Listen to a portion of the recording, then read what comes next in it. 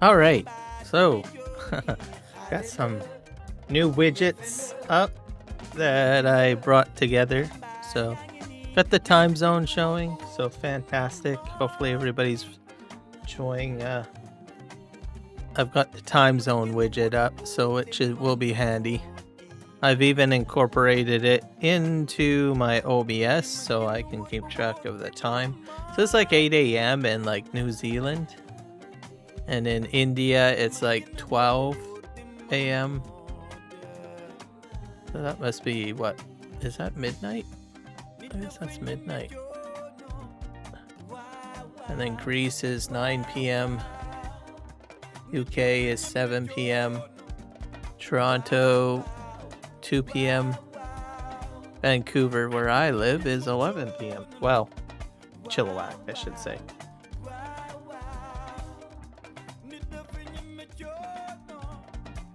All right, let's get Farming Simulator up and running, and we will have some fun, I guess. So, great news. iBeam Tracker will be getting some more functionality other than some more keyboard supported, more devices, etc. So I only found that out because I was trying to figure out how to get my Stream Deck to work with it. Elgato Steam Deck, most content creators have a Elgato Steam Deck. I have two. Some people have like a whole wall of it. I've seen a person with a desk full of Steam Deck.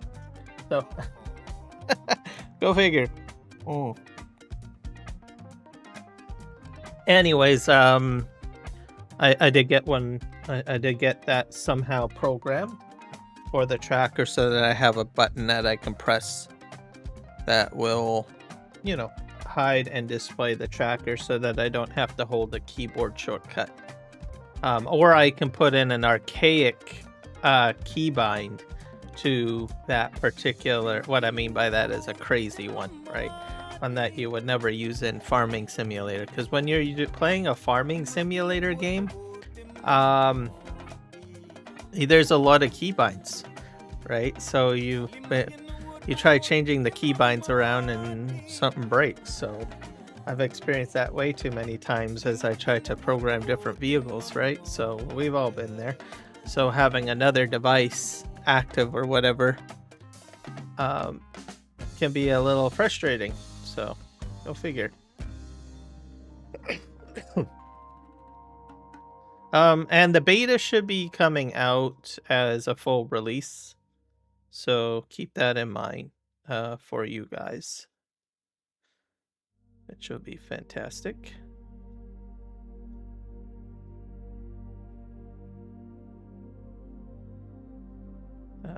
What was I doing here? Oh, I'll go close that out.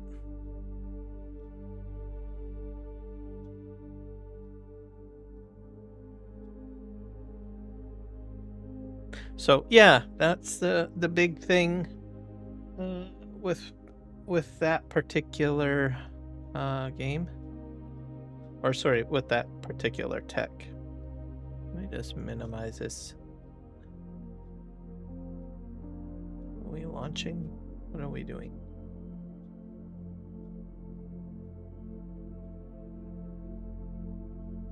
Might have to reload Steam.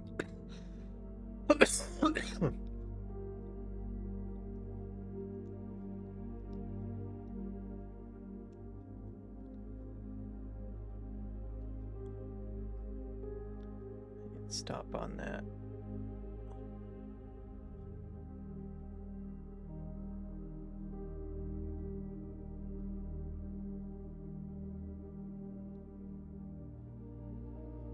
We'll close that out.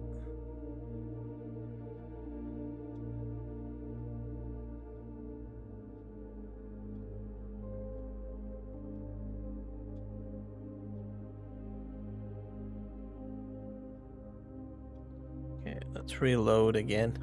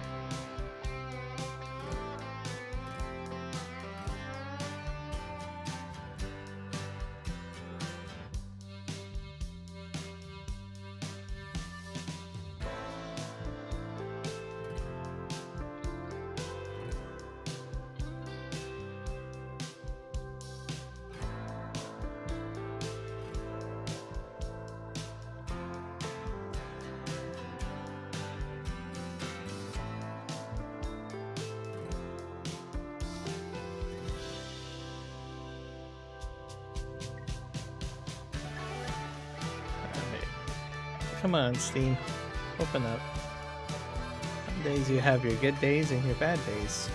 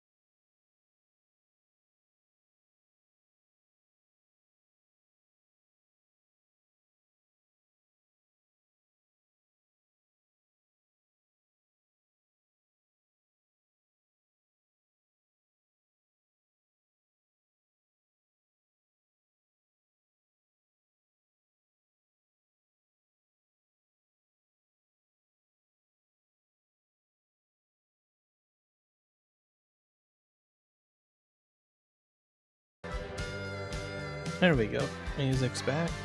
Let's get the game going.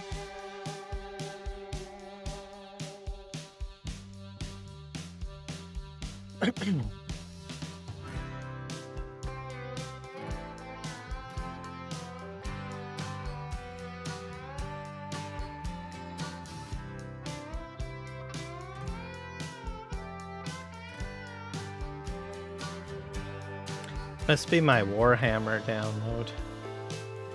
Probably using up a lot of resources. Let me pause that.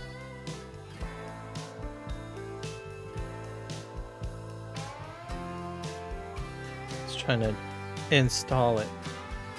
There we go. Giants is loading.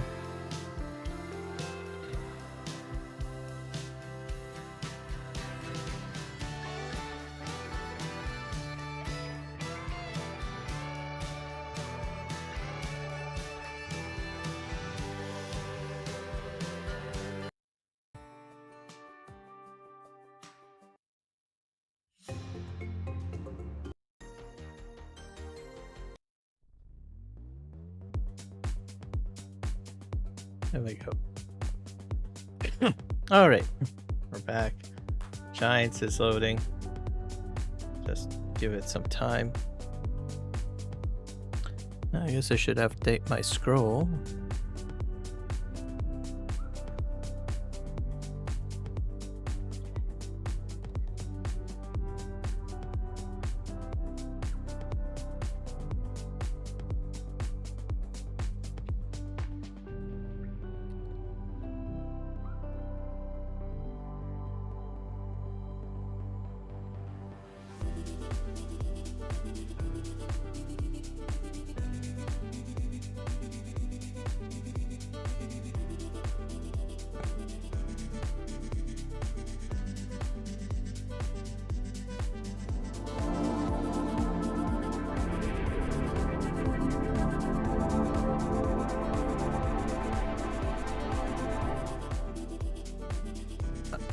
Alright. The game is not showing up. Let's see. Oh yeah, I got it. Not displayed. All around the world, farmers know farming is an art. Like life, you know it can be hard. And it can be surprising, too.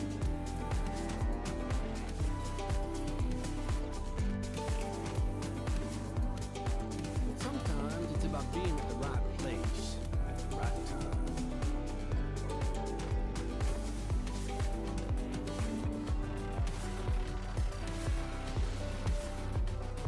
There we go. So, time zones are on the right-hand side. So, I added that widget in. So, it should be fantastic.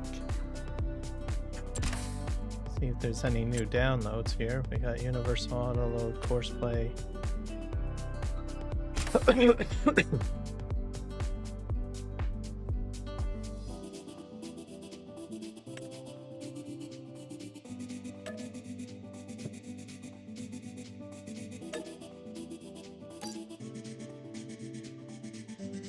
I'm missing like one.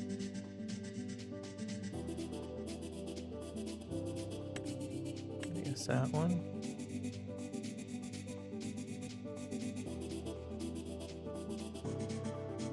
So yeah, I found that out today that iBeam Tracker is very close to getting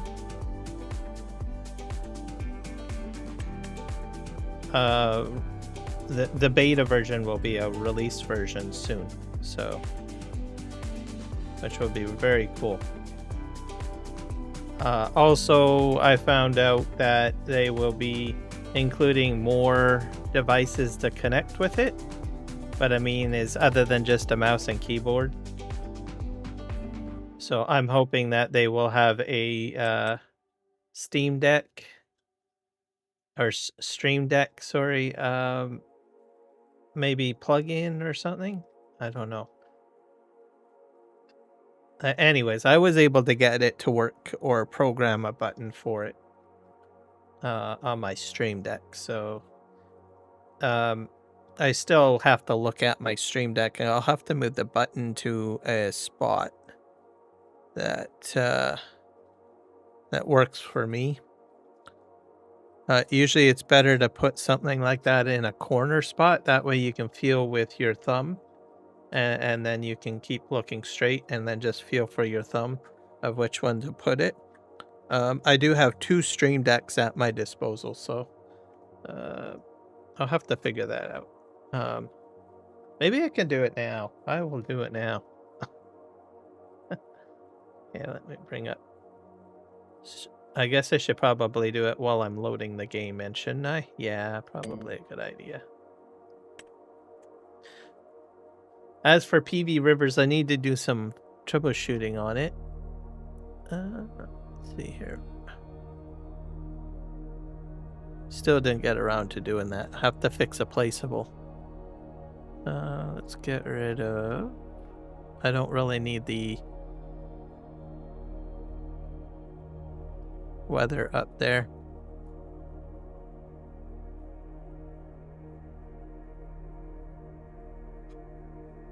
I'll move these out of the folder. There we go.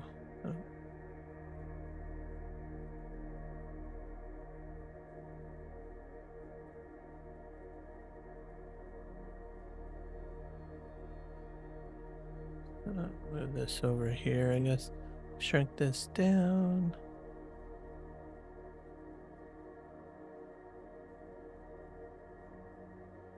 Yeah, I can put it like below this.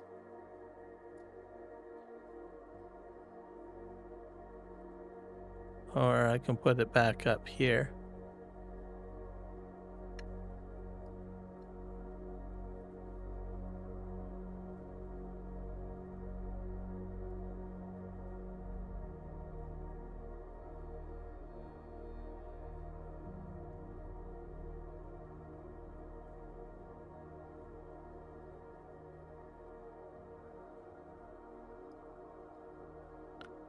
Blow this up on my screen a little bit so I can adjust some of this stuff.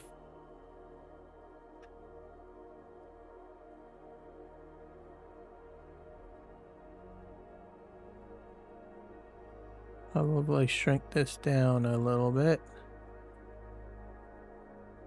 Maybe I should put that on this side. Yeah, it probably looks better over here. And then move the game over to the right.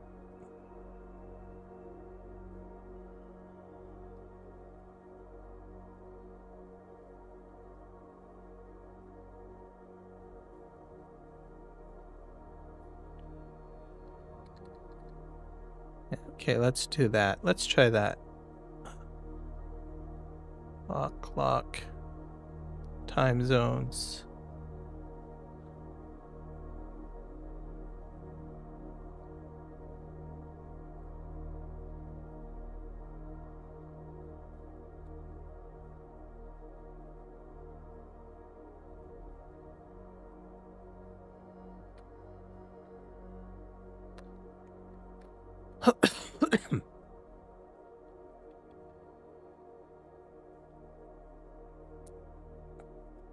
There.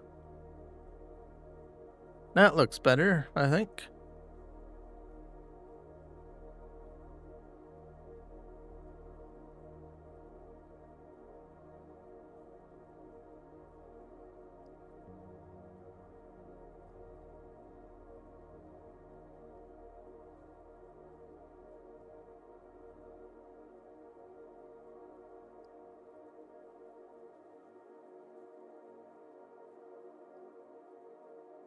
Chilliwack weather. Make that a little larger.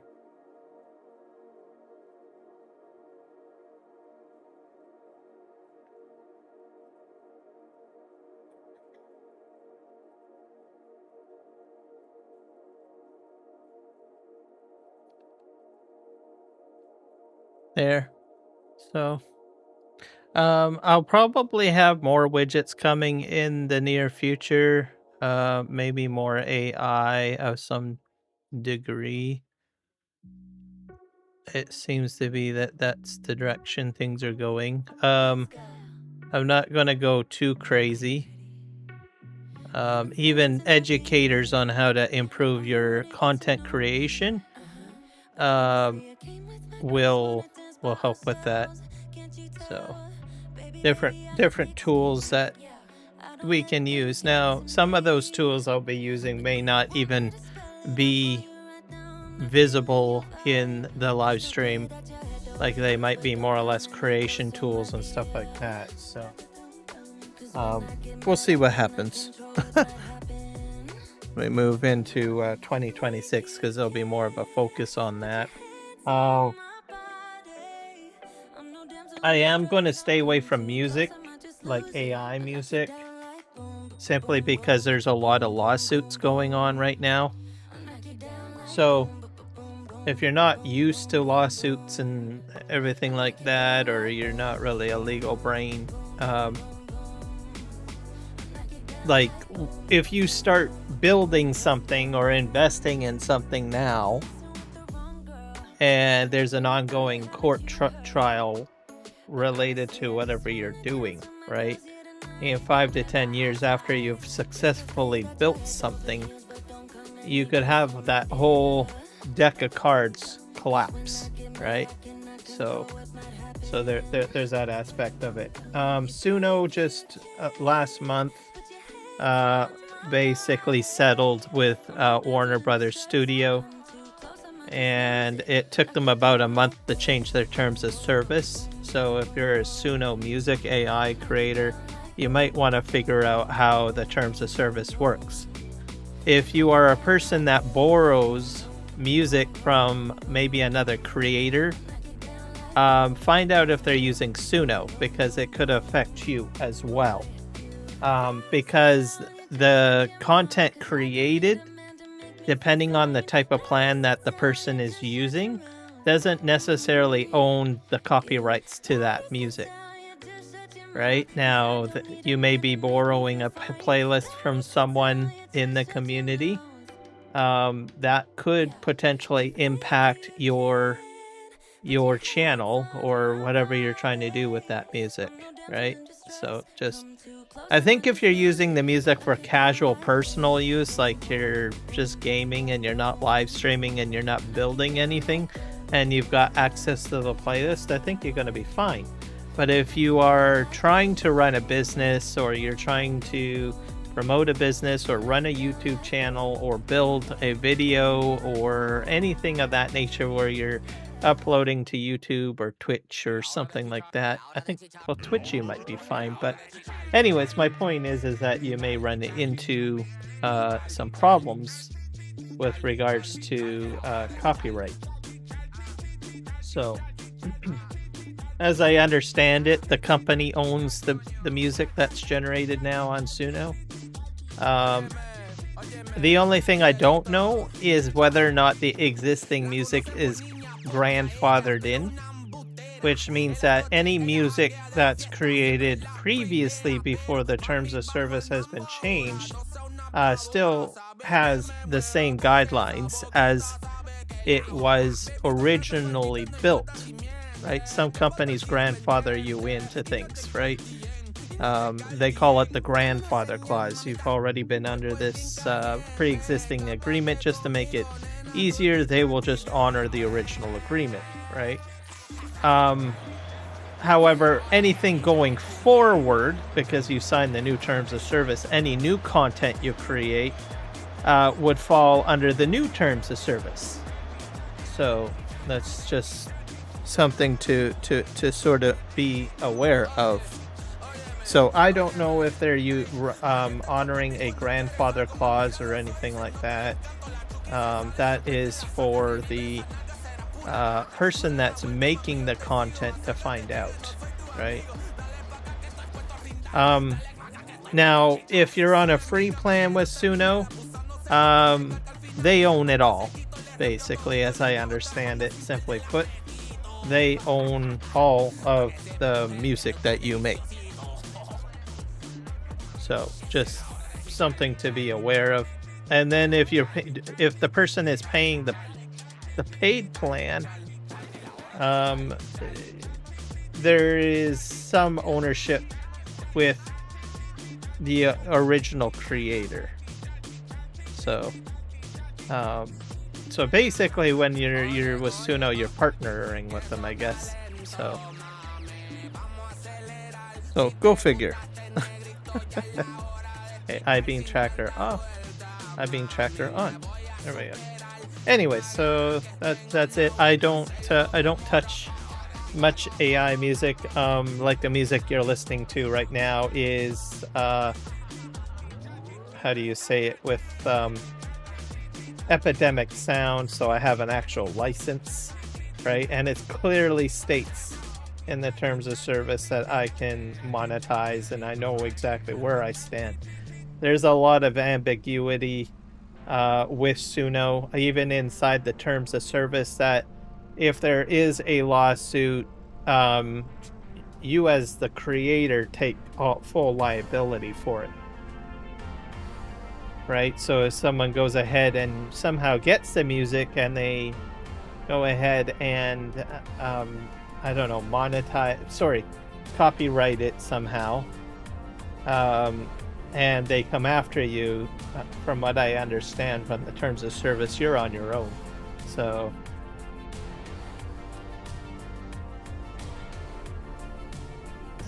I don't know, that seems a little bit weird. Like, example, I think YouTube usually does a better job at protecting you. So that's just one company. There's another one, Oddity, I think it is. They are under a situation as well. I haven't read up on Oddity, or whatever their issue is, or what their terms of service has changed. They were also in a similar situation. Basically, Warner Brothers conducted a lawsuit against Suno and Oddity. I haven't read up on Oddity. I'll have to read that up. Now, the other thing to think about is, even if you're not like registered with them, you might want to find out whether or not the service you are using is somehow connected with those two services as well, right? So Warner Brothers is going after other companies as well. So generally, I think these ended up as a settlements. So they settled, which is a bit different. What that does is it essentially, how do I put it? It doesn't cause a house of cards. If it had ended up with, I think, a ruling, I'll have to clarify that. But if it was a ruling, like a judge ruled, then it would have been a deck of cards. Every single company would be probably scrambling to change the rules. So by not having a ruling, basically other companies can stave off the dragon for a little bit longer. So they'd have to have their own day in court. But I have a feeling Warner Brothers will continue to go on down the line. Suing other companies. That's not only Warner Brothers. There's other studios doing lawsuits as well. So lawyers are going to make a lot of money. Let's just put it that way. It's just how it is.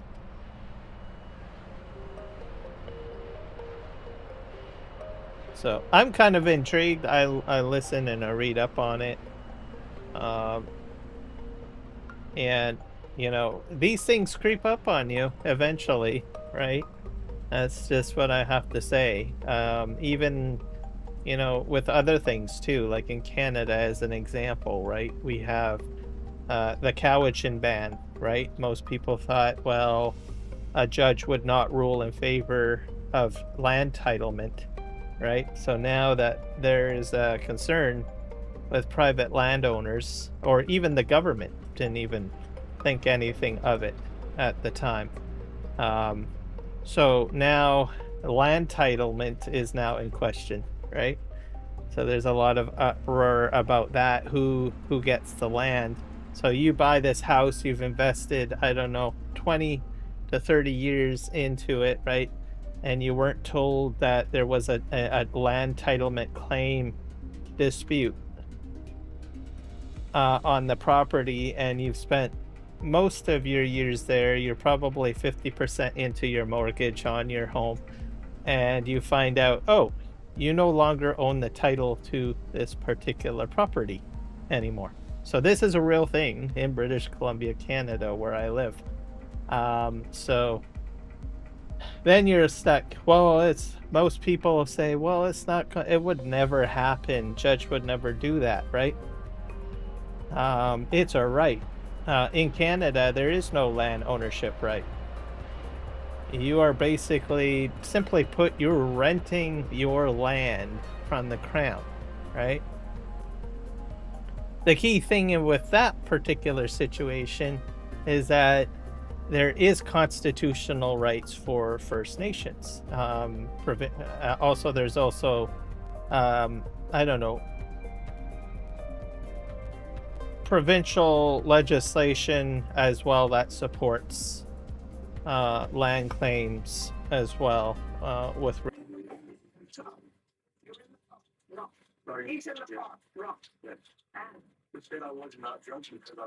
All right, we're back. I guess today I'm having an off day. I did update a driver last night. I'm kind of regretting it now.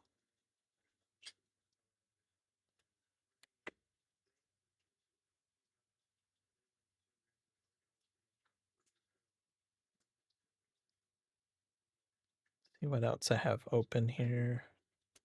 That's fine. Okay.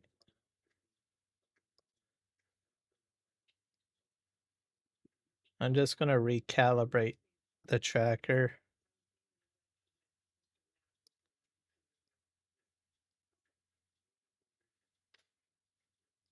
Turn that off. Settings. Calibrate.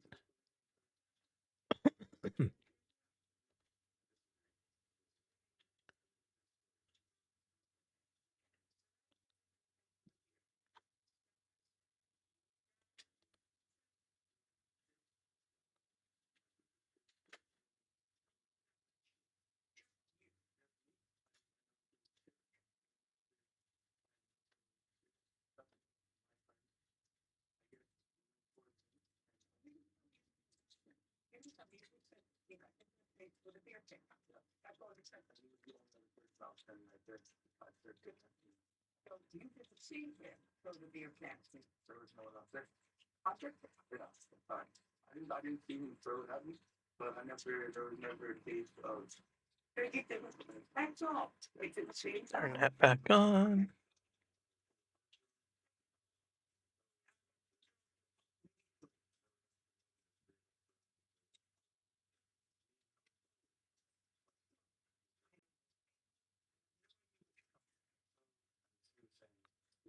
All right. Yeah, it's going to be one of those days, I think, for live streaming. I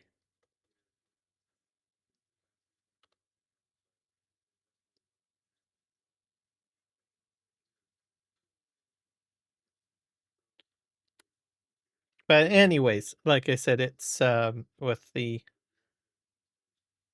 Am I live? Yes, I am. With the legalities or whatnot, these things happen. I imagine it'll get sorted out.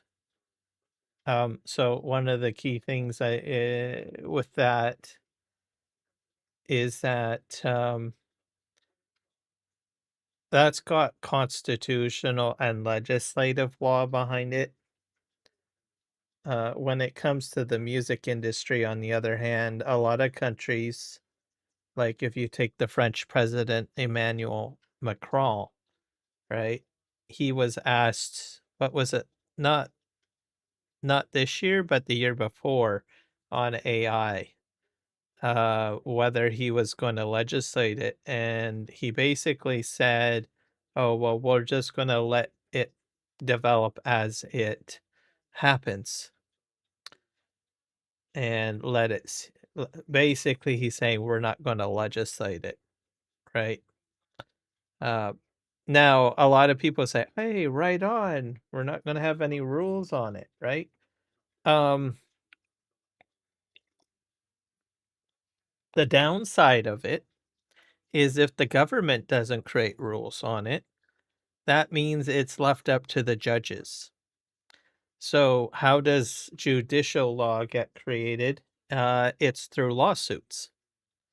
So, a lot of people think a lot of the laws are all generated by government overreach and stuff like that. A lot of the terms of services for companies, if you see a change in a term of service, you think, oh, it's the companies are overreaching, right? That is not the case. Most of those terms of services are all changes done by the company due to a court action. Someone has gone ahead and sued the company. So it's basically judges making the decision. Other aspect of it too is that the company may proactively make that terms of service change based on a settlement. So they are getting sued and they know they can't win the court case. So then they settle. And generally, after a settlement is done, the legal team reviews the situation and determines whether or not they would be sued on the same premise. If they are sued, if they suspect they are going to be sued under the same premise, it would be only logical for them to go ahead and change the terms of service and have their user base change to the new parameters, right? So a lot of people don't understand how terms of service works and all of that stuff. Some people do. Um, but it's just kind of a little wake up call. It's completely out of the user base's control, pretty much. So unless you go ahead and you do your own lawsuit, there are some people that do that. They say, "Oh, the terms of service have changed, so I'm going to go ahead and I am going to sue you." Right? And that's happening with Suno too. Suno is getting more lawsuits from users saying, "Well, we originally agreed on this, and now you're changing those rules," right? Um, so with regards to AI music, I'm staying out of it to a degree. Um, I think it's to be expected. You have to give it about 10 years or so, right? Uh, and just see how it develops. Um, I may dabble with it if it's like with YouTube or something like that, especially if they create their own content creation thing. Um, Essentially because they're a large company, and they invest in protecting their user base, right? That's why we have a lot of rules on YouTube, right? But at least you know where you stand, right? You don't do this, you can do this, but you can't do that, right? As in comparison to Twitch, right? They allow some people to do copyright music on their Twitch streams and they don't penalize them, but yet they will somewhat penalize people that do multi-streaming, right? There's a lot of wishy-washiness, right? Just comparing apples to oranges here, with regards to content creators. Um,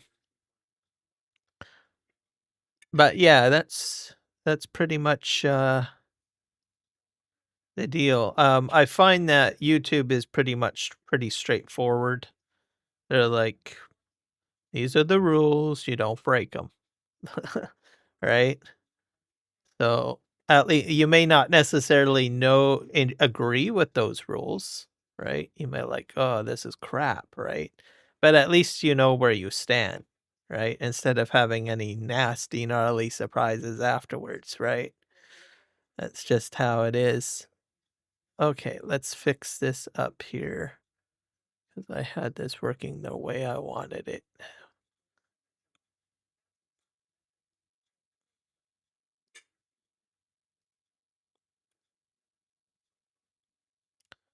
Fix my weather widget that I made. I'm gonna probably increase the size of that so I can see better.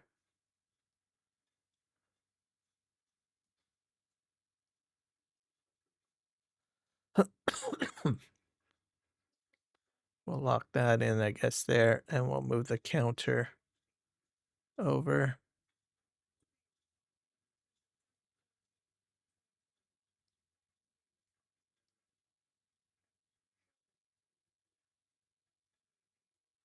Make that a little larger, maybe. There we go.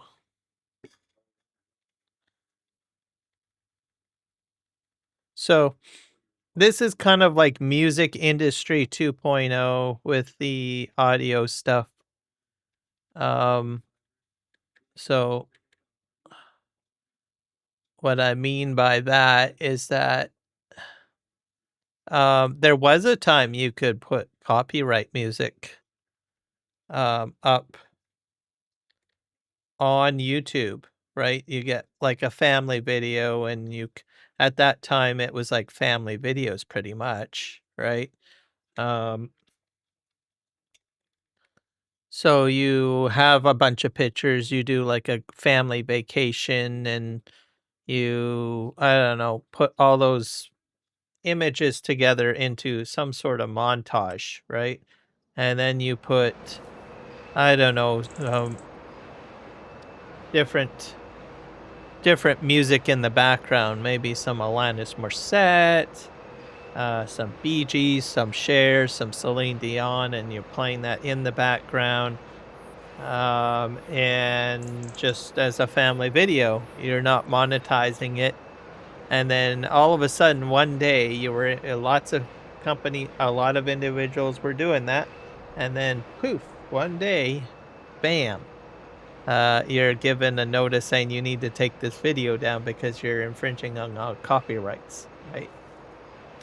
So, and how did that develop? Because the individuals that own the music, meaning Cher and Celine Dion and Alanis Morissette, goes ahead and sues YouTube and says, "Hey, how come these people are making money off of my music?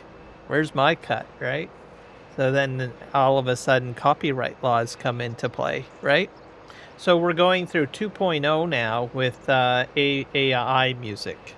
So it's going to take 10 years. It took them probably about maybe 5 years with the copyright industry and the music industry to do that, right? So we're going to probably, the 2.0, we're going to see that as well with AI music, is what I'm trying to say. So, and the rules are going to change, right?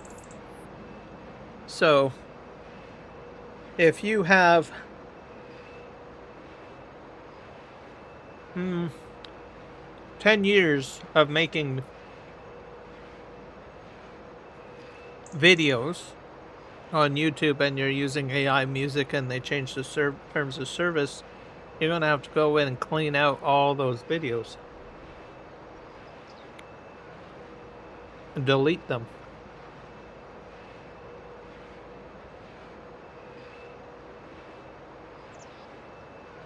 So the reason why I mention this is because I was one of those individuals 10 years ago during music industry lawsuit 1.0. I put up a family video. I had went on summer vacation. I think it was like about 18 years old or something like that, or actually maybe even younger than that, because they didn't really have any rules on that. You had to be 18 and older to have a YouTube account at that time. I created a family video.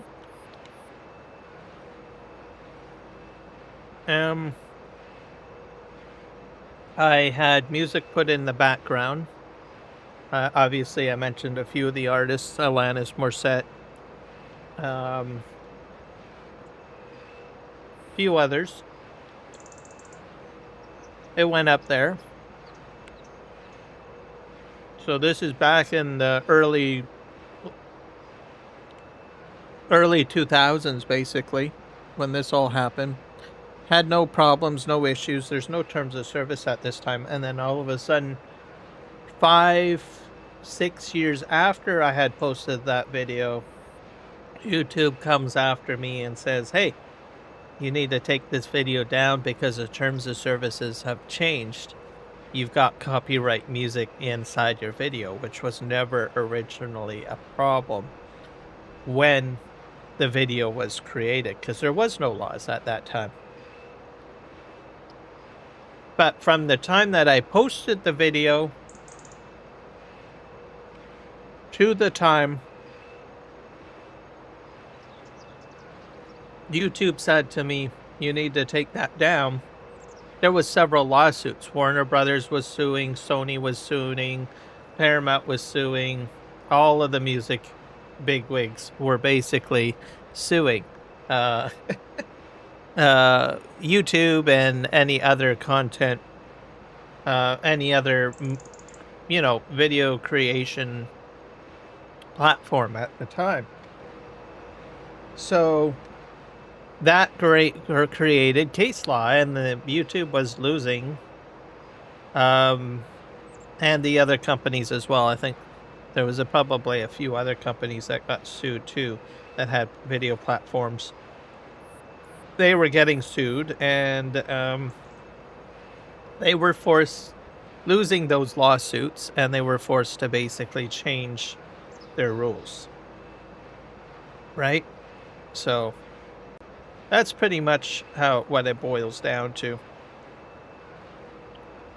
So that was 1.0. So music industry is going after AI music. So this is 2.0, basically what we're experiencing right now. Now, for me, that was not that was very sad. I had to take down that video had to be taken out as a result.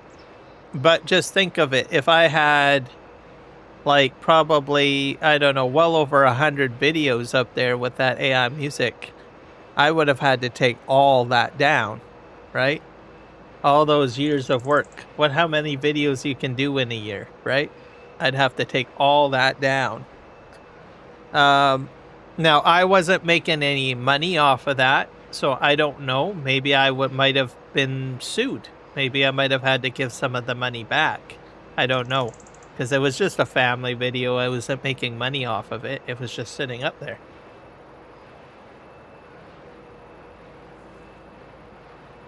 And me and my family would just watch it from time to time.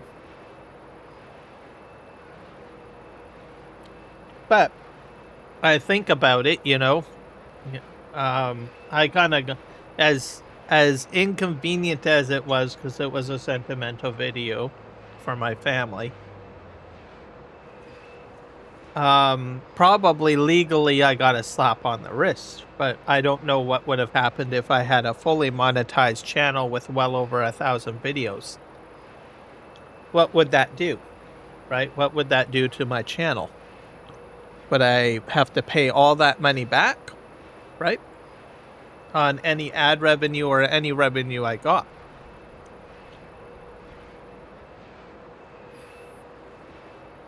So, just a perspective. That's why I'm telling you guys this. Some people probably think I'm fear-mongering or whatever. It's entirely your choice. What you do. I'm just mentioning it. As something to be aware of. Take the time to educate yourself.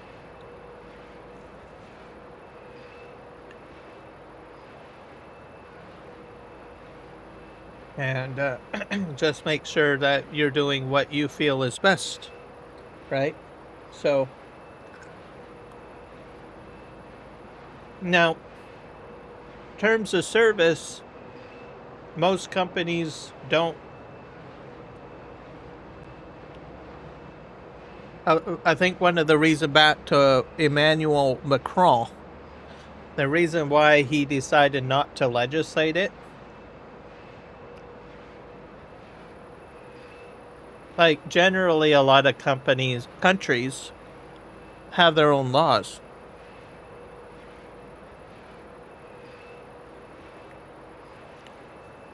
I think the reason why he didn't create laws for France is because he figured that I'd be wasting tax dollars' money. And here's here's the funny thing on that. So every country can go ahead and legislate as they need to for their own region, whatever it may be. But all of that gets put into tax dollars, right? A bunch of politicians sitting in there making rules and stuff like that, right? I think Emmanuel Macron probably took the cheap way out, and I'll explain. Hello, Leclerc. Oh, you do? Yes, I agree. I'm just about to get into gameplay here. Let me expand this up. But anyways, I had a thought process occur. What was I saying? Yeah, so it takes tax dollars to put legislation in. Usually they want to focus that into more of the serious stuff. So what I think he did is a lot of the companies they operate. I think we're fixed now. Yep. There we go. They go ahead and they operate like a country. They have their own legal entity. And most of the time, the laws that get created for terms of service laws whoops, I'm doing this wrong, aren't I? Yeah. Let me just unload that.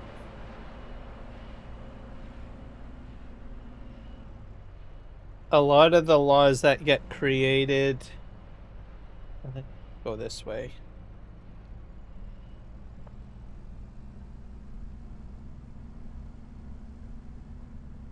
Are through terms of service. So as an example, you take Mark Zuckerberg, right? He went in front of the U.S. senators and they say, hey, well, you know, what are you doing with your social media content, right? Like, what are you doing with the information? Instead of having it legislated by the U.S. government, he's proactively gone ahead and created his own terms of service legal framework. And so a lot of the corporations act as almost like a country in itself. So what they do is they set their terms of service, and then it gets blanketed across every country in the world, essentially. So Macron thought, well, you know, most of these companies are going to create their own legislation on the matter. I think I'm going to go check my cement factory over here. Let's see what we're doing. Can I go through here? Yep. There we go. So you're saving your country tax dollars if a company goes ahead and makes the rules themselves, right? And creates a standard. So then it's at the expense of the company and the shareholders, basically, at that point. And that's why I think Macron said, no, we're not going to legislate it. So the government will eventually legislate at some point. But it'll be after some sort of framework is created, which is done by the companies.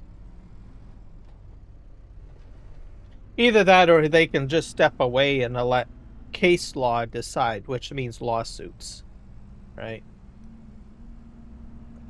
All right. I'm gonna put this over here. These are mushrooms.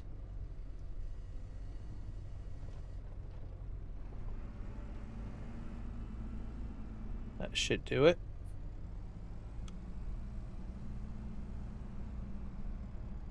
I'll back up. Perfect. Let's see. I'm gonna minimize this one window that I got up. There we go. Let me just jump over here.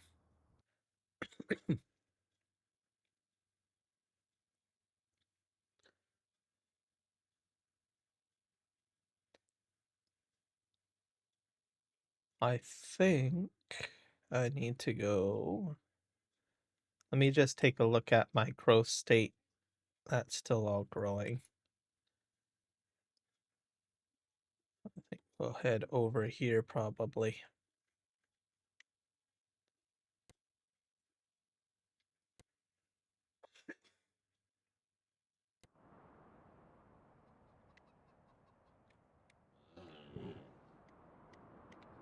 I have a lot of milk. I probably need a milk transport, don't I?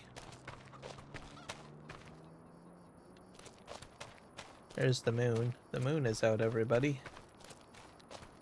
How much milk do we have in here?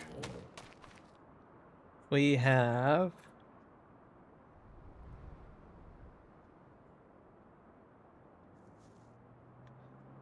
almost 20,000 liters of milk. So I do have...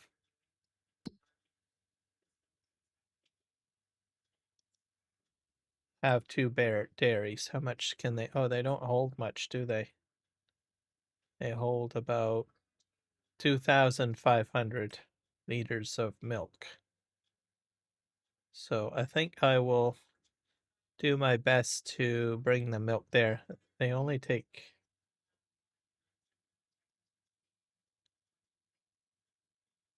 I can make all sorts of stuff though, so that's good. Okay, so we're gonna transport milk, I guess, to my 2 dairies. I probably will grab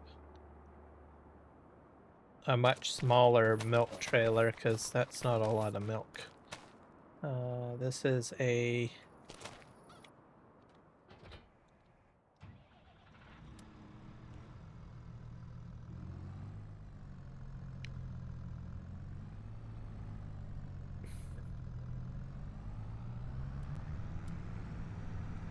I have a milk trailer up the hill.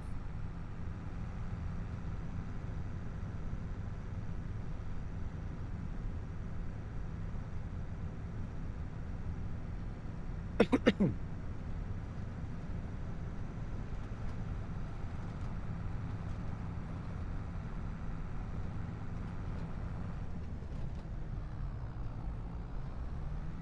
that in the way. Let's just go up here.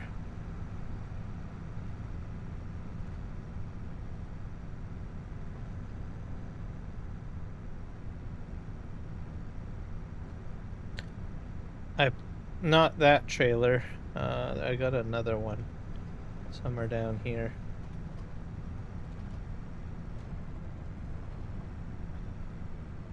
But we will get that going in a moment.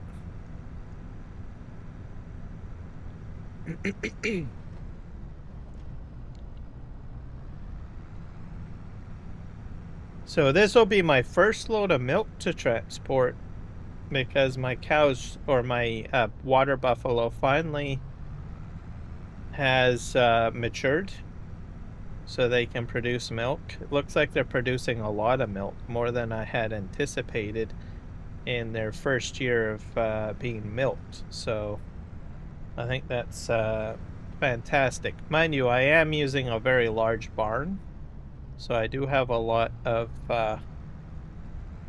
buffaloes at my disposal.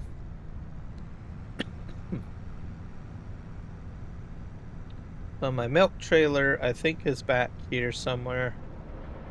Got a Cooper. Oop. I hit that. I don't really need that. Let's just spin around here. Let's just back here. Have I knew I needed a small milk trailer. I think it's back here somewhere. There it is.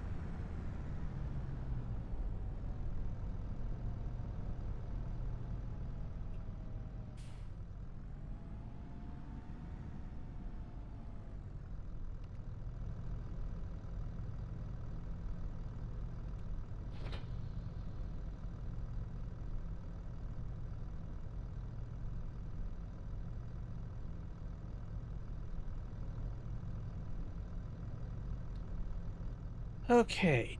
Yeah, I think I'll have to move that button. I'll do that in a moment.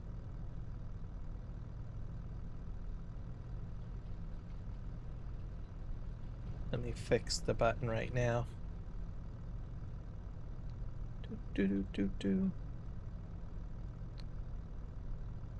We'll move it. I'm just loading up an application to fix it.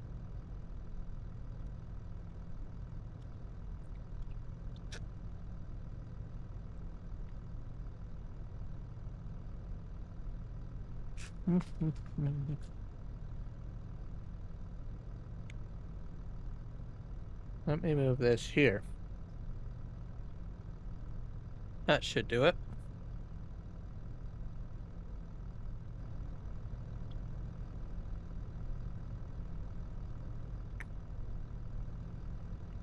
That sort of works. So it'll turn my tracker on and off. So if I want to, because if I get up, the tracker is going to try to track me still, and it doesn't realize that I'm getting up. So I've been trying to find a way to make it so that I can not make it so crazy for you guys whenever I do get up to do something. Or turn my head somewhere to look at my computer or something like that.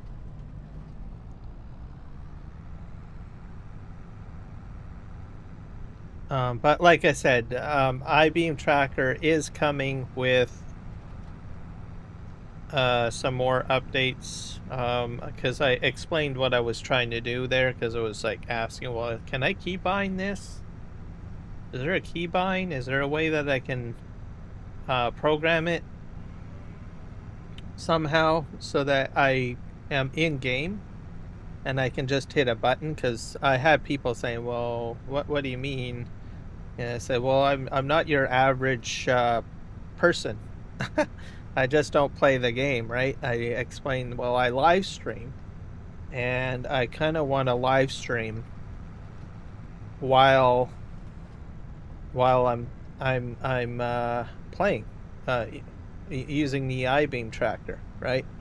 And I explained that some content creators are hesitant of using the iBeam tracker because of the fact that if you look at your chat window or something like that, you're going to cause a problem, right, for your viewership.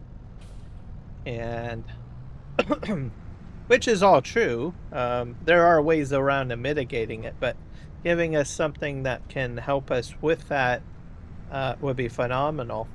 So people were like, oh, I never really thought of it that way. I was like, yep. So I do know some content creators that will not live stream iBeam tracker stuff like what I'm doing right now, simply on that notion, right?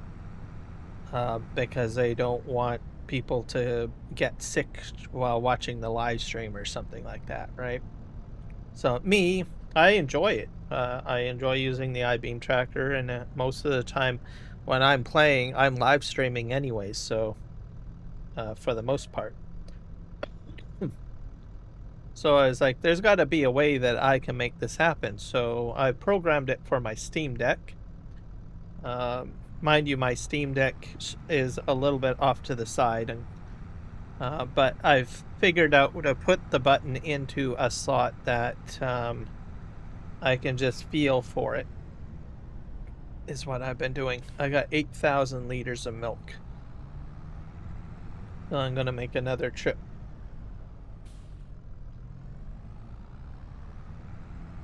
to my dairy. Excuse me. Probably going to need a much larger dairy or something because I'm going to have a lot more milk than that. Wonder if I can put down a milk tank or something.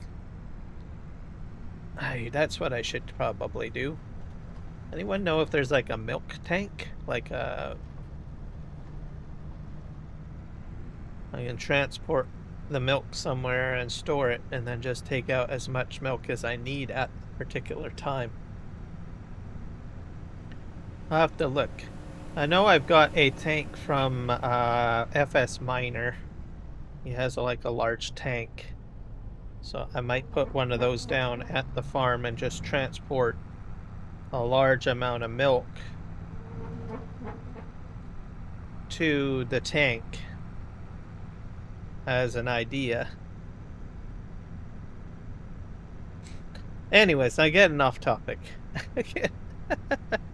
Back on the iBeam tracker, so they will be releasing an update with some additional support for key-related devices, so keyboards and stuff like that. So we will see what happens, because Keith from iBeam had commented on my situation, and I said I did find a solution. And says, well, we're going to make it easier for you.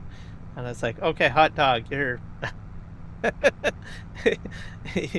you're my buddy right now for saying that. So what he comes up with, I don't know. But there will be a release coming sometime in January for iBeam Tracker to release it out of the beta. And we'll see what happens, basically. So I'm excited. Not many people live stream like this. I've probably live streamed more in cab than out of cab, compared to other live streamers, I would have to say, since I've gotten the iBeam tracker. So to give me the full simulation effect. I do have American Truck Simulator and Euro Truck Simulator. I'm almost tempted to try to configure this for that, but I'll be honest, I get a little bored doing like I don't want to knock ATS or ETS, but it does get boring. You start trucking and you're kind of like, ugh, well, now I've seen another highway, right? This is the mentality that I have, whereas with Farming Simulator, I can do a lot more stuff if I get bored. See here, I don't think that's, well, let me just jump out.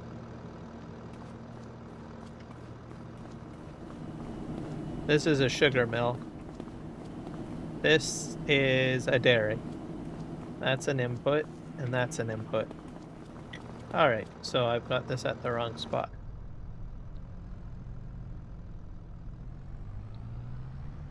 So we'll just go this way.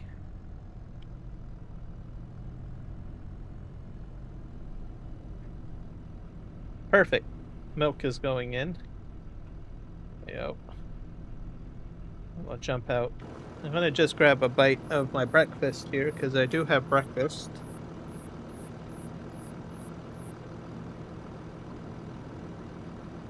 I got bacon. I've got eggs over easy. And panina bread, I think it is.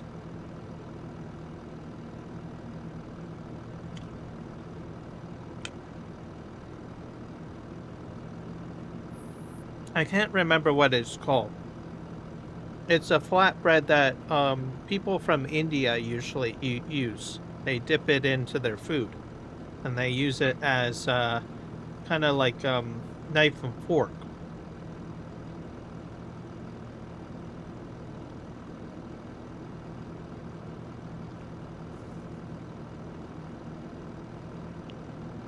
It's Penny. I can't remember what it's called. I'm gonna have to look it up.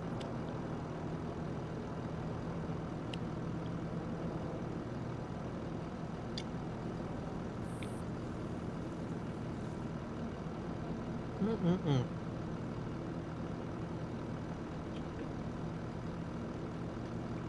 But yeah.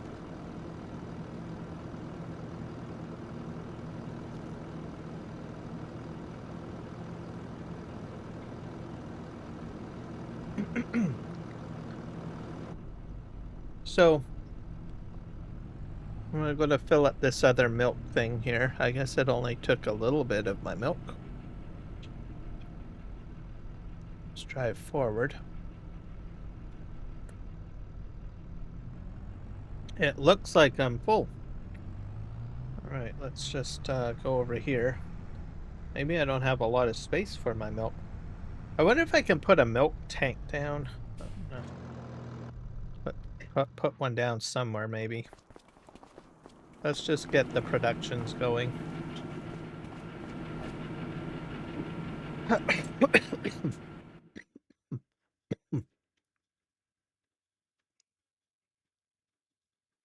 So we'll see what happens here. That's gonna bug me. I don't know what that bread is called. I call Indian bread. Bread.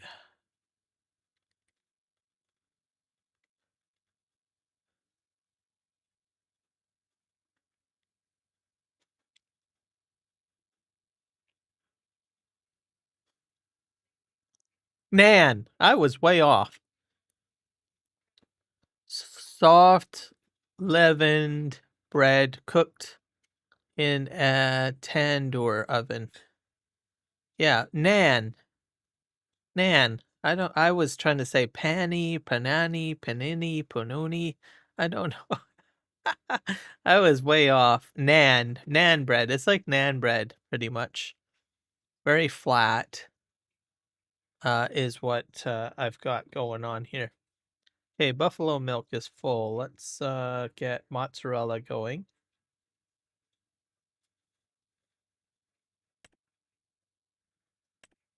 Okay, you can bottle the milk. Why would you bottle the milk? I guess you can bottle it for storage, right?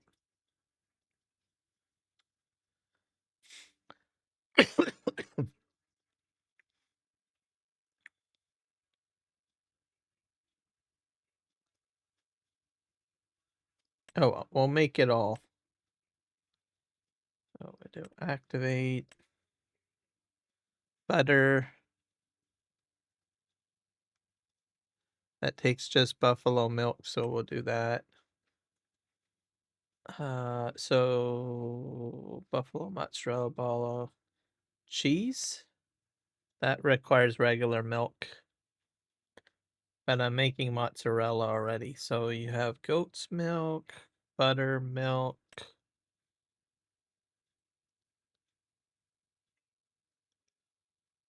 And then I can make chocolate, but I don't have sugar at the moment. Goat cheese. I don't have goat's milk. So that's what we'll do. We'll do those three.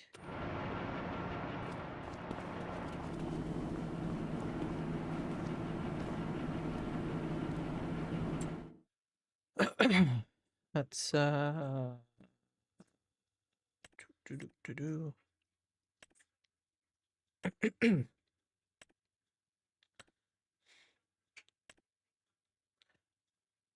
They should have called it pasteurized milk, but I guess bottled milk is the same. I don't know if every country pasteurizes their milk or not. So maybe it's just simpler to call it buttered milk or bottled milk. We'll set this to spawning. So change output, spawn.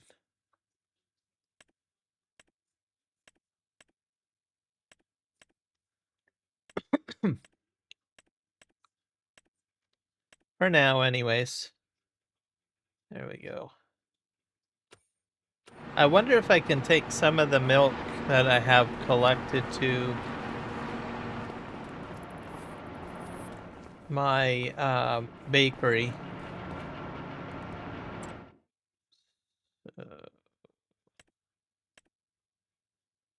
That's already activated. Oh, yeah, it's activated, but it's not spawning, is it? So we'll set this to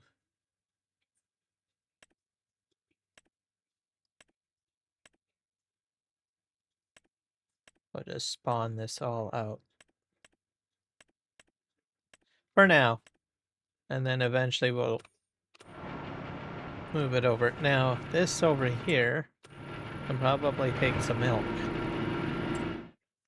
Bottled milk. Okay, so it needs bottled milk. I gotcha. I understand now.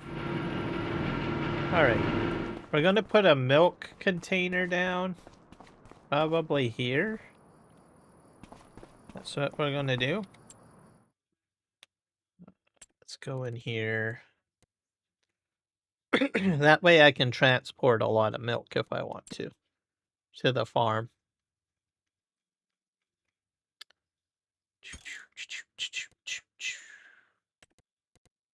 Controls.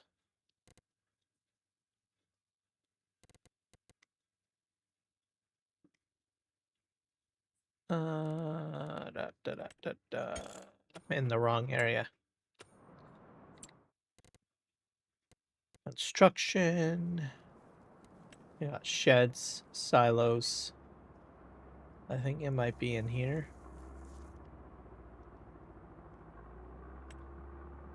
Silo extensions.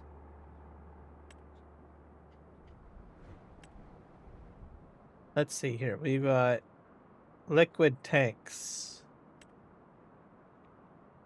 How much that holds? About 100,000 liters. So I'm not sure if this is a good milk tank though.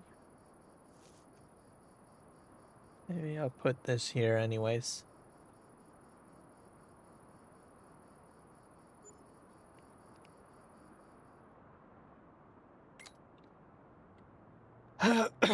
Milk. Okay.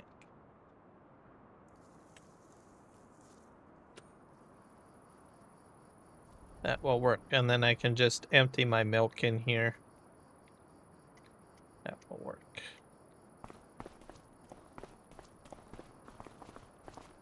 I might do the same thing for slurry at some point if I get like too much. My farm's gonna start running out of space, so I'm gonna have to sell some barns or something. Let's just turn around here.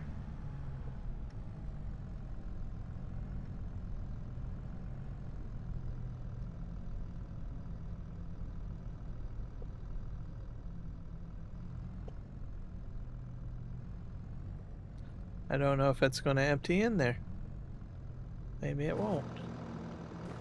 Let's just see what this... Oh, here's a emptying area. Goat milk.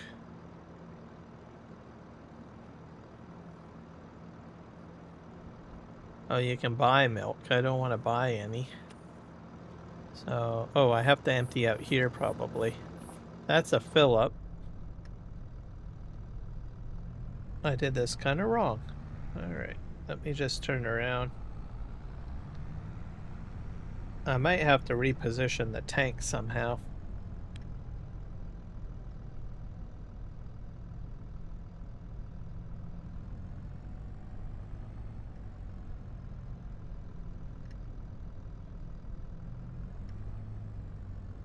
There we go.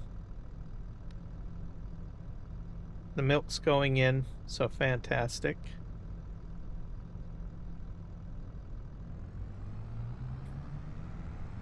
We'll just go get more milk.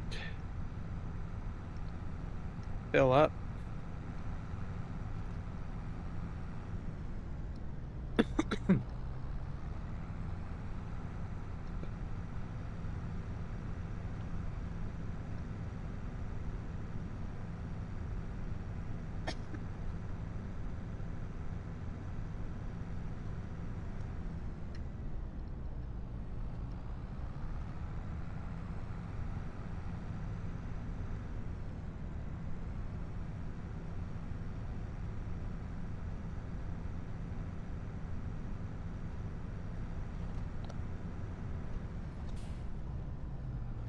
Alright. I'm gonna go downhill. Yahoo!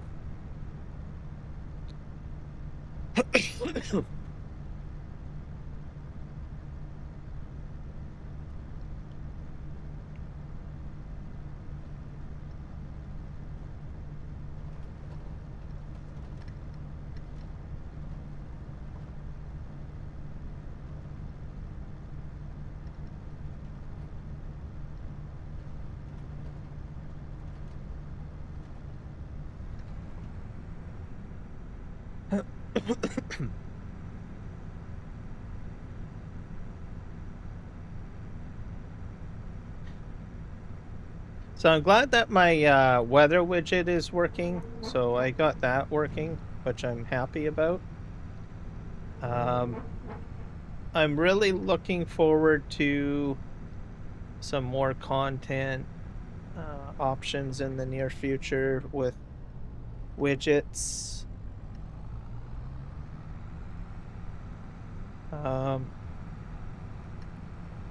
These days, you can make your own widgets, which is what I've been doing.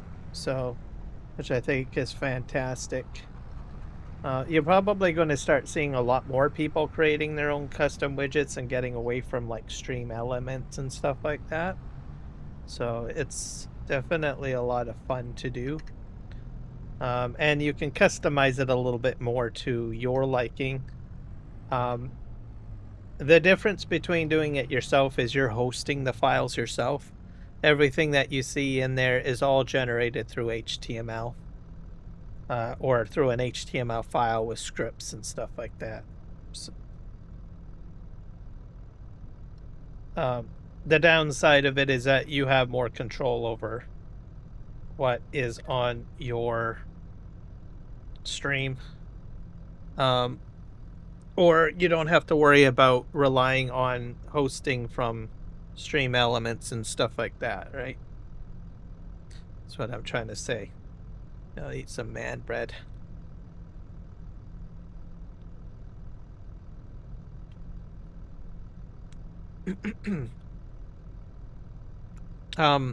Myself, I like more of a simpler look.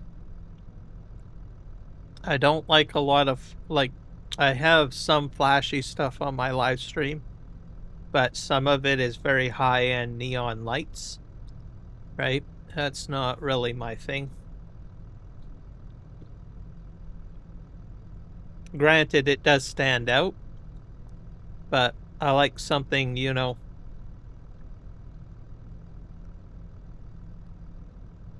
I like something that looks nice, but doesn't subtract people from taking their eyes away from the live stream itself, right? So if you take a look at my weather widget and my time zone widget, very simple, not very flashy. It does stand out a bit, but it doesn't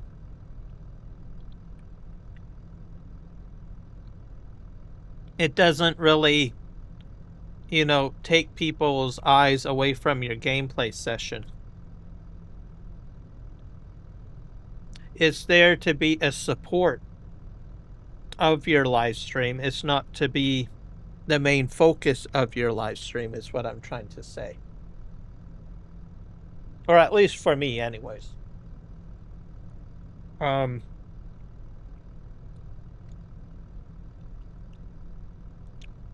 One thing that I do have that stands out a bit is my scrolling text at the bottom. That's probably the only glowy thing.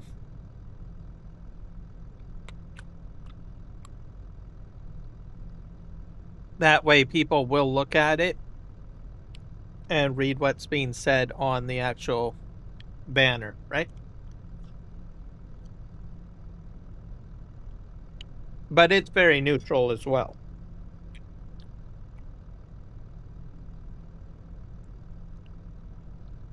And then what remains is basically my live stream, or the video, the game, which is in the center. Now, I had thought about putting a border around the game. Like, I can do that too. Like, I can put a glowy border, but I felt that that might be too distracting.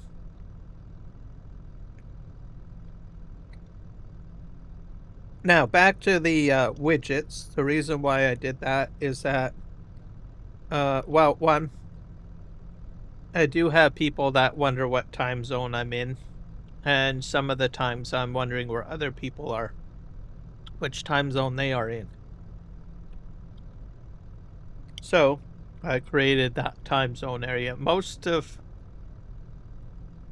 my content, most of the people that watch my live stream are either, around New Zealand and Australia.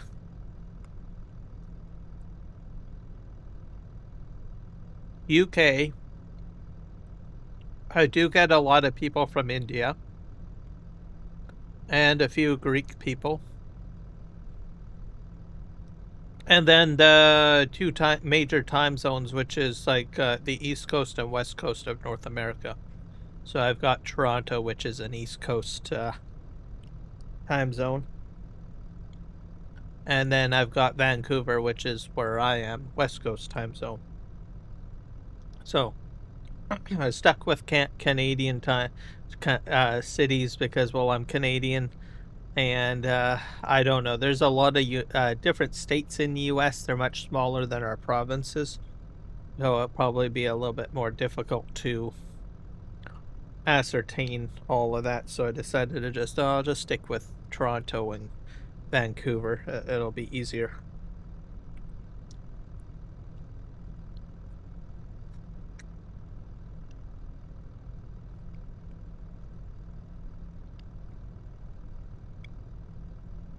Oh, there we go.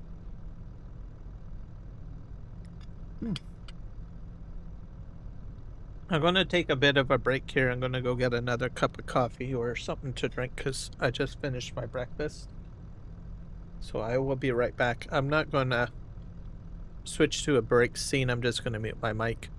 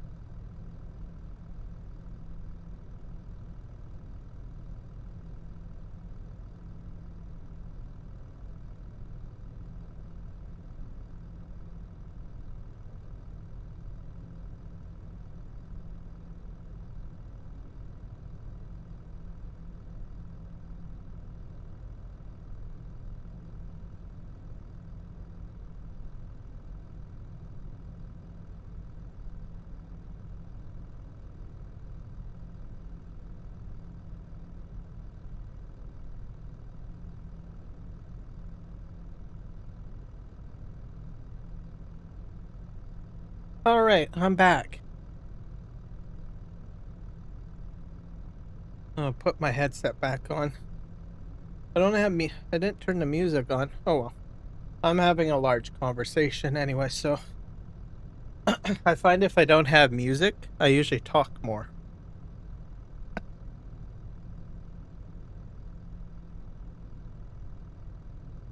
I did have music on earlier.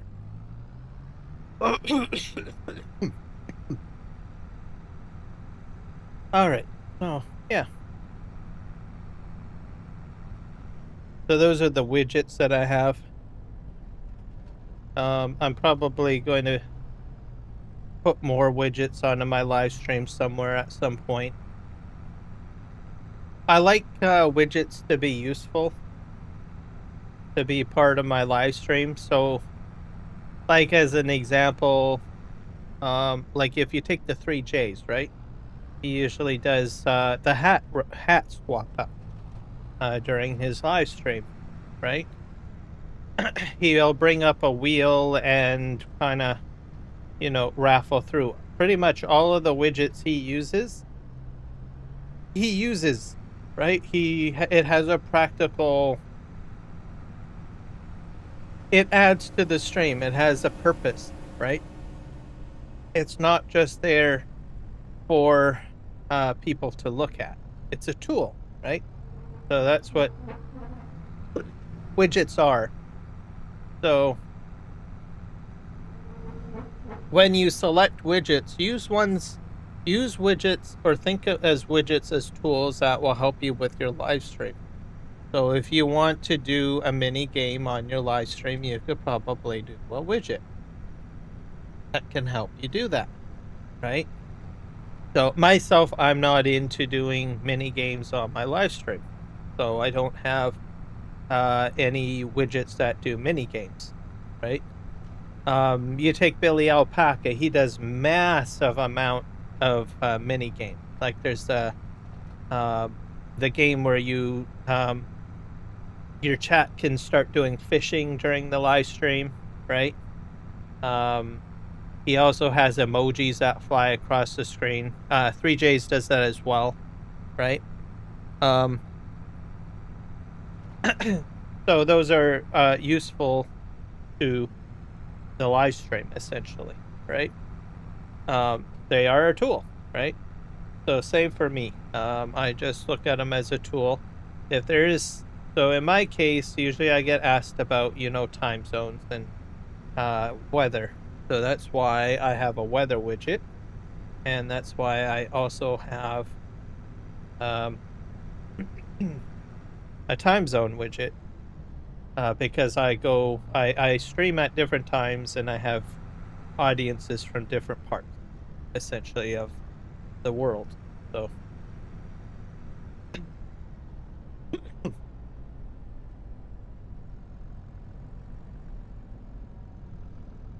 I think I missed my turn. Yeah. All right.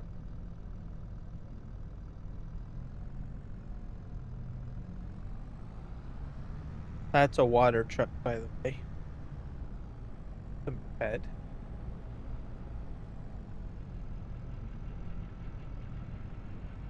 Wait, I gotta move that thing out of the way. And that needs to. Good thing I'm using a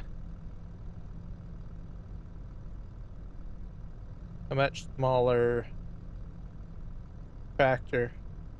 If I was using the truck, I'd have a problem.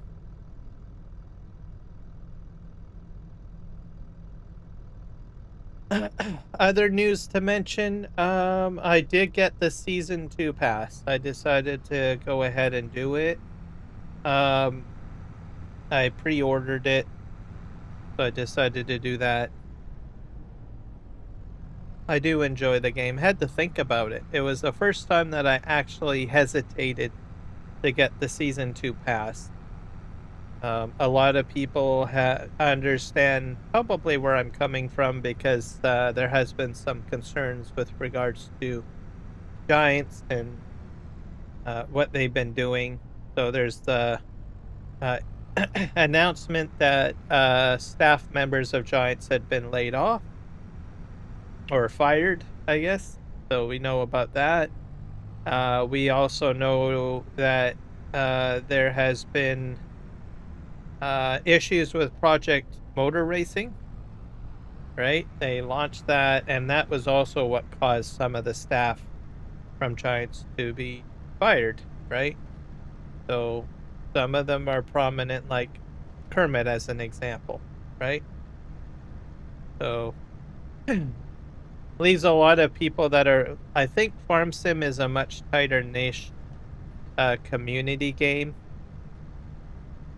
So we've got people that are in the community that have probably been around since the first game of Farming Simulator came out. So there's a lot of people that are heavily invested in the game, and there's a very strong sense of community, right? So if you get shakeups like this, it definitely kind of makes people a little leery, right? As they say, well, what am I investing in, or what kind of game am I playing? That sort of thing, right? So a lot of questions come up. There was a bad launch for Project Motor Racing, from what I understand. I don't play Project Motor Racing, but there was a lot of it's a new new route that they went into. One of the issues is that a lot of the farming simulator people were worried that assets or work for employees from farming simulator have been working on Project Motor Racing, right? So there's that. So people are questioning, what direction is Giants going with this, right? I think the largest piece is that people did not realize that Giants had some sort of heavier stake into Project Motor Racing than what most of us actually surmise, essentially. We found out apparently they do have ownership or some sort of partial ownership stake in it, more than just being a studio. And they were probably more invested in Project Motor Racing than what was let on for us as a community. So I think that's part of the problem. They weren't really upfront with farming simulator players with regards to that. What we did know is that Giants is a studio, and we thought that Giants only facilitated the Giants aspect of it, or the studio aspect of it, right? So we're left wondering, how far it went with regards to Project Motor Racing. So it failed, I guess, or didn't do very well, because it was using the Giants engine. And then we saw, of course, staff that we like, as an example, Kermit, right, get fired, right? So it's like, well, we think he was doing a pretty good job for us over here on Farm Sim, right? So that leaves us to wonder, well, where's the direction for Farm Sim, right? Where are they going? One of the biggest things that I have got concerned with, or an issue, is that we've never seen the CEO on a live stream, right? You've just taken away the community guy, right? And that's Kermit. And to be fair, he's a cool guy. I like Kermit, but I think a lot of us in the community and some people, kind of felt that he was, making excuses for, how do you say it, the CEO. No, it's kind of a negative wording how I'm putting it. But it's not only there. You've got also Giants partners too, right? That may know a little bit more than what they should know. Kind of, rallying the troops to stick with Giant, right? Which isn't bad. I mean, you want to try to keep the game going and stuff like that. That's fine and dandy. My point is not to say that they're doing a horrible job or anything. I'm not saying anything like that. What I'm saying is that there was hints and suggestions, and even I suspected something was going wrong, right? I think DJ Goham, I think, was riding a very tight line, but there were certain videos throughout the years since the launch of 2025 and the tail end of 2022 where he dropped very small, subtle things that left me to believe that there is something else going on, right? And they were very subtle. Like, there was, like, I mentioned it a few times on some of my previous live streams, and people like, what? You're just delusional. You don't know what you're talking about. Says, well, we'll see. So here we are, right? Giants partners, one of the things why I don't want to be a Giants partner is because I am pretty sure they are aware of things that we are not aware of, right? And My suspicions, it's my own personal assumption that that's the case, and there's enough evidence to show that as it is. With you know, how some of these Giants partners react on their live streams or their videos, and they put information out, right? Um, Even as subtle as they are, right? They have an agreement with Giants. They need to, toe the line. Also, they don't want people to get in trouble. So wherever their sources are, right? It's kind of like being a news reporter, right? You got to keep your sources protected, right? Right? There's that. That you have to think about too. So that's one of the reasons why I don't want to be in there, because I can freely say what I want. I'm not a Giants partner. I'm not held to account by Giants, right? So, and that's part of the part of the issue too. Same with any partnership you get into, right? You are held there by the partnership there, right? You don't want to risk your partnership. So that's the downside of it, of being a partner. I surmise. So, and I can't keep my mouth shut most of the time. I don't go out bashing people and swearing, cussing, or anything like that. But I will speak my mind if I feel I need to speak my mind. I'm going to speak it, right? Some people don't like it. Well, that's just too bad. Right? Just it. But this is practical information that I'm sending out or mentioning, discussing, because it does matter. The community thinks about it and worries about it, right? As much as you try to band-aid something up, right?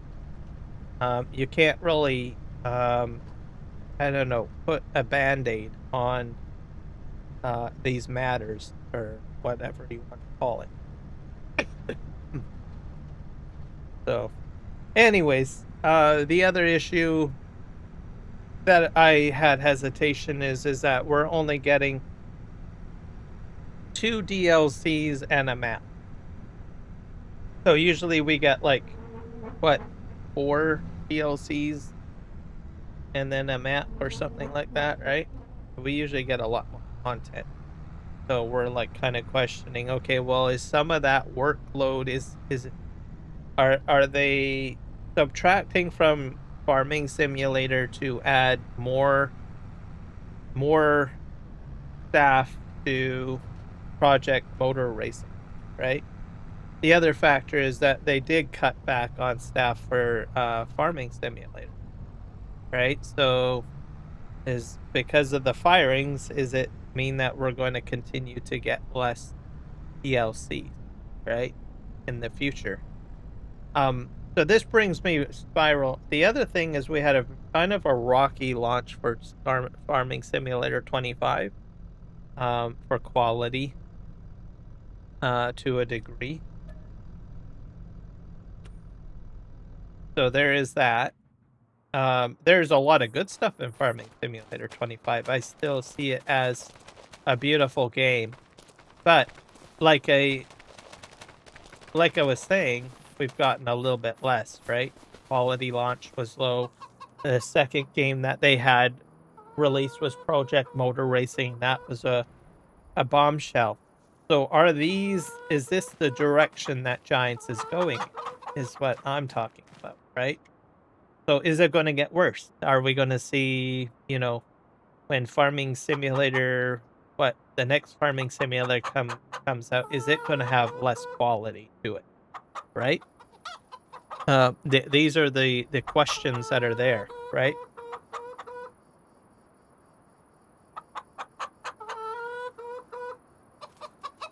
As a player base, we have to talk about these types of things and hold studios to account. So, and as gamers, you do have the power to do that. Like you take World of Warcraft, they had so much issues with game mechanics to internal staffing issues where some staff were doing inappropriate things, and there was a whole drama fest with one of the largest MMO companies in the world with a bankroll of at least 9 million subscribers paying $20 a month on top of all of the other sub transaction stuff, right? A lot of people from the gaming community and also content creators took Blizzard to account. Said, look, you need to get this sorted out. They even fired some of the key staff, right? There was a few Blizzard employees that had been around from the early inceptions before Blizzard was bought out by Activision, and then Activision bought by Microsoft. They actually got rid of one of their key story writers for the game. But then a lot of people from the community were not happy with that, and they voiced their opinion, and they brought that individual back, right? The key story writer person. So, because of public opinion, right? From the player base, right? And the content creator standing up. So, for that particular employee, right? And basically, Player Blaze said, look, you got to get your shit together. You're ruining the game, right? We want you to do this. They had other things too in their mechanics that people didn't like and stuff like that. And they've really turned it around, and they went back to their core roots, and now they are finally in alignment to what the player base wants, right? And you have to realize Blizzard was a small company, just like Giants is right now, right? So I use a lot of similarities between Giants and Blizzard for that reason, because both companies started out as a small idea, right? As a small game. And then it blew up to be a sensational multi-million-dollar conglomerate, or billion-dollar conglomerate, right? Giants could become a big multi-billion-dollar conglomerate for all we know. Maybe they might decide to, I don't know, buy construction simulator, ATS, then ETS, then every other simulator, and make, I don't know, a brand new game, including farming simulator in there, and call it SimWorld or something. I don't know. Right? Because they are a studio now. So they could do something like that. Right? Not saying that they are, but I think it would be pretty cool if they did. But I think they need to learn a few lessons first. And figure something out. So, yeah. These are things that I think are gonna. Where am I doing here? People have to be conscious of. If they don't succeed at addressing these types of issues, they'll just get replaced. I mean, there are some folks in the farming simulator community. I don't know much about it, but they're trying to create a different farming simulator video game, right? And they'll take a look at this game and they'll be like, well, it's kind of going out. This is our opportunity to create our own game, right? And you'll probably start seeing that happen too, right? So the number of what Giants has to do is they have to think, well, okay, well, are we solely going to get replaced, right? So I don't know. Anyways, these are some of the reasons why I was a bit hesitant on the getting a seasonal DLC. But I thought, well, what the heck, I'll just give it one more shot and see what happens. But hopefully they'll turn it around. I think, honestly, the CEO should probably be on a live stream. Just to sort of give us an idea, well, what is the end game? What is your plan? Right?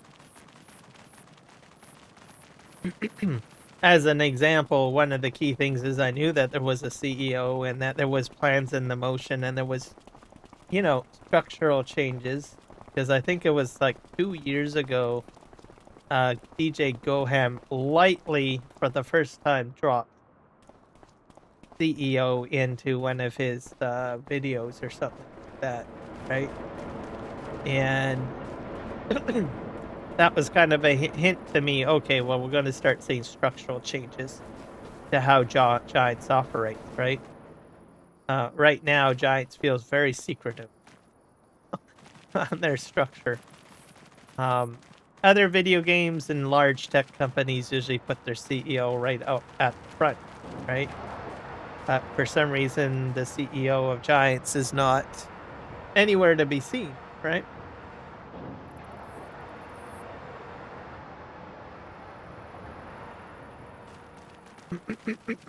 Let's see here.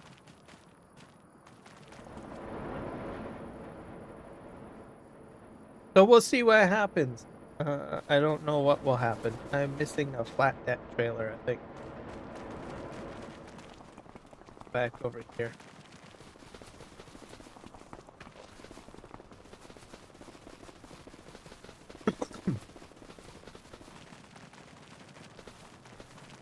But anyways, I'm the mindset of a person that if you see a problem developing, like if you start seeing cracks in the drywall, right? You don't wait till the drywall falls off the wall, right? So you know that the drywall is doing its job still. It hasn't like fallen off the wall yet. But should you wait till the drywall falls off the wall before you do something? Or should you go in there and actually do something about it? Or try to prevent the drywall from falling down? That's my point. Most people in the world are of the opinion, oh, well, I should just wait until the drywall falls off the wall. That's how it works with everything, right? It's not impacting me right now, so I don't need to worry about it, right? So I do not need to preventively plan to address an issue, right? And there's a lot of people that think about that, right? They figure, well, I shouldn't have to worry about that right now, right? But usually those people that think that way usually say, oh my God, the shit has hitteth the fan. I didn't prepare. What do? I have no options. I'm struggling and I'm stressing out, right? Whereas you could take the time to just plan ahead, take action now, budget what you need to do to, well, I know those cracks are forming. I should probably save some money to replace the drywall, right? Instead of being stuck with like an expensive drywall replacement for your wall. And then you're like, oh, I can't feed my family now, right? So now I'm even more stressed because I can't feed my family. Right? The same thing with a video game, right? You start getting cracks in the video game. People are like, oh no, don't talk about that. Just ignore the problem. But then something major happens, right? And then next you know it, it's gone.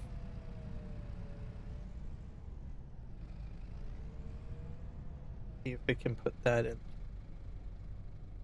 that going?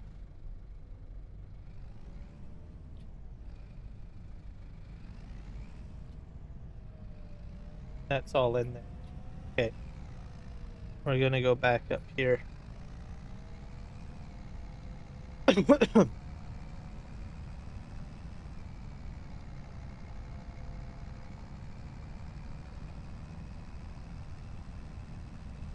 So what I usually do is I always think of these things, I research these things now, keeps my stress level down, and I don't have a heart attack. Right? Probably that's health wise, right? But anyways, you could probably see other things that could go wrong too, I guess, with different things.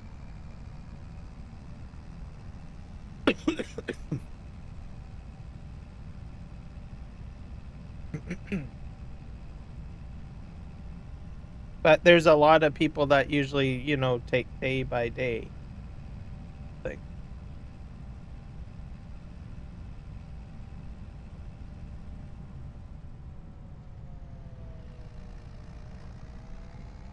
All right, we're going to head down to more logs there too. I've got, I think, a couple of building projects down here, and I have to top up. Get that all taken care of in a moment here. I'm going to take these. I'm not sure if they need long planks. I might spin down to, what is it, the temple, because I got the temple going too. So I have a few different building projects.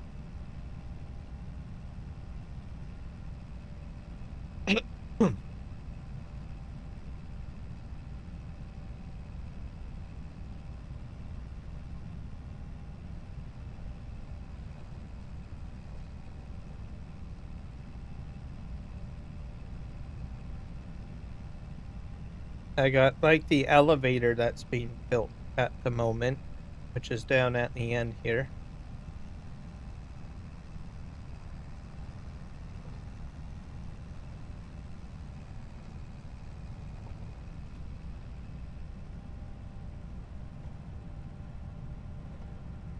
Put that in. I'm not sure if they need planks long or long planks, but we'll find out. Eventually they do, but it's like kind of like in stages. Just head this way.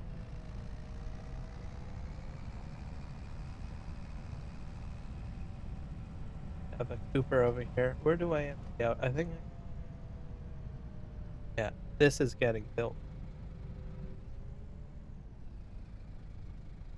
Unstrap. There we go.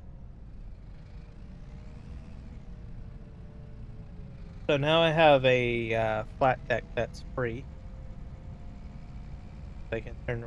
There's some items I can pick up here too, because I do have a Cooper.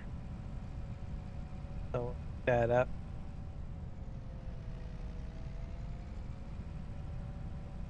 Drive in this.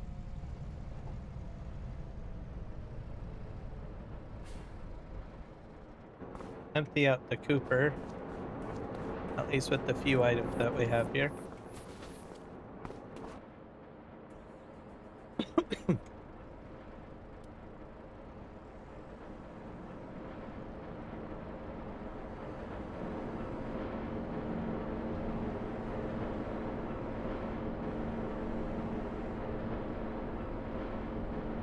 Hopefully I don't hit the rod. Back up. I did.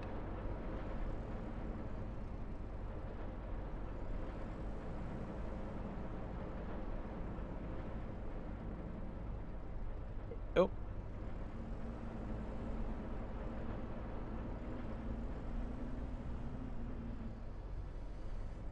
So this Cooper doesn't have a lot of stuff that spawns. The other one does.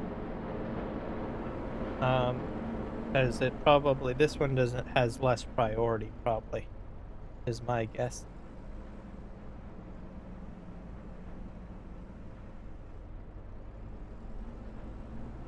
I'll go back to the wood place.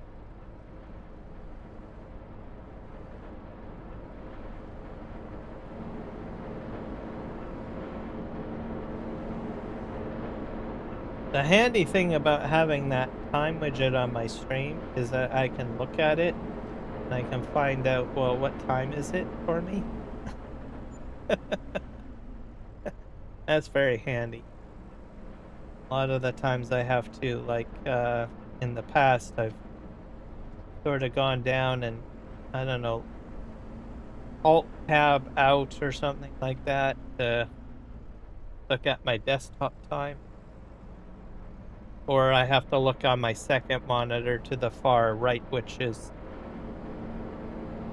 visually small, but I can now look at my widget, which is a little bit closer, and I can determine, well, what time is it for me. Very handy. All right, so we got that done. There's only a few items.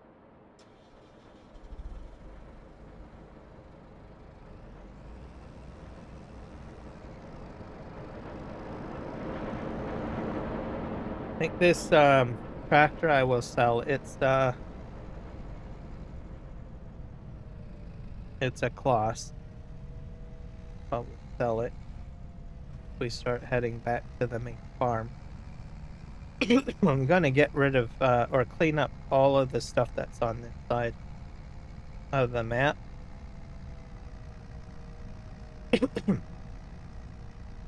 See what happens. Do a lot of selling.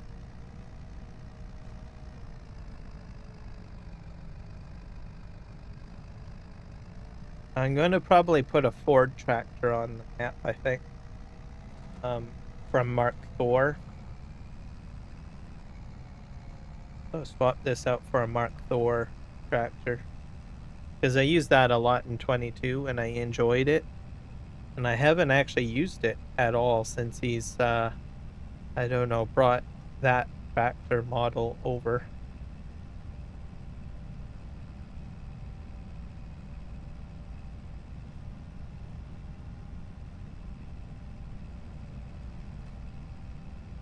Alright, we're heading down here.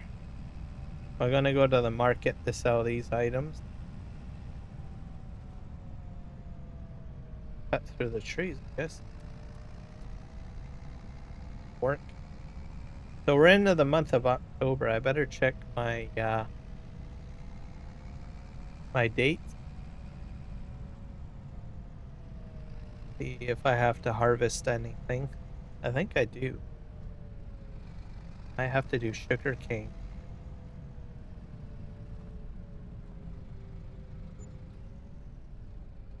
That's 20,000 for those items. That's pretty cool. Okay, let's go ahead and check our calendar.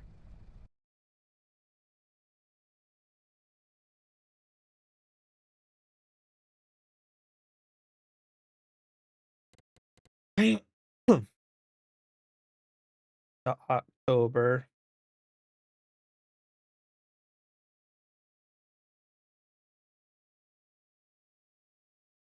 So I can do my sugarcane and my sunflowers. So probably that's what I will focus on next. Take this back. So we're going to do sugarcane harvest.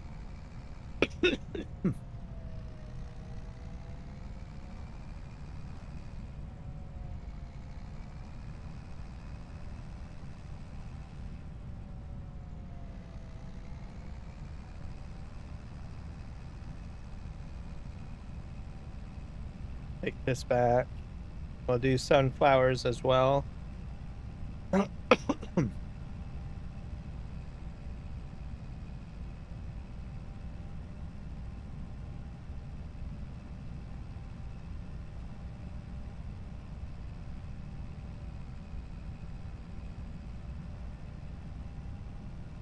If I can set a helper to do the sugar cane, I probably will try that. Because it's only myself. Maybe horseplay or something.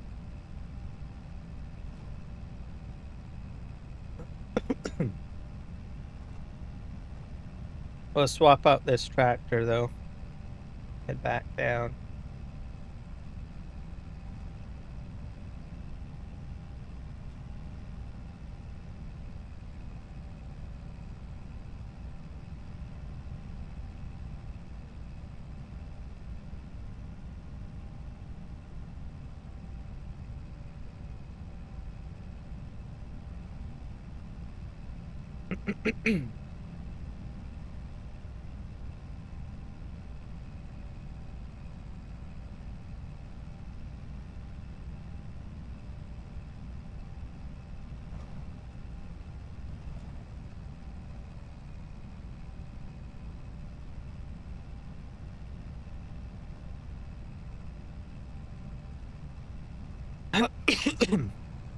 So, working on doing some more gameplay in Where Winds Meet, and Dune Awakening. So let you guys know that. I'm going to start winding down on World of Warcraft because it's coming to the end of the Legion event. So I might do a few more streams with that, but I'm pretty exhausted with that game. And I noticed that some of my fellow, I don't know, fellow content creators in the World of Warcraft niche, I think are feeling it as well, because I've noticed that one of them has switched to Age of Exiles, another one has switched to Diablo 4, so which is fair. So it's not only me that's feeling the pinch on that, right? So I might do maybe one weekend stream on that to try to get the rest of the achievements done. The long haul trying to get all of the achievements done for Legion. So I might do one on Sunday, like one massive strategic way of trying to get all of them done. I've got 2 characters I need to get to level 80. And then I've got like some random, oops, I gotta go to the store. I've got some random other achievements that I need to take care of as well that I started thinking about how I'm going to do it. And there's a whole whack of stuff that I have to buy too. Like I think I've fallen a bit behind on my bronze collection for that. So I don't know. It is, as much as you can get through the content pretty quick, it can be pretty grindy if you're trying to get like everything done. So even the catch up mechanic, unless I think the best way of doing it is if you team up with other people. It goes a lot faster, right? I think. Like as an example, Bremster, who is a Australian content creator who plays Legion Remix. I watch his channel quite a bit simply because he kind of aligns with the kind of structure that I have and how I like to do things. And I don't know, I like his content creation style, right? And he has his wife. So him and his wife, they usually play together and they go and they team up and they get a lot of stuff done. So is what I have to say on the matter. So and I noticed that, they go a little quicker than I have, right? So there's 2 brains at work, 2 people killing stuff at work, right? Is how I look at it. So and I started thinking, well, if you can team up with people, that probably be the good thing to do.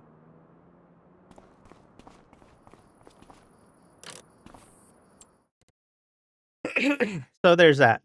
Where Winds Meet, you'll see more team up content. I plan to team up with Kenshin and I think we've got a few people from the Dune Awakening guild that I'm in that is sort of meandering into where winds meet. So we might see some more group stuff together there. We're still probably all going to go back to Dune. It's just that it just feels like it's uh, a bit stale, I guess the saying is. I can't explain it. Um, we're just doing a lot of repetitive stuff, right? So you need more mechanics in there that will be not so repetitive. But I'm trying to say. So we'll have to see what happens. Okay, we're gonna buy a tractor.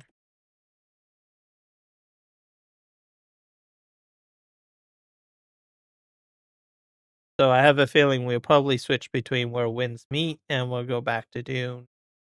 what have you, which will be good.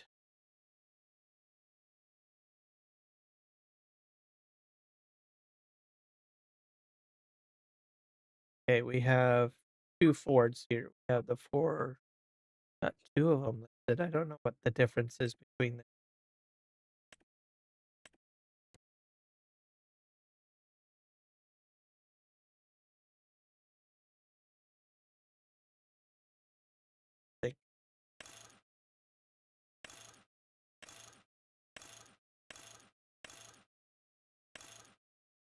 I like the color.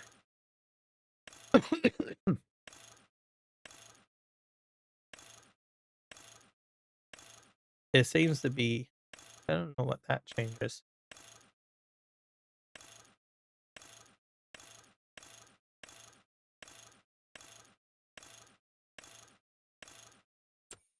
That one. What is it?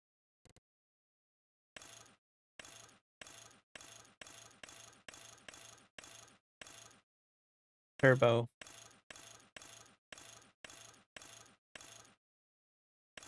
I don't think I want anything too crazy.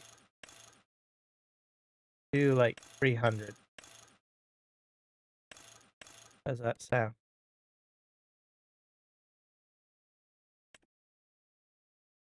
I wonder what the colors look like.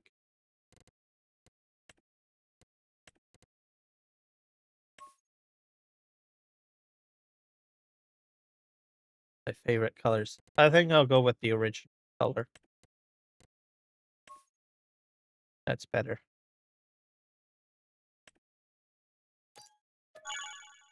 So this is from Mark Thor. I use this tractor in Farming Simulator 22. I was wondering what it would look like when it came to 25. It looks very shiny. So I definitely like it.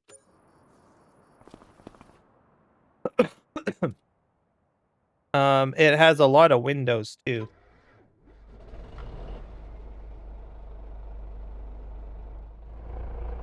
And that has that nice gurgle noise. That's the reason why I liked it. And that's sort of what Mark Thor decided to put into it. So.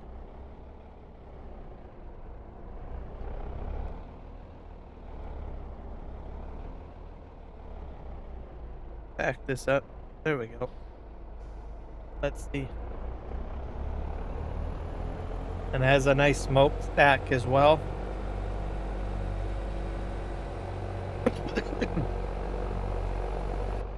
I have a lot more vehicle control. Seems like I have more steering control compared to 22.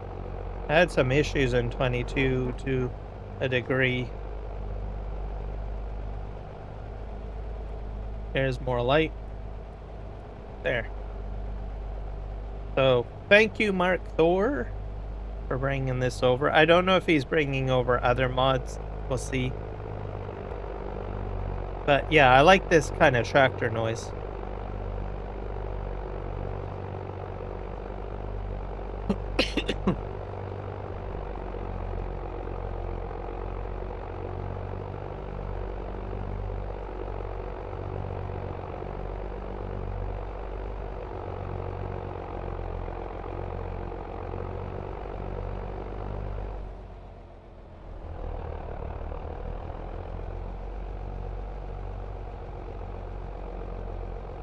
Alright, so we're gonna do some. There's my sunflower seed.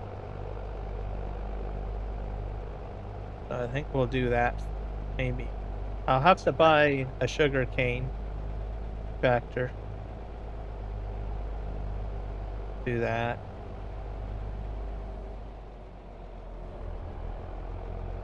Not sure how much sugar cane I'll get. At least I'll be making sugar. It's a good thing.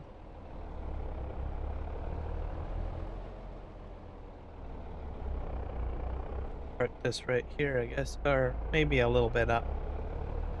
I'll park right here. Now, I've never really done sugar cane with course play before. See. buy sugar.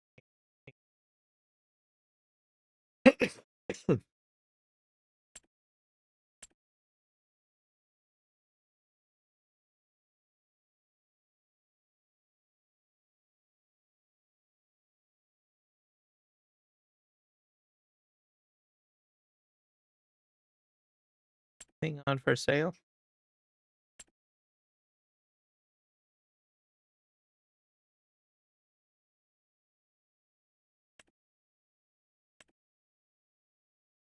I customize that.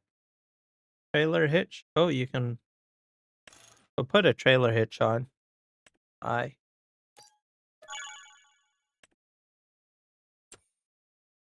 We'll buy a sugarcane trailer, I guess.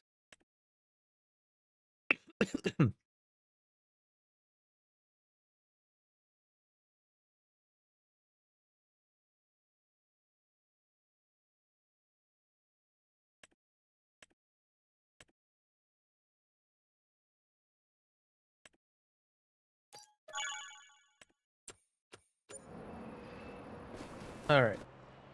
Do this.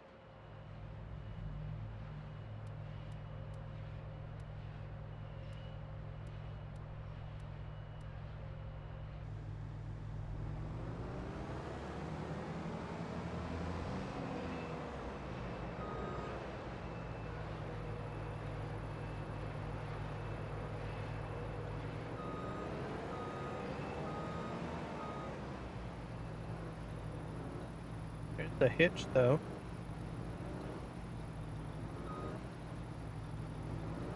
Does this hook up?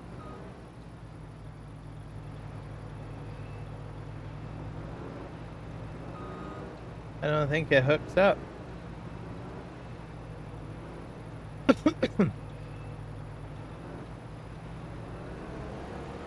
Let's just see if I can this over here.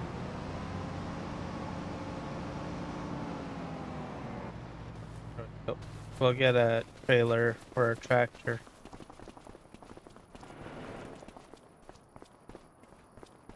Where's my tractor? There it is. Not sure how the trailer works.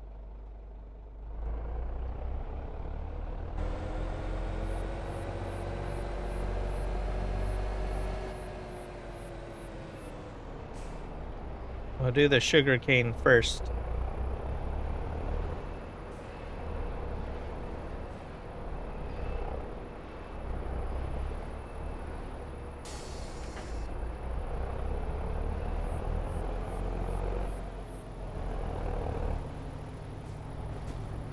See if I can. I'm gonna park this probably like right here so that it can spit in.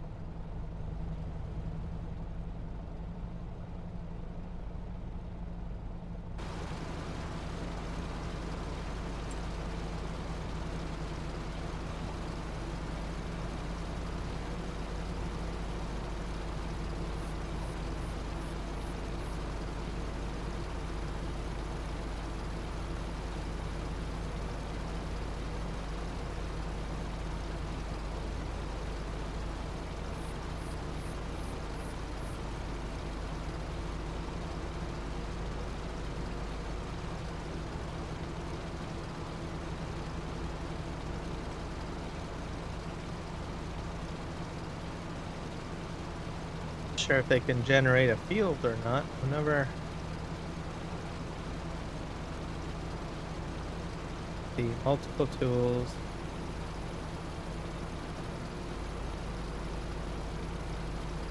Number of headlands, probably 4. Yeah, we'll do 5. Start on headlands.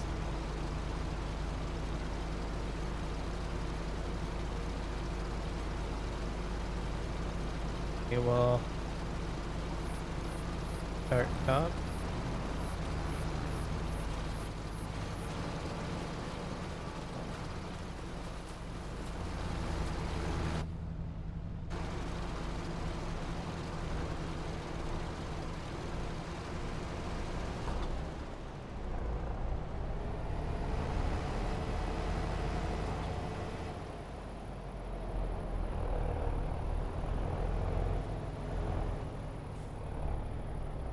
I don't know if it's still on or not.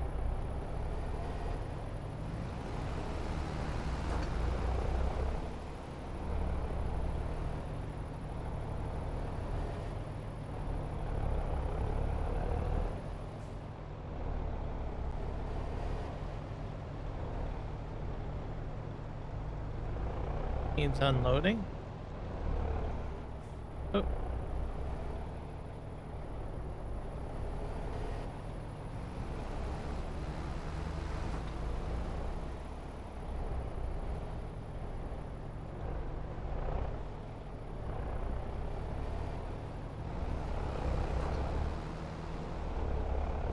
I almost want to put this guy on course play for auto drive.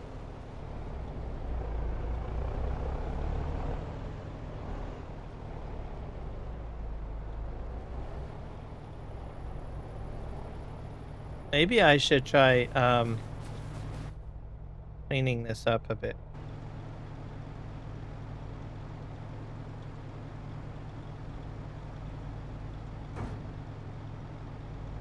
Make myself a hole.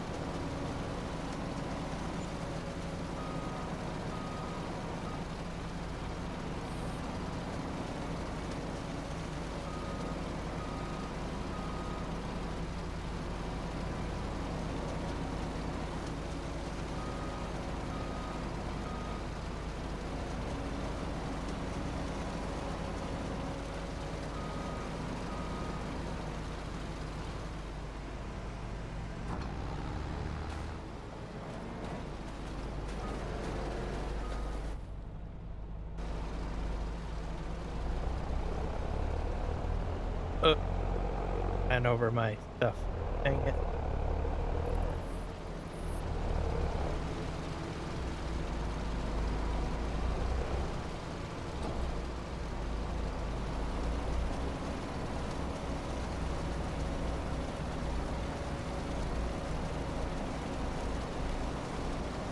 I'm just going to use the in-game helper instead of course play. That'll make it easier.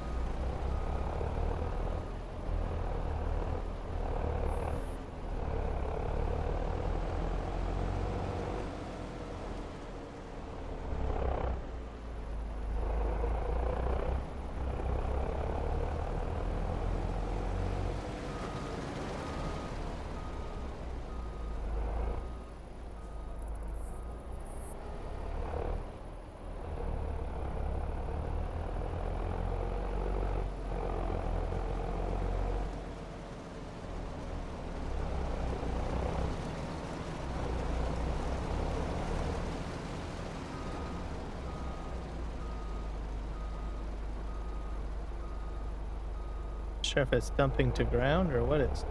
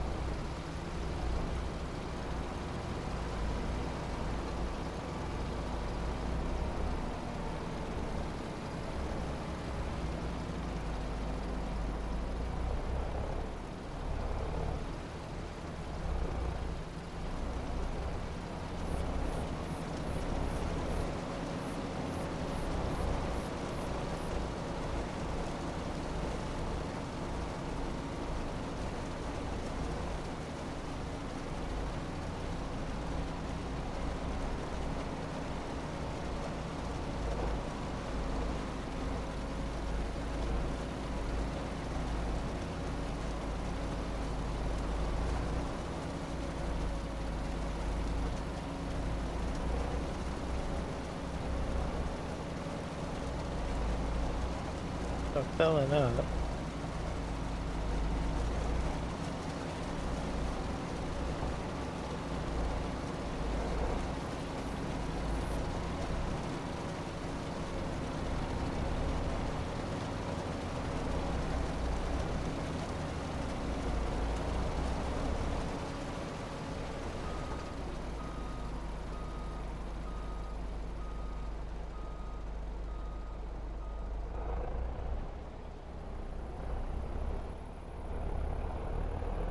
Know where I'm gonna dump my sugar cane though. I'll be honest with you. I might have to make a heap. Make a heap.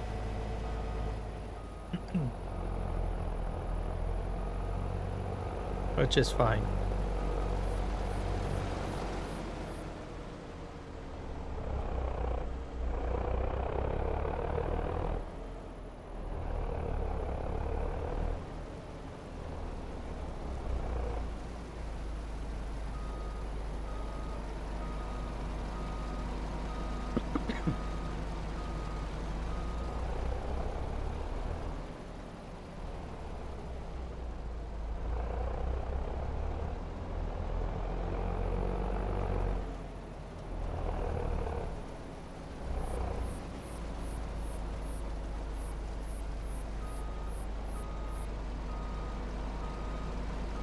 I'll be able to make chocolate, I guess, at some point.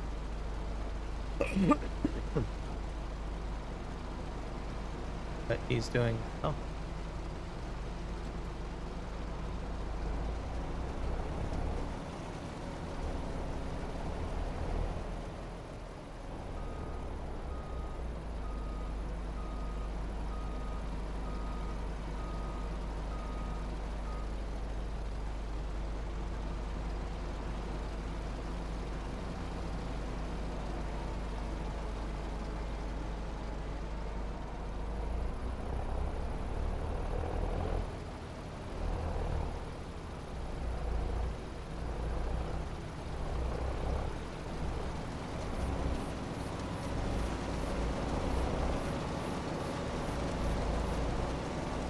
The 70% almost full.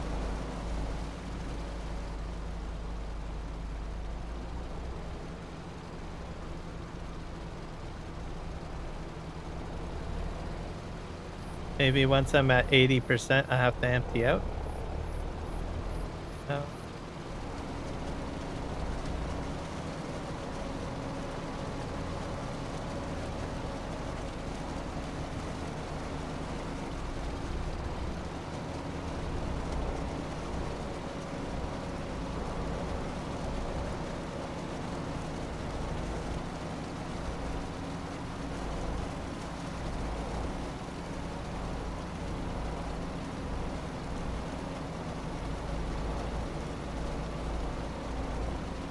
make a big giant heap somewhere.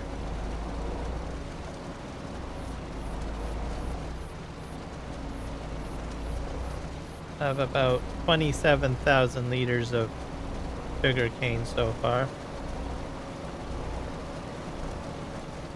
I'm at 100. Oh, okay, well, find a spot to dump this, I guess. I'll probably dump it on the ground and then load it in the trucks a little later. Put it right probably here.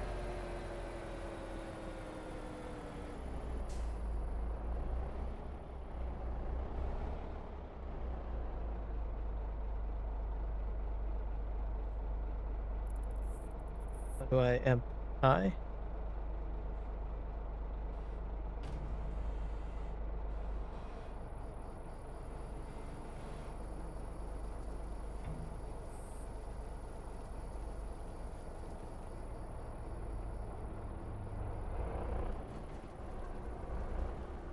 I have a lot of sugar cane probably here.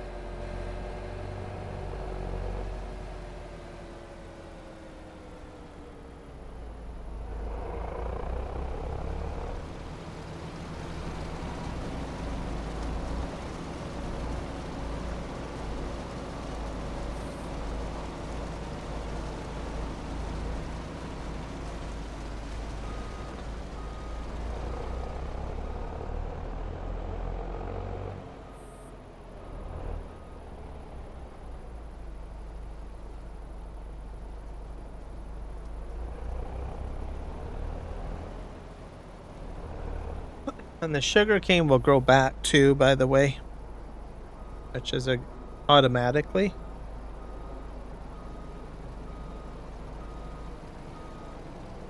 You'll probably want to lime it, and you'll want to spread some sort of fertilizer on it.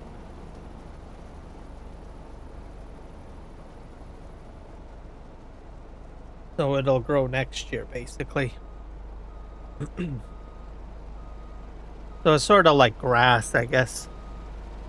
I think spinach is that way too. You get like 2 crops out of spinach or something.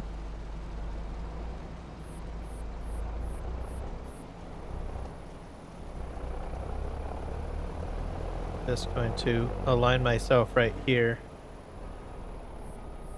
And then I'll have sunflower seeds. I can't remember why I'm growing sunflower seeds. Oh yeah, for sunflower seed oil. Or chips. So, you're doing that.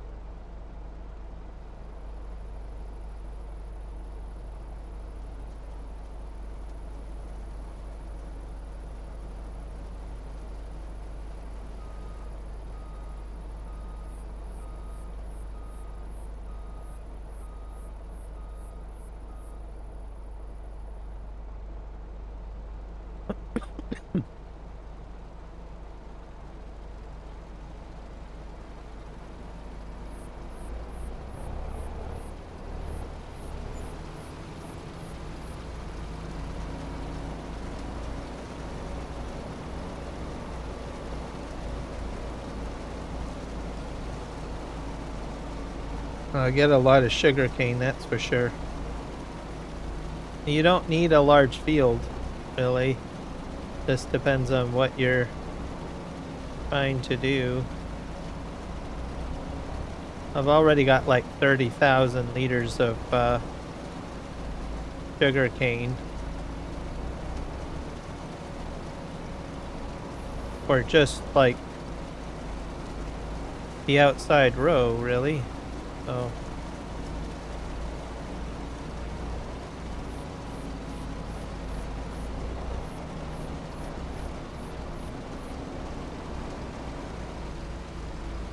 I'm just gonna go empty this now while he continues to do whatever. I don't know if he's gonna do anything. Maybe I better swing around one more time.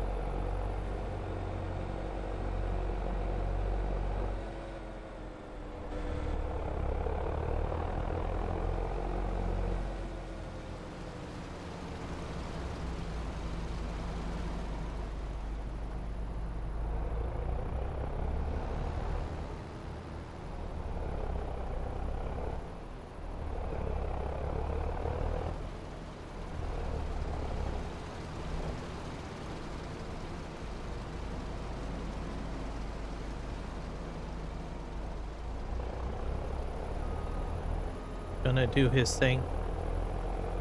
Okay, we're gonna go ahead and empty this out because we're at 42%.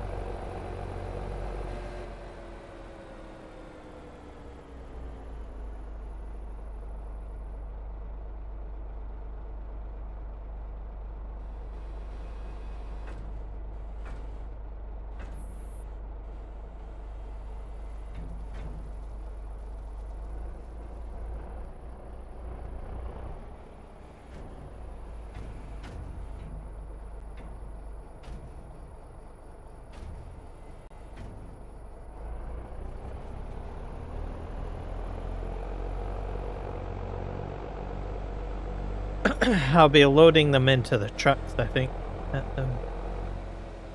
least.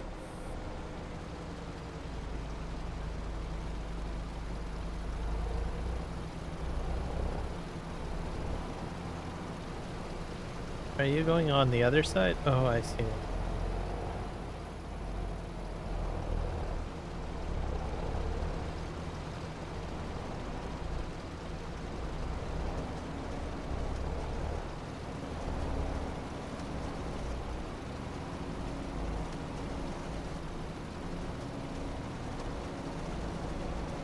It missed a row.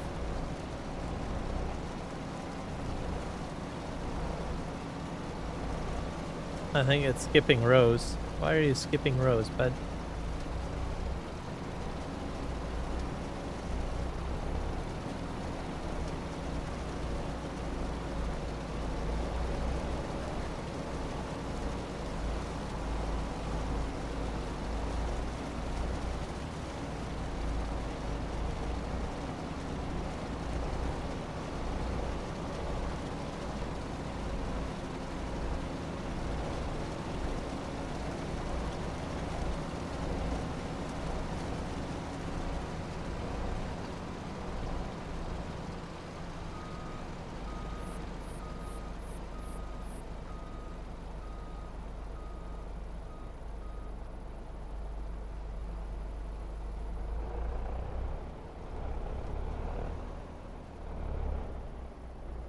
I have no clue what it's doing.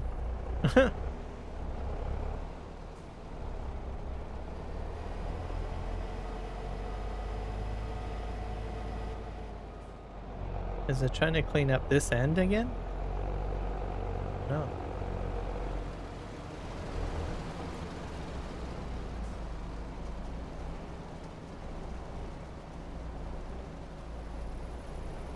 Like it's trying to clean up the edge for some reason.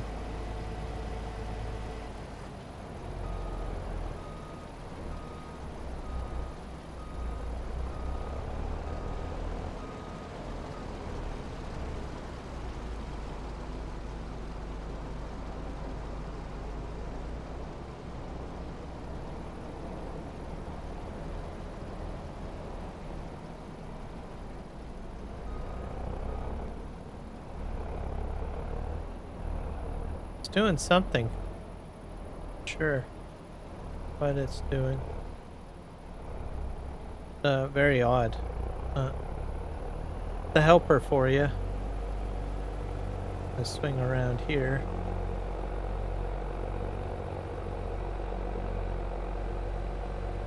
Sugarcane's just a very difficult crop anyway, so. Are you going this way?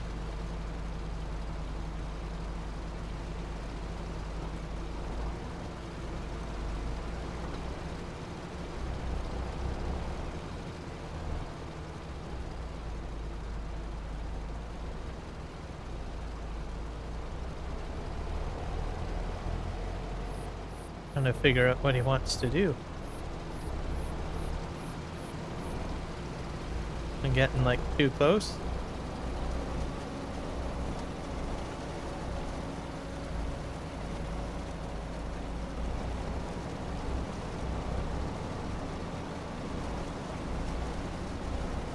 It skipped a row, so which I don't know what that means exactly. It's gonna be a problem, I think.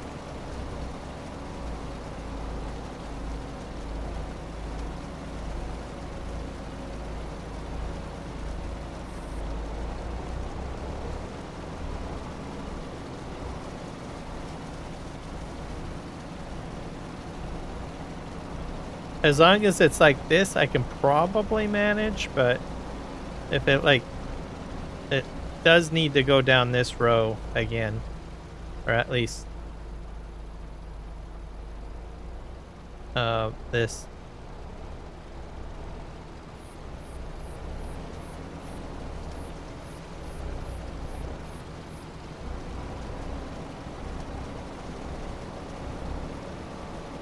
Because I do have crop destruction on, which is going to be a problem. What are you going to do now?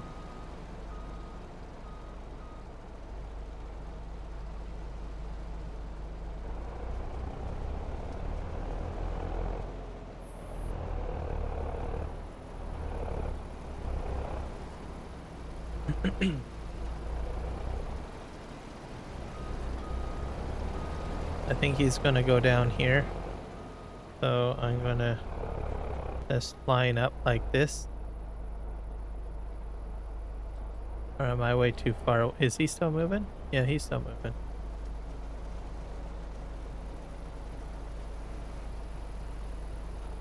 Good thing I've only got like one field to do. Of sugar cane. Hey, I'll have too much sugar cane.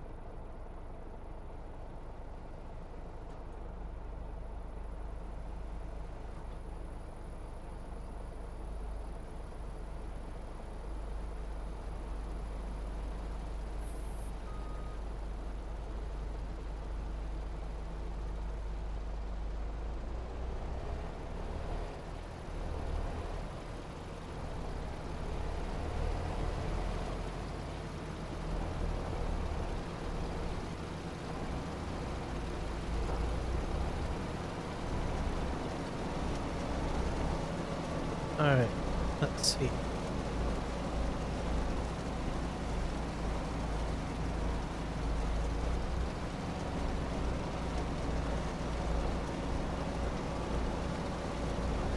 I think I got it like set up for skip rows, which is the problem. The helper, I mean.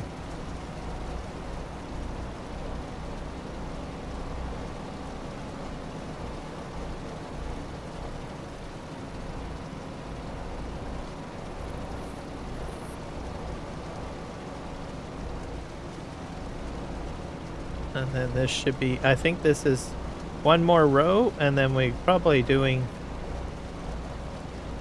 something.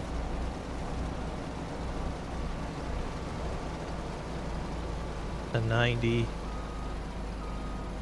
I'm gonna try to go ahead and empty this out because it's gonna be a problem.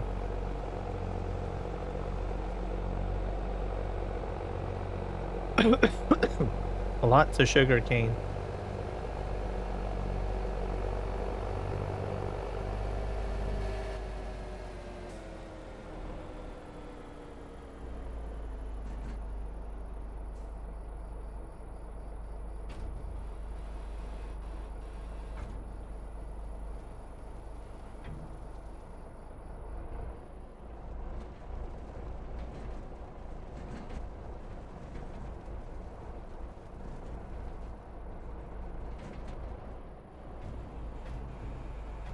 Normally I would probably put this on the field, but unfortunately I don't have a lot of space, so. So it's gonna go over here. And then we'll probably pick it up and fill up these trucks. Maybe, or I might just leave it there because I don't think I can get through the sugar production very quick. Looks like this guy's still doing his thing, so that's good.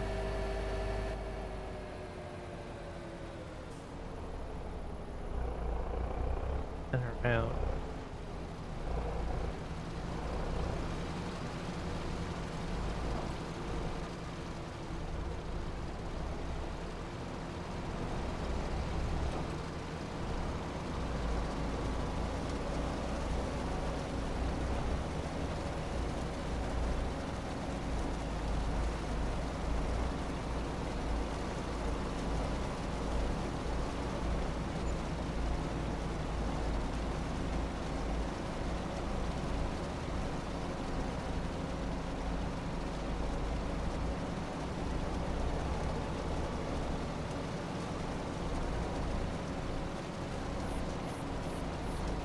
%.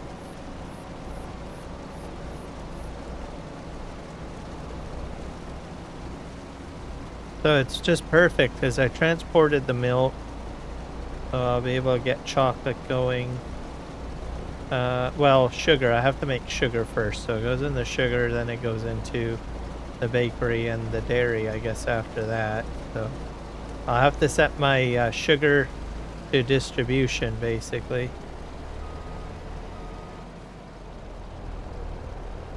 What are we doing now?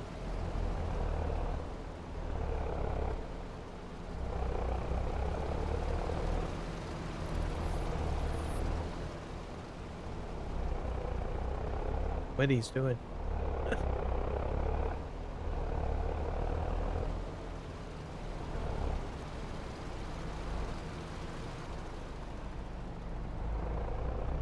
Have to run over my own crop? Like that.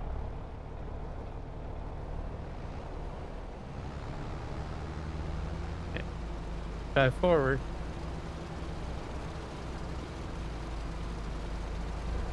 Have to do. Maybe I do have to back up.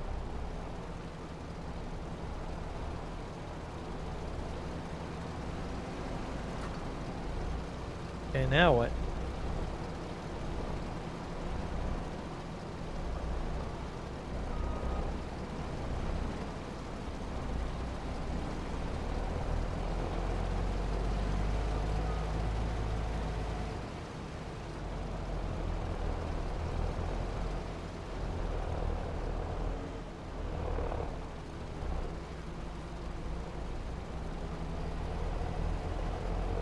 And around. You have to be in like certain range of the pipe in order for it to move.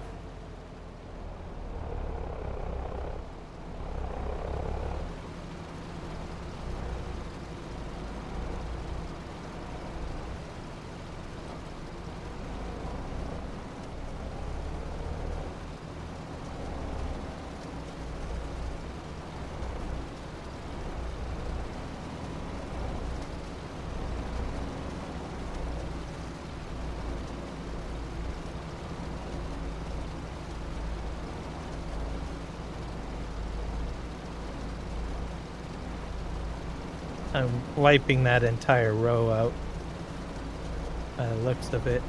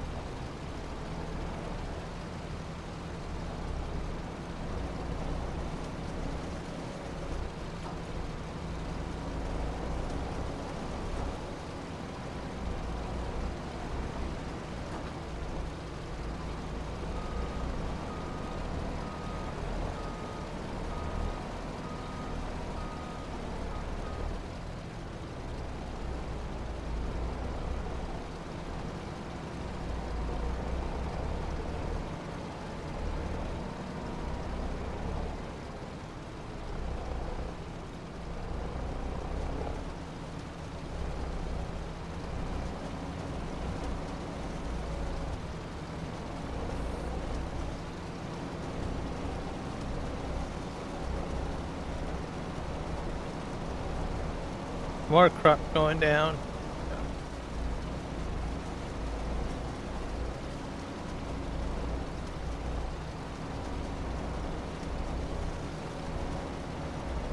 Oh well, I'm gonna have more than enough sugarcane to do what I want to do anyway, so I'm not too worried. I've already got several trailers loads of sugarcane as it is, so probably a lot more than what my production can handle.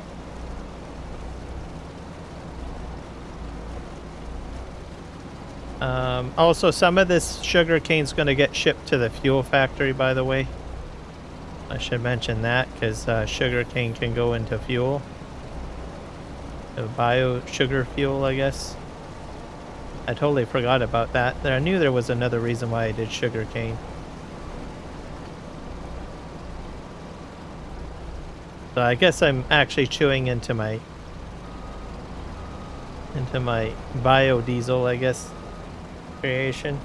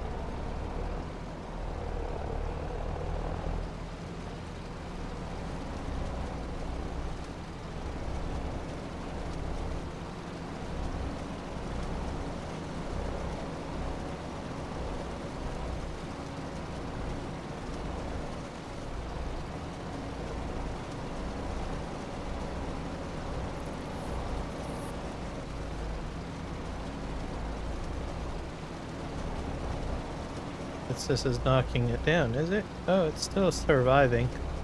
If I drive in the middle of it, it seems to save the crop.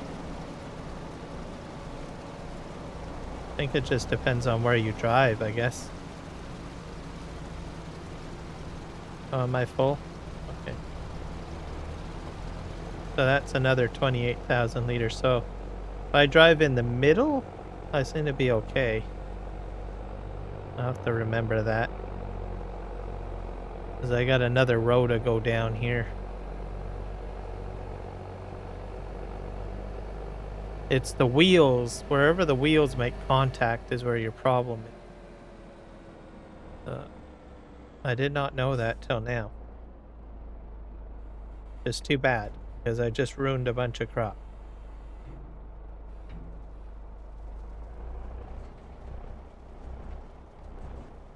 Put this all here.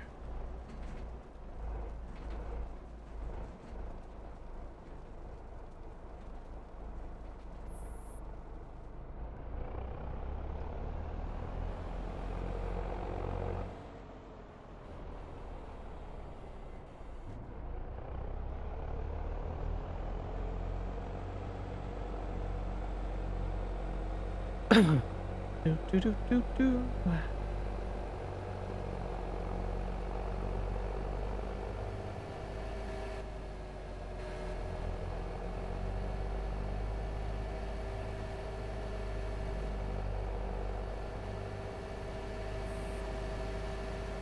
Drive down this row again. I'm gonna make sure I'm straight though, so that my wheels don't hit. There we go, it's working. So that's clever. Oops. Yeah, it's wherever the wheels hit.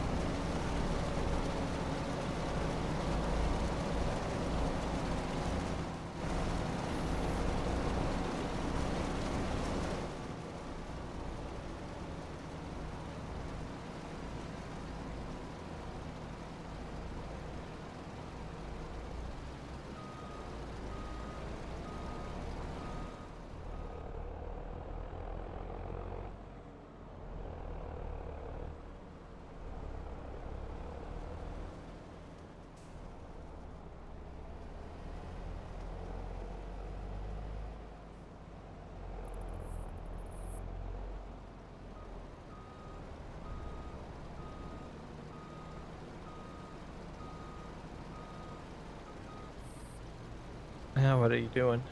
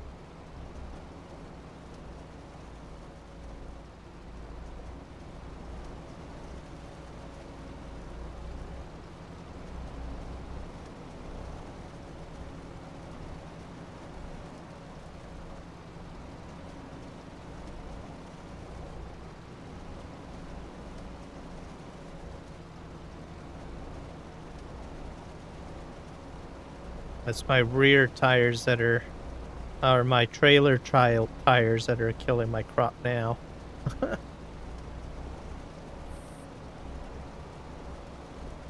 Because the trailer is wider than. I wonder if you can adjust the tires. Maybe put thin tires on. I'll have to think about that.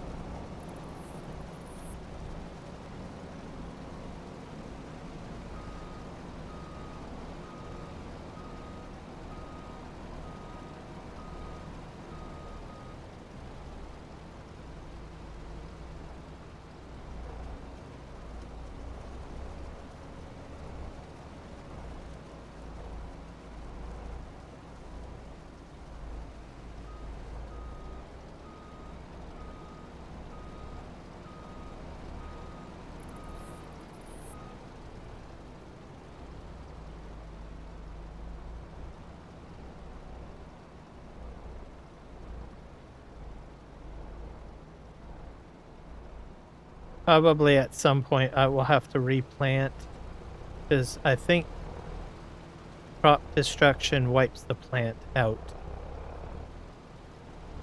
I believe. So I'm gonna have, like, the next growing season I will have stuff missing, basically, I think.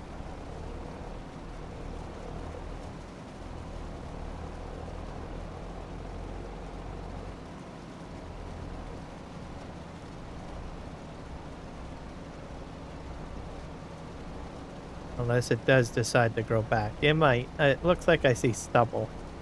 Hard to say. We will see.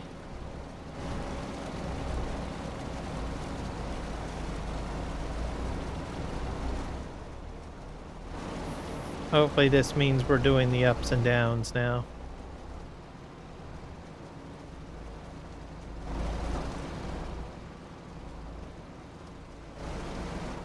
Hard to say. Hello, Keith. Happy New Year to you. You showed up at the right stream, by the way, because I will be using your combine later.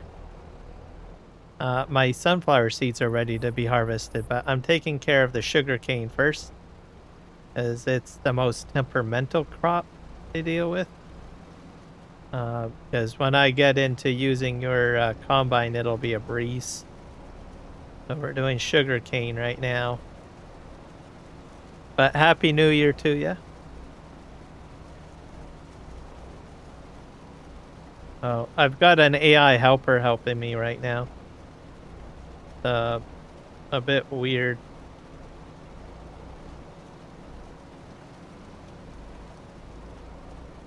And I'm dumping it on the ground for storage. So it's going to go into my sugar mill, and then I've got also my diesel production. My diesel production is going to take sugar cane as well. Which is a good thing, because I'm getting a lot of sugar cane. A lot more than what I had anticipated.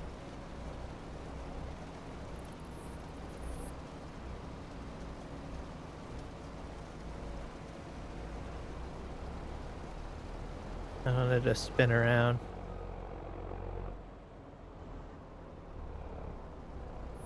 At least this is a bit better.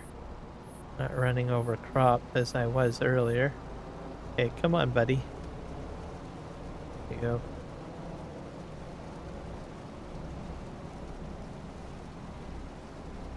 Well, I definitely appreciate it, sir. Yeah, it's been a while. I don't think I've had you in my stream for a while. You might have been lurking, though, but...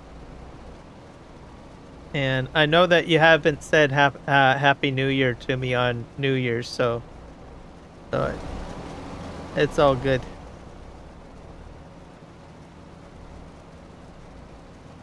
I did a large live stream on New Year's Eve. So I didn't live stream yesterday because I was pretty tired. I had like, I think 2 live streams on New Year's. So I didn't really set it as a specific game. I did like about 4 video games on that live stream.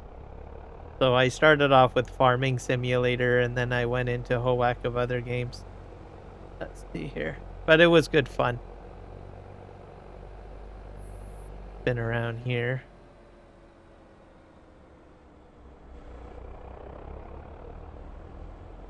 Is there any updates on your combine? Yeah, I hear you there. Is there any new updates with regards to your combine? Or have you just kind of taken the holiday season off?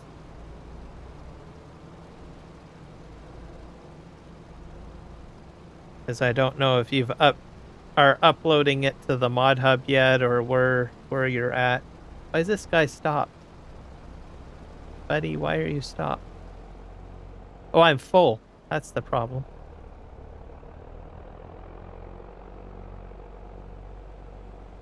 Just the camera one. I think I sent it. Yeah, I've got the camera one. With the lights, or I mean on the mirrors and the lights, or the lights. Yeah.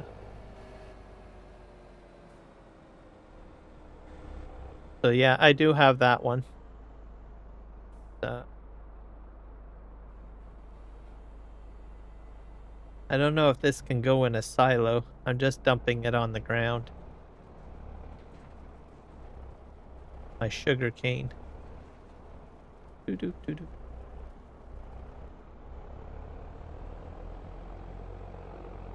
I'll try dumping it into a silo. We'll see what happens.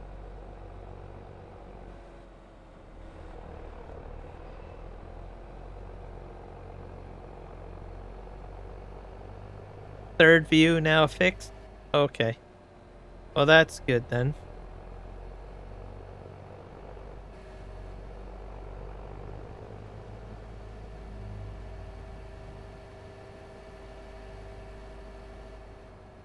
Go down this row here.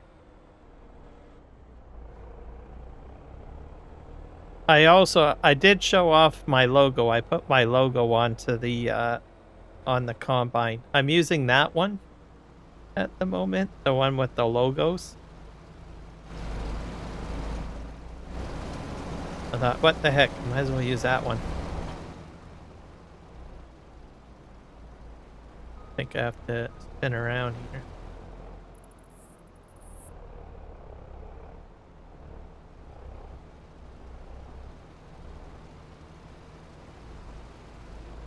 What are you gonna do, buddy? Come on. There we go.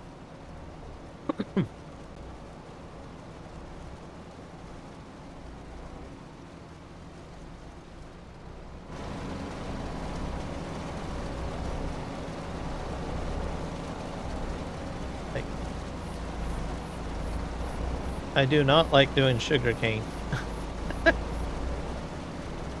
I'll have to do it once a year, though. That's the key thing. They're all the same. I update all the same time. Okay.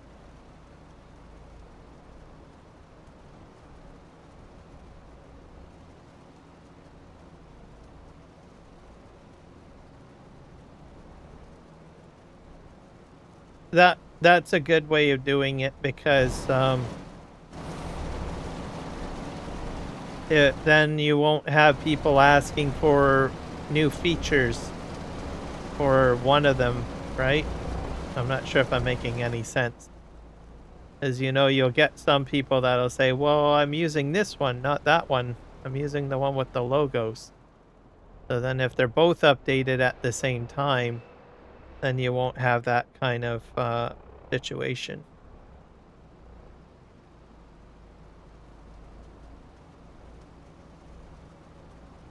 This guy is going down this road.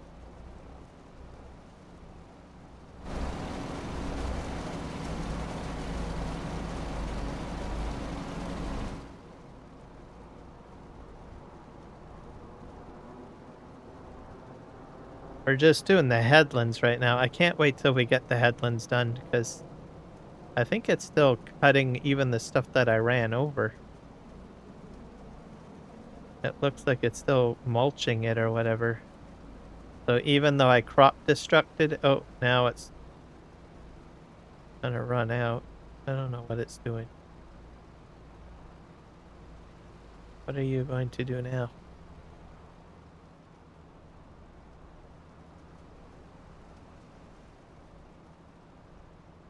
That's the hard part about sugarcane. Come on. What are you? You're backing all the way up. Why?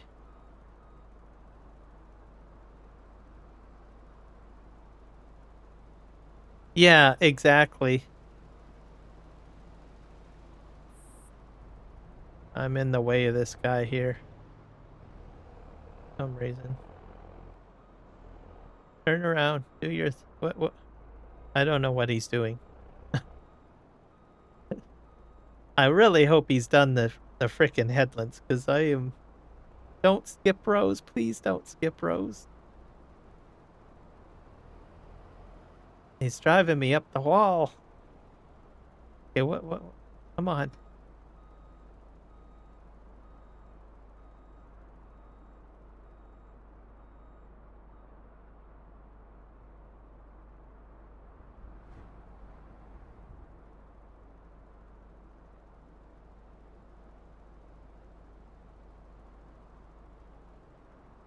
I was going to use courseplay, but I decided to go to the helper because I had issues with courseplay.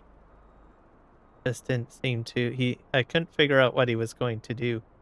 The pathways go like all over the place, so I switched to the AI helper in-game, which is running a little bit better.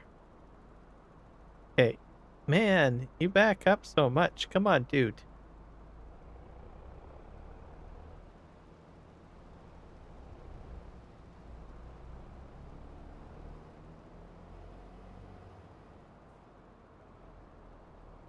I'm gonna try to get the Jackco mod, I think, for sugarcane, because I'm gonna be doing this seasonally, and this is a bit painful. Because I think I can do much wider rows with that one. So I should have installed it, but I didn't. I was gonna use base game, and that's what I'm using. Knock the corners out, so turn without leaving field. Yeah, that's what I should have did. And then he skipped the row. This row is like should have been done like early on, so I must have did something wrong with setting up the AI, which has got me concerned.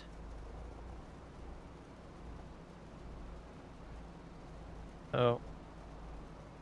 I will have to rethink how I'm going to do this the next time. Because he's doing the second row. So 50% of my crop's going to be destroyed, I think. I did it all wrong.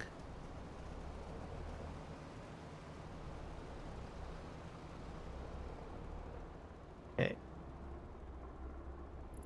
I wonder if I can jump in him and see if he's like on a skip row setting. Get in here.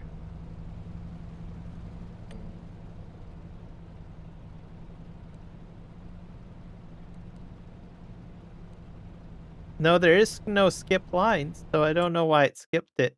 I'm confused. It skipped a row. It's because that row that it's working on now should have been done earlier. Bad AI worker, bad.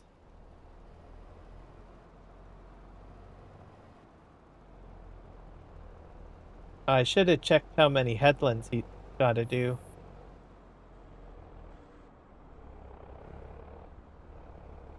It's like 6 a.m. Okay, come on.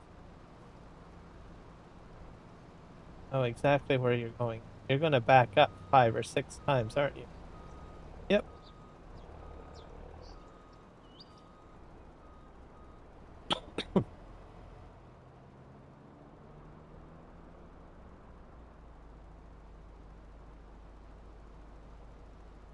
And this is the Giants AI worker I'm using right now.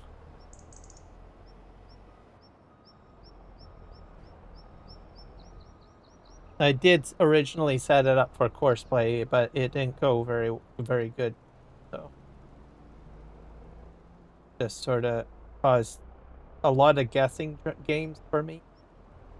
I had to do a lot of backing up with the tractor. I'm doing less back and forth with my tractor with the Giants AI.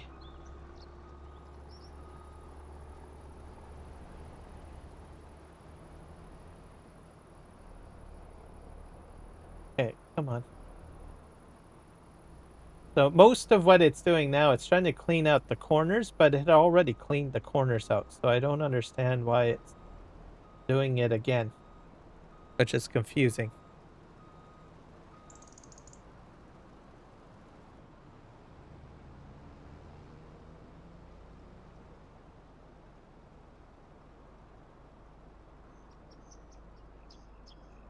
All right.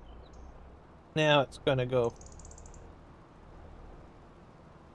I guess I could have went down that side.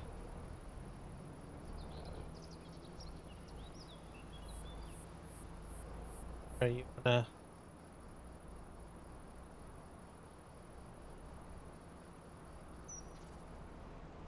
Go forward, buddy. There we go.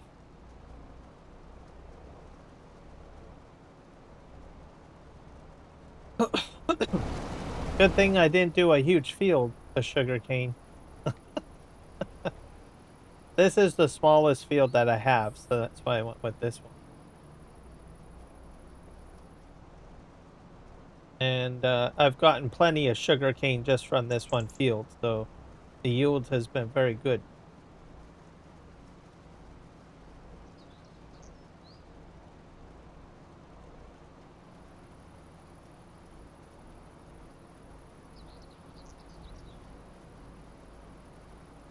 Yes, please. I would appreciate it. I'm trying to get my my stream hours up, so if you don't mind doing that, that would help quite a bit. Get my watch hours up.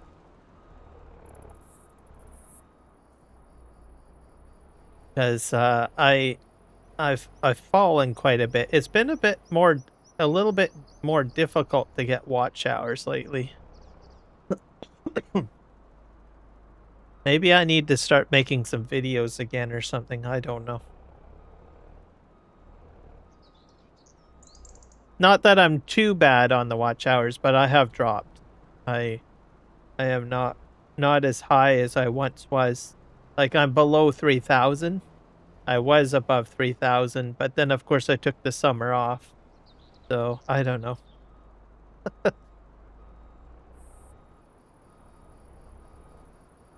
But yeah, if anyone can put my stream in the background for watch hours, it'd be greatly appreciated.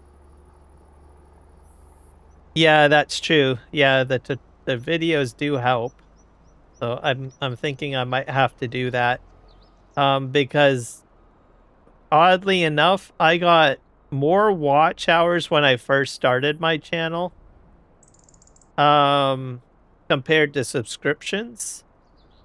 Because I was doing video content. I was not live streaming.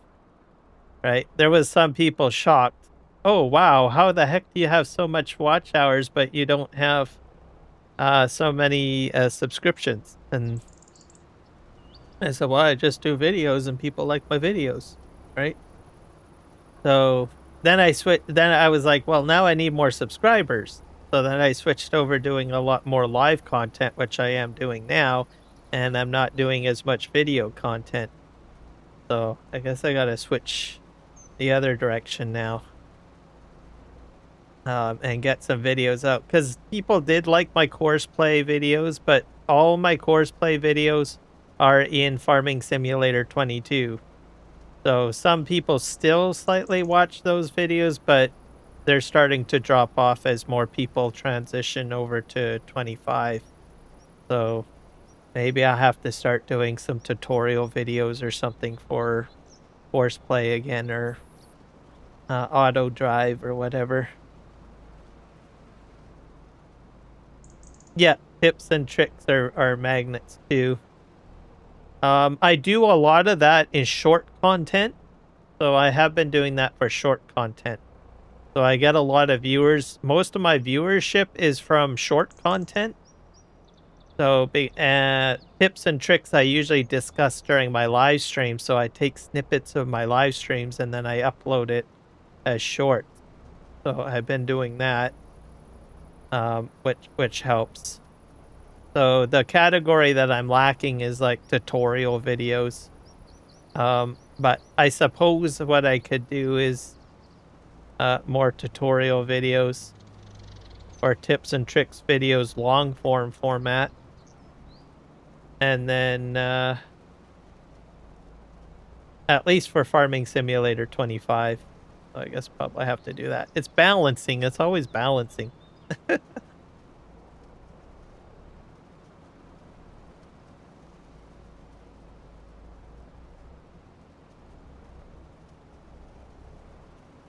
So maybe I'll get into doing that. Also, I did do a lot of time-lapse videos too.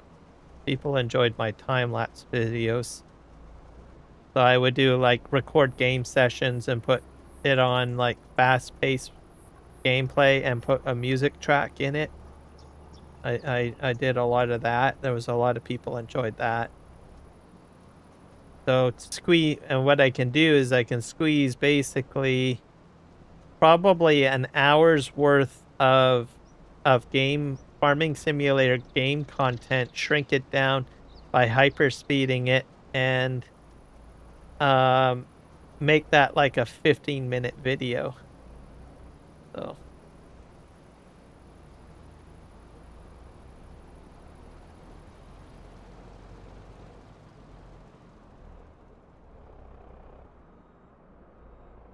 okay. Oh, right. Oh, sweet. We're doing the ups and downs. Fantastic. This will go a little easier.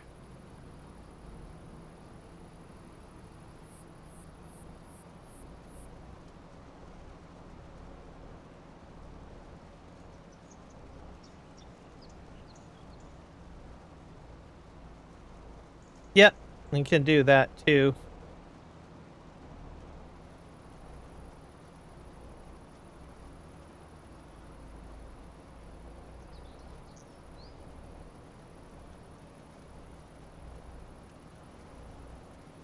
My live streams I probably could cut as well, I suppose. There is a studio cut function. Just cut the clips out, download the clips, and then do transition between the two. Now, I can still go ahead and take out all of my interface by zooming in to whatever I'm trying to show. I guess I could probably do that. I haven't really used the clipping functionality of YouTube full.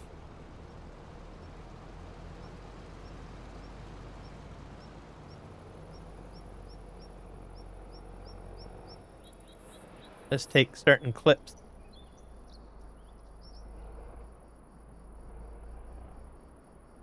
I'll have to get into testing that out, because I've never really done that before. Usually I do a full-on recording, but there's ways of taking an existing live stream and giving it more more bang for its buck, right? Because it is still video footage.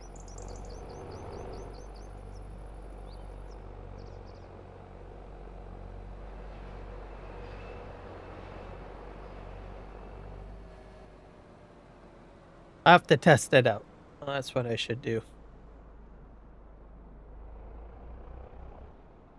Exactly, yeah.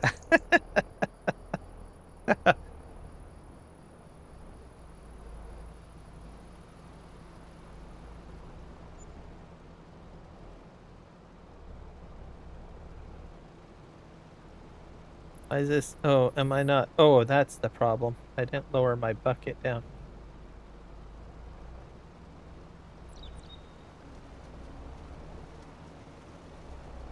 Most people usually stay away from video editing, though.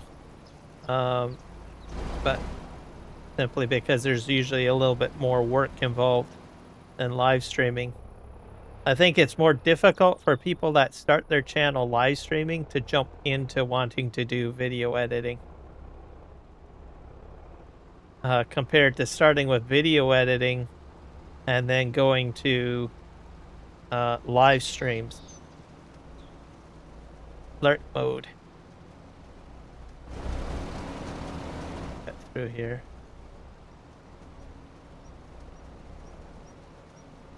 At least we're doing the ups and downs, so I shouldn't take me too long to finish this off.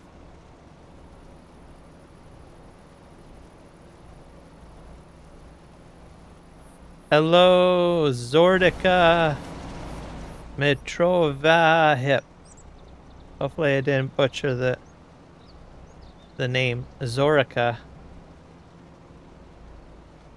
We're doing some sugar cane here. Thank God we're doing the ups and downs. Happy New Year, by the way.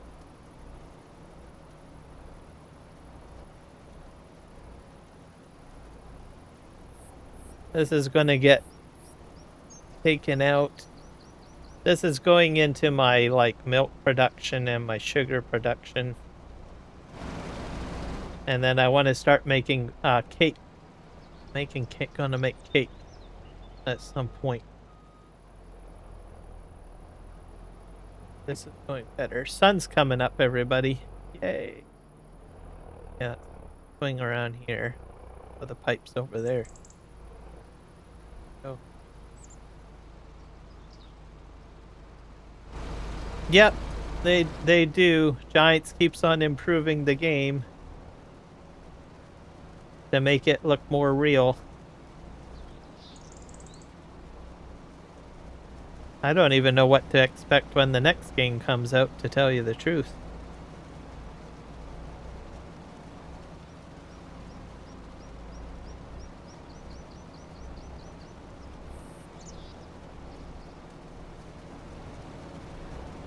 There's a lot of things you can do in this game too. So if you like farming, you might find this to be an enjoyable game to play. There's a lot of mods, and you just build your own farm. Yep.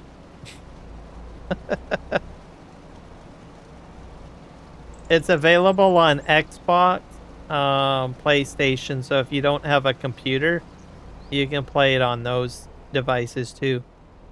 I think there's one coming out for the Nintendo Switch, if I'm not mistaken. Special edition. Let's see here.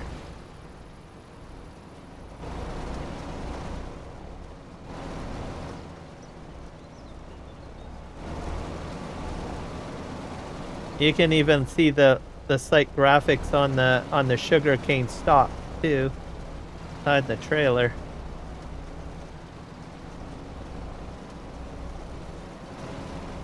Yep.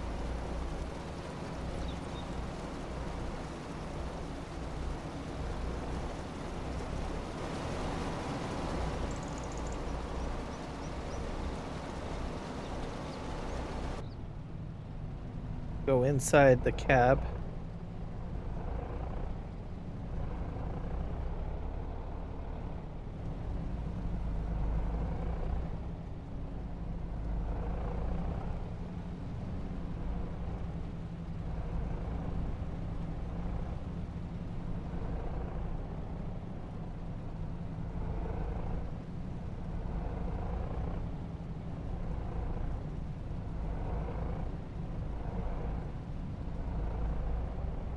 which makes it much easier. Come on, to the end. I'm gonna swing around, I think.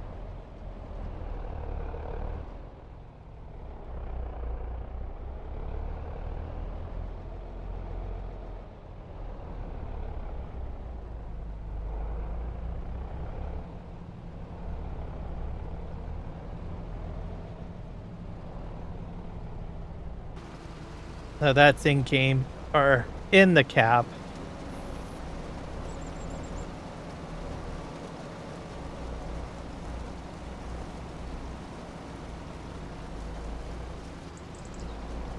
Yeah, that's the version of Farming Simulator I started off with. I started off with 19, and then I went to 22, and now I'm up to 25. The visuals get better and better with each edition, slightly. But comparing to... Oh, I'm full. Compared to 19, this is a huge upgrade. Yeah.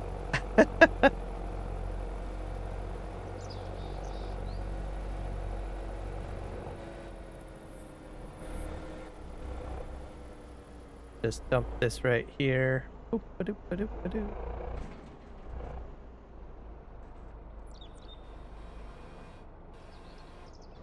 Raise this up.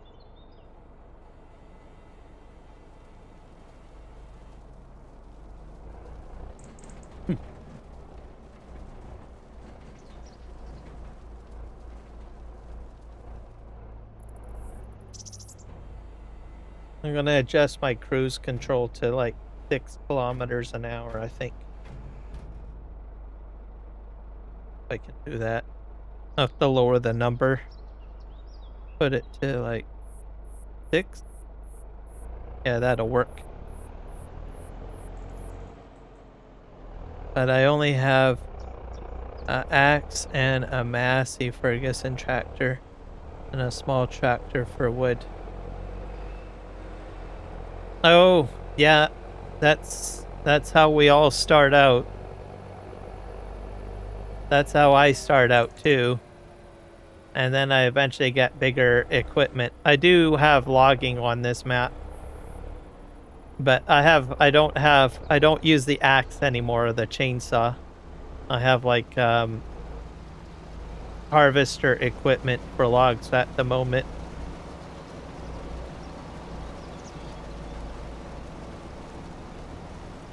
Just up this to 8.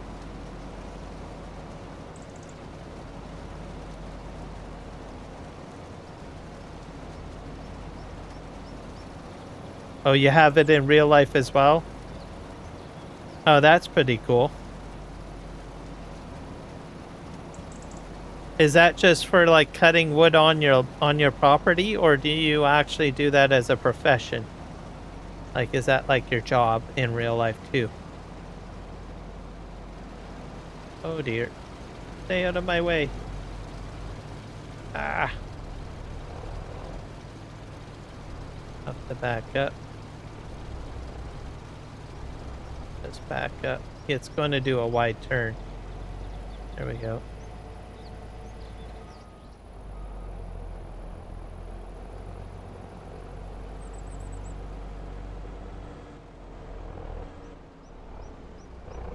Do this.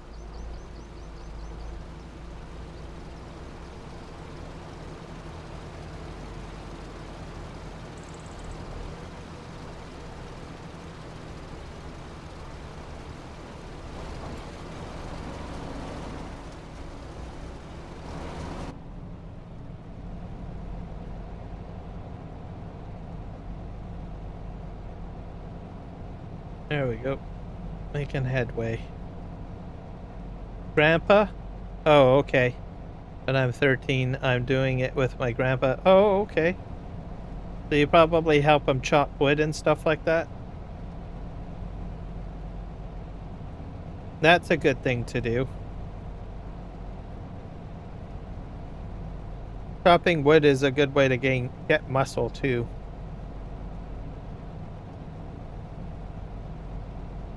And it's fun. You can stack it up and then use it for a fire. I used to do that too when I was younger. I used to chop wood when we had like a fireplace. Make kindling and stuff like that.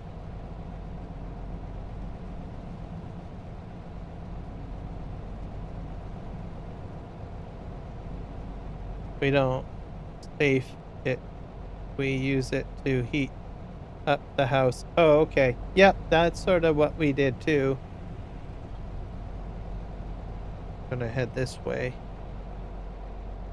And then you make large logs and then you cut it into kindling or smaller pieces of wood as a fire starter to get the fire going.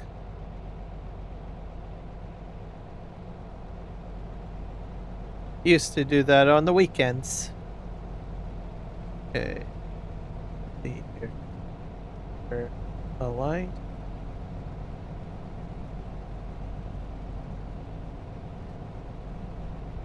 So is it winter for you right now? Like, is it winter time? I'm not sure what part of the world you're from. Some people have it like summer right now, like in Australia and New Zealand, it's summertime for them. So I'm in North America, so that's why cold here. Usually a lot of people have fires during the winter months. And they start chopping their wood to prepare for that. Okay. Oh, Macedonia. Gotcha.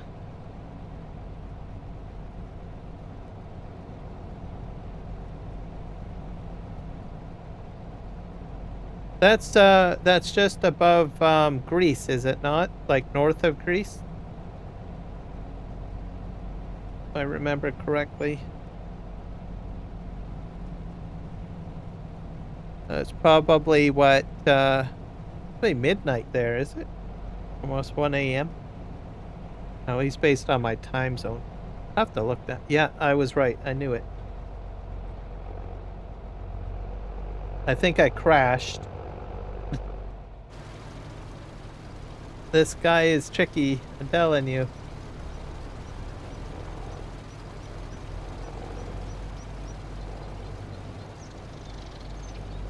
He keeps on turning the wrong way. I don't want him to turn this way. Alright, let's see here. Turn this way. I think I got about half the field done, so that's good.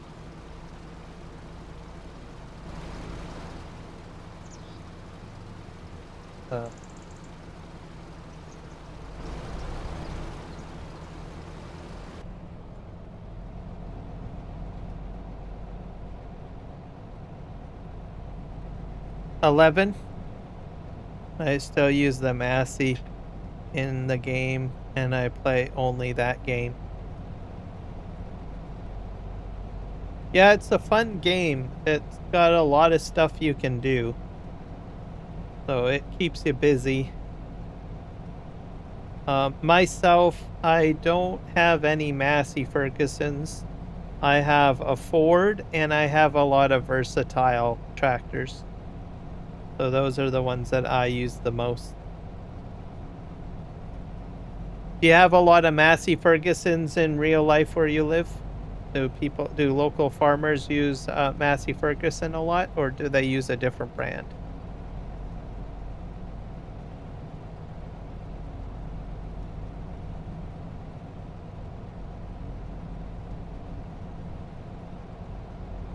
I also like Case. I've used Case before too. Okay, and they're sick. Yeah, definitely. Yeah, can't go wrong there. Okay, I'm gonna turn.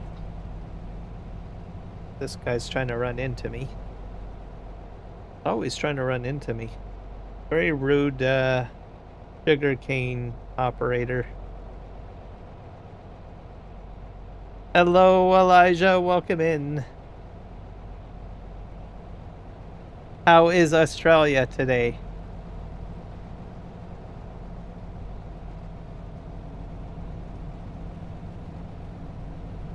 It's like 12 a.m. there.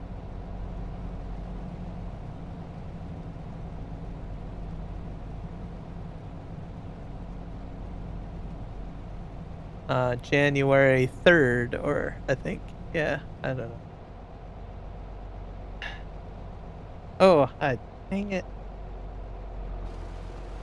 Missed that. Turn around.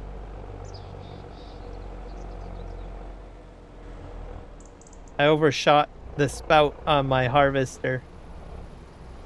Okay, here we go. There we go. We're doing better now.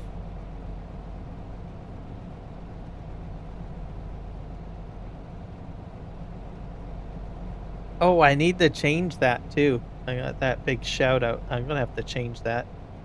I'll do that after the stream. Because New Year's is over. America is doing good. Well, Canada is doing good, I should say. I'm Canadian, not American. But it's a good day. We do have some clouds with some sun, and it's 2 degrees Celsius. So it's not too shabby.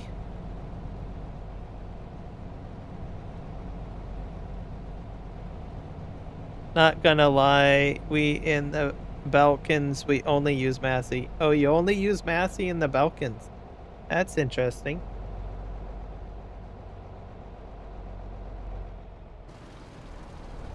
That's why I ask. Usually people that say they prefer to use a particular tractor in the game, and not everyone falls into this category, but for the most part, most people do. They'll say, well, I like this particular brand, and it's usually because that particular brand is used in their particular area. So, but I always like to ask, is it because the farmers in your area use that brand? And most of the time, some people say yes, but not everybody says yes. Some people say, no, I just like this brand better because of some other reason. So, but the other reason why I like to ask that question, because I kind of like to know, like, what brands are used a lot in certain parts of the world. So like, I think in like United States, there's a lot of, what do you call it? A lot of people like John Deere and they also like, some of them like Massey. And then some like, what do you call it? Case. Where I live, I find a lot of Kloss equipment is used and John Deere. So Canada has that, and New Holland.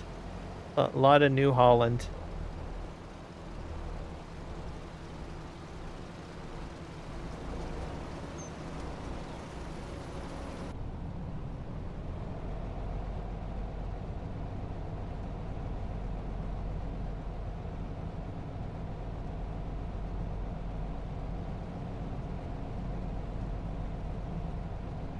But I will say I have seen some Massey Fergusons on some farms were in Chilliwack.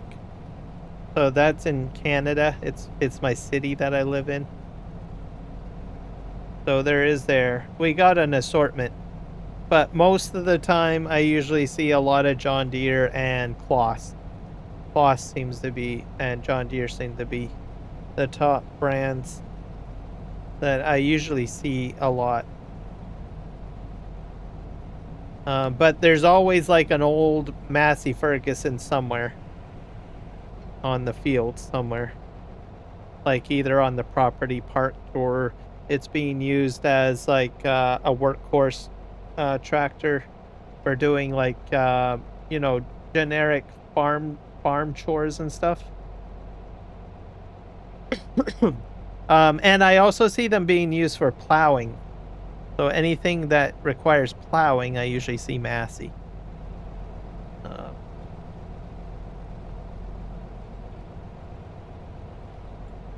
Okay, why is that?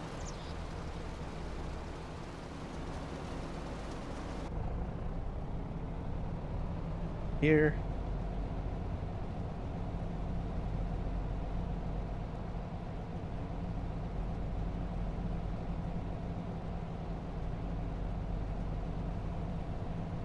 Yeah, they do the job. So it's kind of like the grunt work is sort of what I see Massey being used in Canada. And then the John Deeres are usually like doing like maybe carting or something like that. Like if I don't know, someone is chopping corn, you'll see like John Deere cart. But I don't usually see a lot of John Deere like doing like plowing where I live. That's usually left up to like Massey Ferguson or Case. So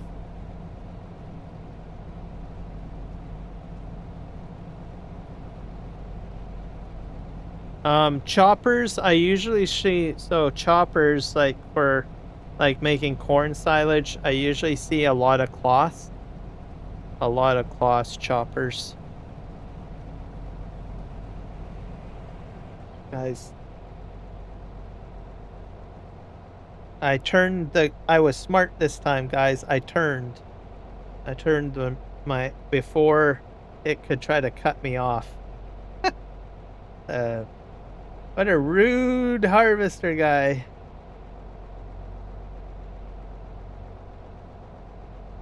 I think I have to spin around again. I'm doing a figure 8.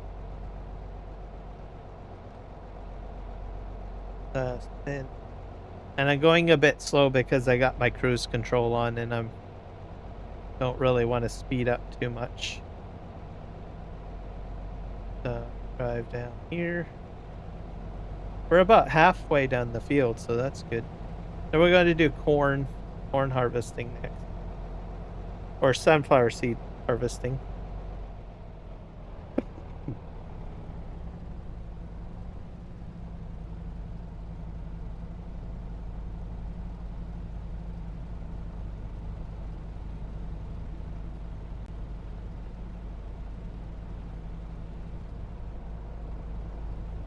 Back up a bit.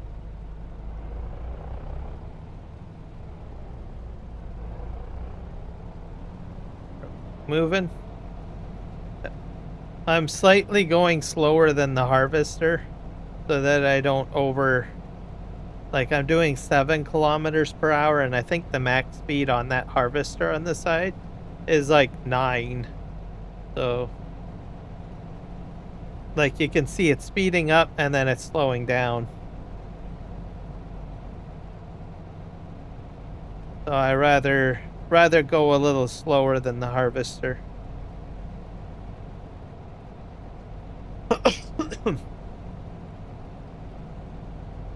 There we go.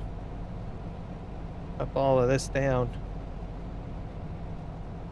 Once I get the sugar cane done, guys, I'll be doing like a sunflower seed harvest. Just to let you guys know.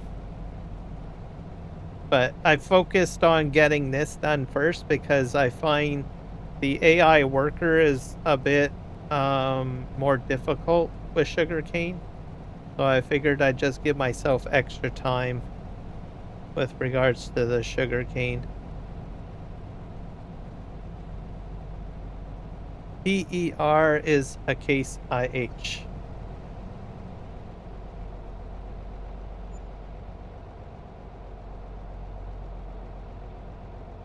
You mean the one that I'm in?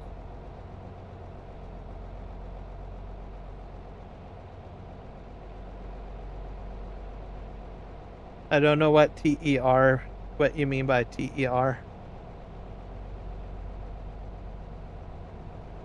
Or are you talking about the harvester? Yeah, the harvester is a case. So, yeah, that's a case.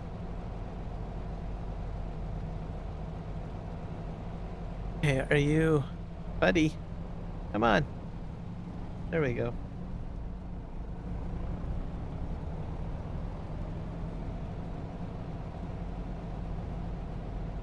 I should have gotten the Jatco. There's I think it's Hispano modding. He's got like a Jatco harvester up on the mod hub, which I probably should have gotten installed or used.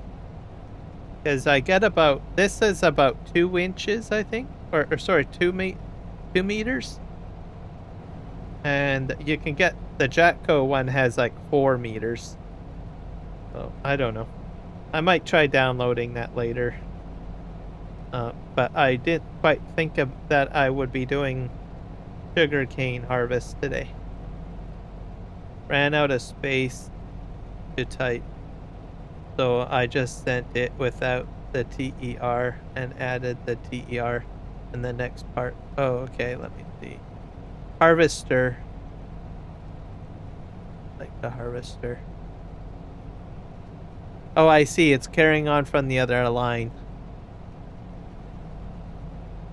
We see a lot of sugarcane harvesters for what we call cane harvesting, and mainly the pickup tractors they pick up the cane is mostly articulated cane tractor, and the actual harvester is a case. So I'm using the wrong type is what you're saying. So this is probably a different setup. Actually, I probably would have liked that. Articulated tractor probably would have been a little easier to operate than this one. Let's go back into...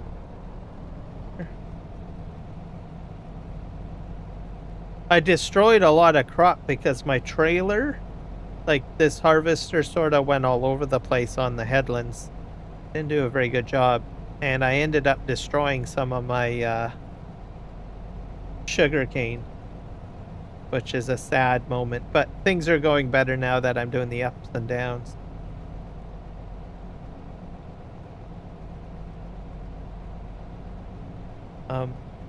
Because I like articulated equipment because I find that it's a little easier to manage.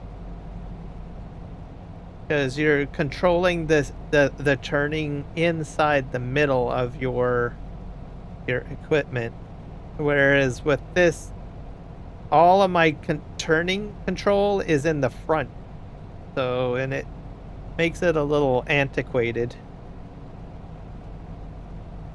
Plus, I can easily control backing up a little easier with an way easier with an articulated tractor. So yeah, I think articulated would be a lot easier.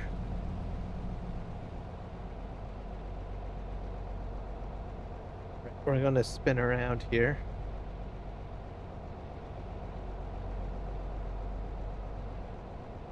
I'll speed up a bit and then we'll reduce.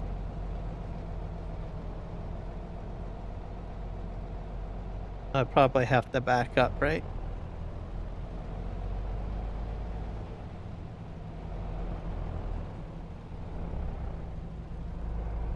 Come on.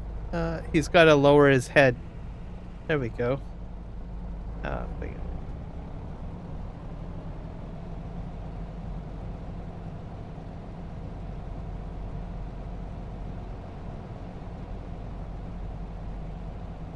We're at 9 a.m. in the morning for cutting on my map, which is good. I prioritized my sugarcane first over my sunflower seeds, so that's a good thing.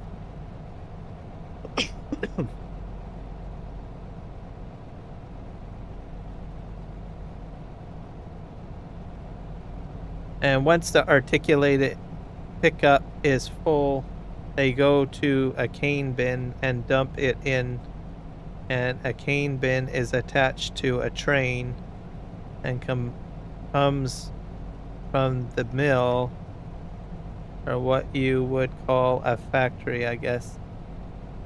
Hey, Zori. All right, see you later, Zori. Thanks for stopping in. Enjoy your Macedonian day.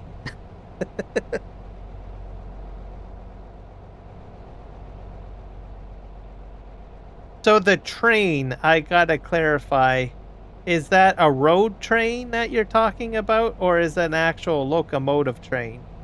I have to ask that question because I know you guys have like road trains there, and I know what a road train is. Basically, truck with a bunch of trailers on the back of it, which is huge. So I thought I would clarify that a little bit.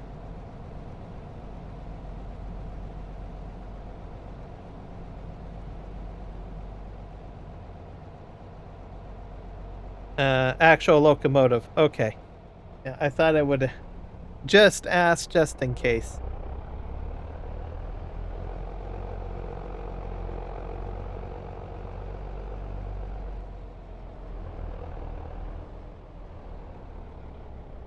So when you say road train, is it normal that Australians would actually say the full thing like road train? Or do they shorten it down to like train as well? Just just kind of curious.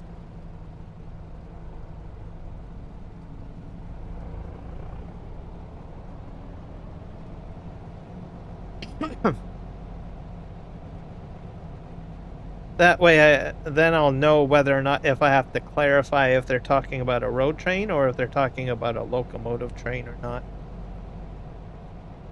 The small one, but enough horsepower to pull the loaded cane bins. Oh, okay. Oh, it sounds like almost like a mining cart kind of situation. In parts of Canada, we have like mines, and sometimes they'll have like little small railroad tracks that are for like mining cars, and they have like a little locomotive on the front. It's probably maybe something similar to that, maybe.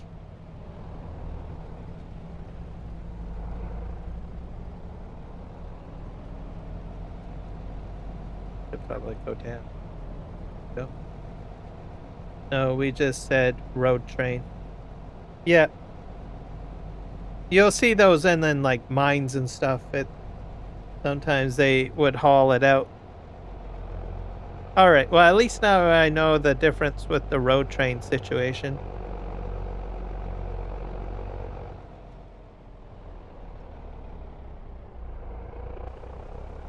Just do it this way, I think. Okay.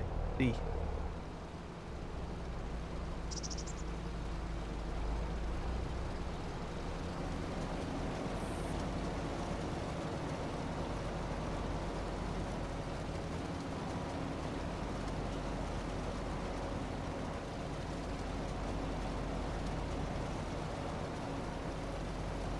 I'm almost full.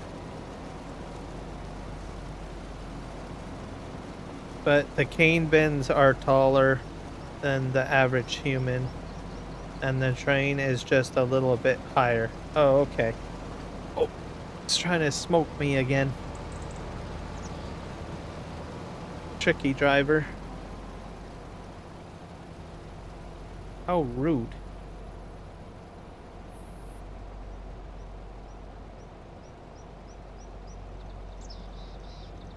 Been this way.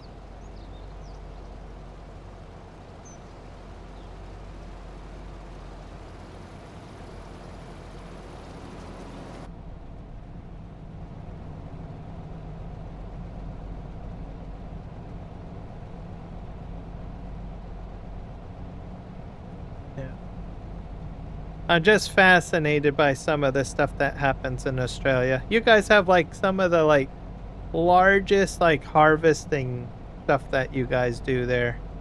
It's crazy. Like even like, like wheat harvesting and everything like that. Like you got like hectares upon hectares upon hectares of like wheat field, and then you get these big giant harvesting groups and stuff like that. That's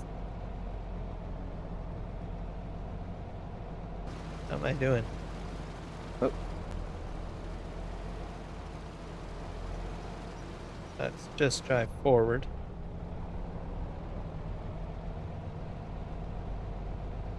I don't think... There we go.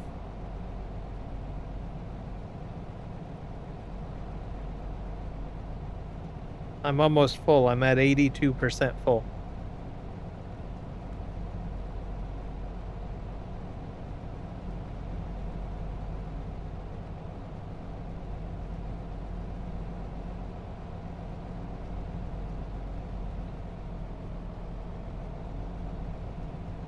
This guy's going to try to smoke me again once he gets to the end. I knew you were going to do that. I'm going to go empty this out because I'm at 82%, so might as well do that. So for me, this is where I've been dumping my sugarcane. I don't know if I can store it in a silo in game. This is the first time I've done it in Farming Simulator 25.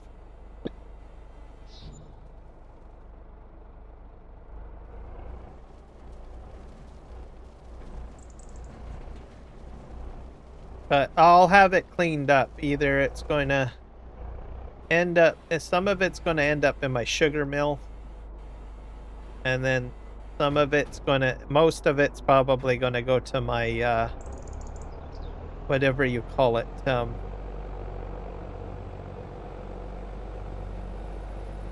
going to go to my gasoline plant, my oil refinery. Go here. Turn this way.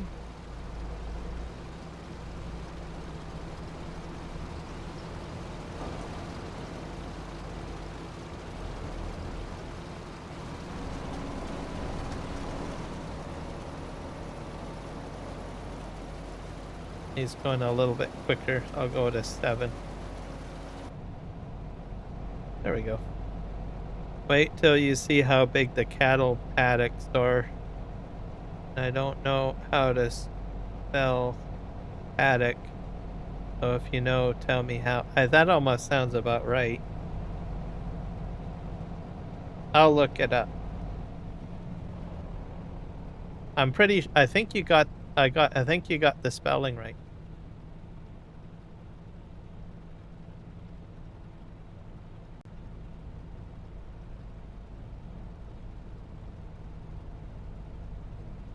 Yeah, that's how you spell it. Paddock.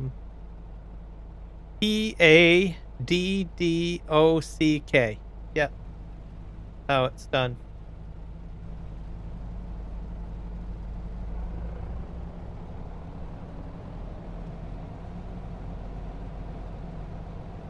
Easy way to look. That one's pretty easy to remember because you think of it as 2 words. First word pad, and then the second word dot. Pad, dot. Not sure if people actually pronunciate it that way. Not everyone probably does. They probably don't say the D two times in pronunciation. Myself, I say paddock, so I'm actually saying the D twice. But I think people that don't say the D twice probably spell paddock with 1 D. So.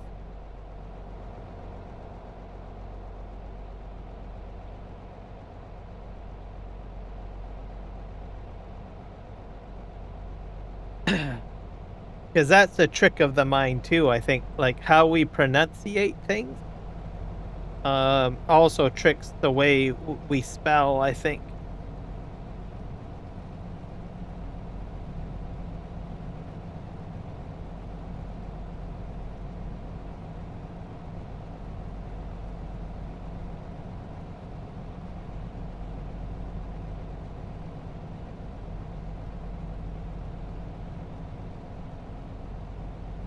And I'm pretty sure there's probably some people that change the D into a T, like a T as in Tom, right? Just based on pronunciation. So some people that actually have that sort of pronunciation of paddock might actually think that there's T's in it, instead of D's, potentially. So, because it's all, just depending on your pronunciation. I guess that's why pronunciation and spelling go hand in hand, I guess, to a degree. Or else you just got completely confused. All right, I'll see you when you get back. And we're going to spin to the left sharp because that guy likes to run me over this side.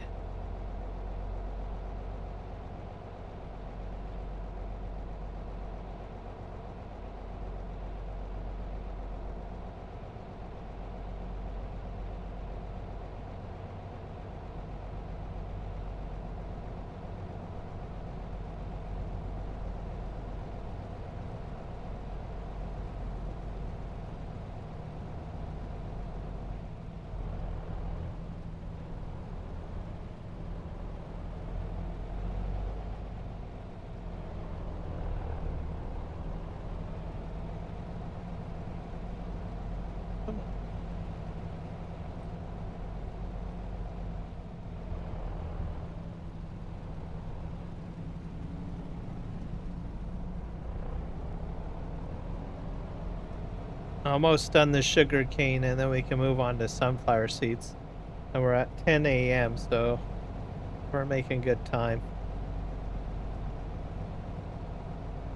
I wonder if I have to do lawn mowing today. Sure. Oh, I might have to check.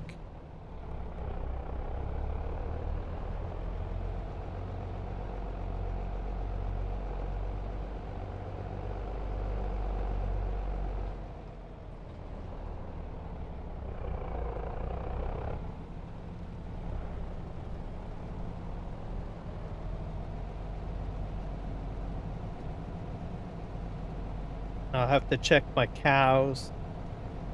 And I'll have to transport eggs, I think. Got eggs going. A few things that I need.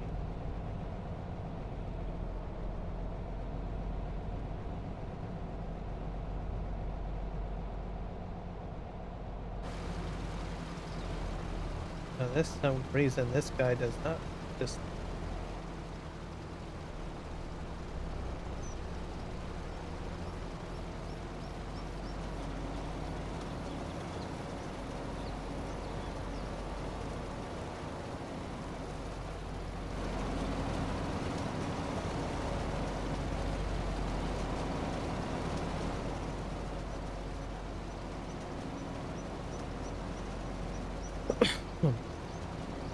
Be a lot.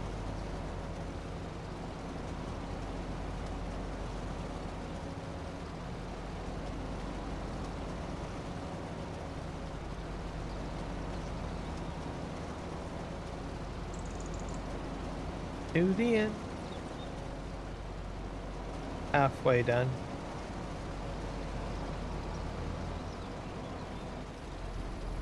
He likes to turn sharp, and I don't like that. I don't think he should turn that way. He should turn the other way. Opposite of,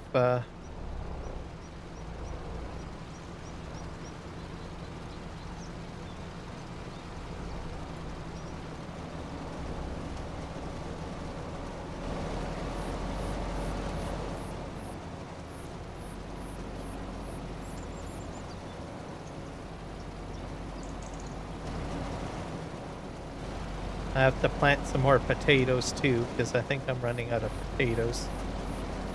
I might put potatoes on a much larger field. Potentially.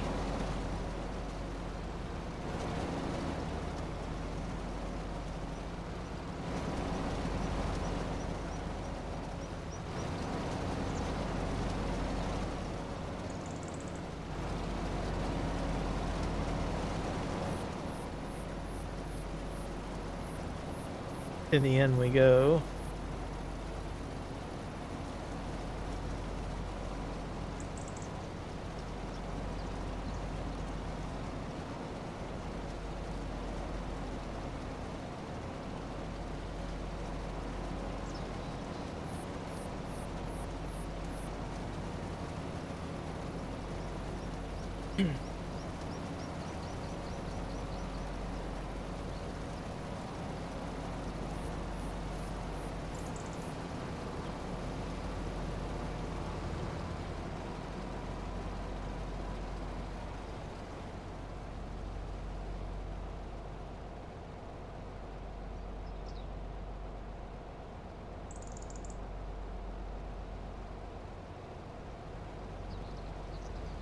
All right, go this way. Also, if you're new to the channel, be sure to hit the subscribe button. Definitely helps me out. And if you're one of my regulars, hit the like button. Or hype the video. Oh, well, I guess you can't hype. I think you have to hype after the fact, I guess. But anyways, hit like. Share out the stream to a friend if you think you've got a friend that has just recently got, I don't know, Farming Simulator 25 for Christmas. And you think that they might enjoy watching my live stream. That's always a good thing too. Welcome back, Elijah. I'm about halfway done the sugarcane field. The yield has been really good. I've probably emptied the trailer at least 6 or 7 times.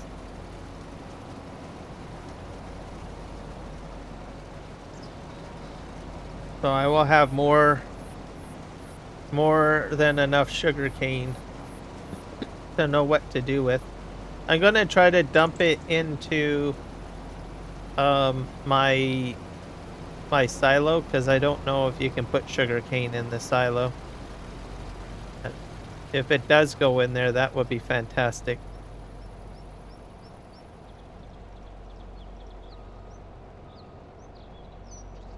Because if not, then it's just going to stay out.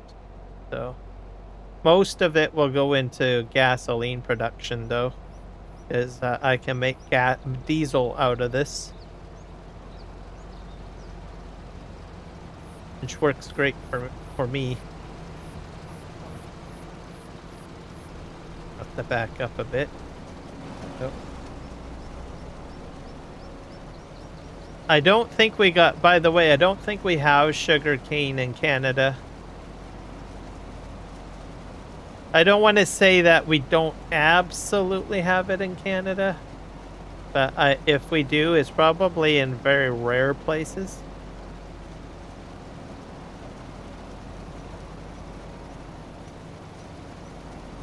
I should probably look it up, to tell you the truth.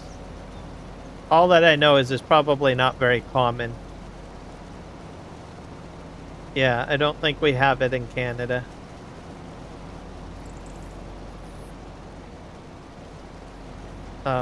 Sugar cane, I think, is more known in like South America and Central America and the southern United States. So on our part of the world, that's probably where you might see it the most. I think most of the sugar that we make probably comes from sugar beets. So that's something that we can do here, sugar beet. We have a lot of sugar beets.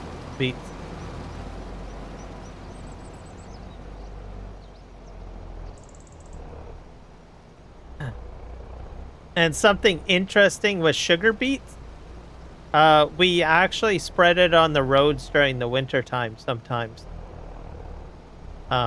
Usually in cities, you'll see it spread on the roads. It seems to be a good way to stop the ice or freezing on the roads. It's like kind of like a natural de-icer. Just kind of a fun fact. Yeah, it is. So how it works, I don't know, but they do use it. Usually you'll see it more in like maybe as a preliminary preventative measure. So if you know like a storm is going to come in or you're going to get like really cold weather, they'll spread it before the cold weather comes in. And the reason behind that is because commonly for ice and snow removal, they use salt, but salt is very corrosive, or well, not corrosive, destructive to the paint on vehicles. So to prevent that, they'll use like kind of like beet, or sorry, not beet,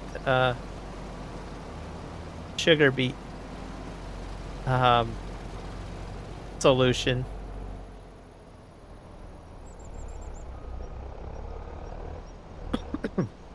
It's kind of odd, but it does the trick.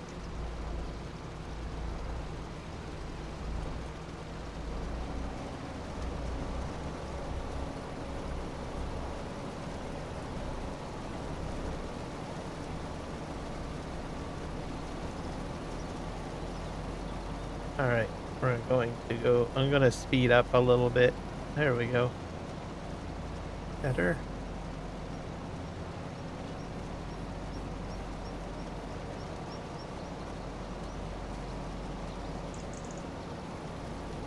At 65% now.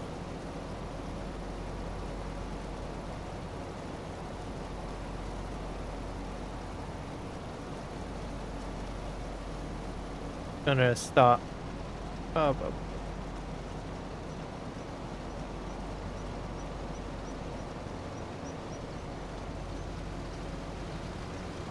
All right, let's go empty this out. That's a lot of sugar cane.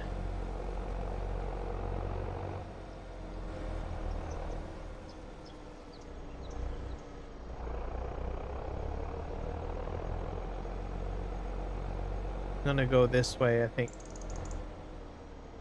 Try to spread this.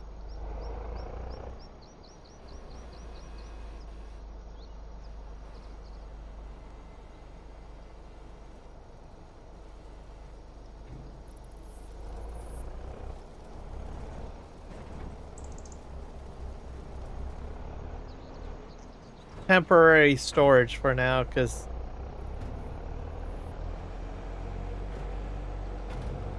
I'll eventually load it into a truck, but I do have a device to pick it up off the ground, in case you're wondering.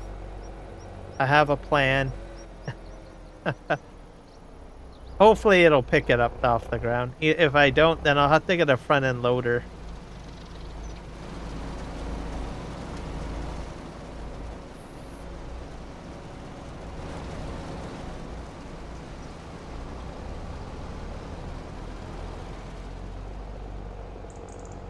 To spin around this way.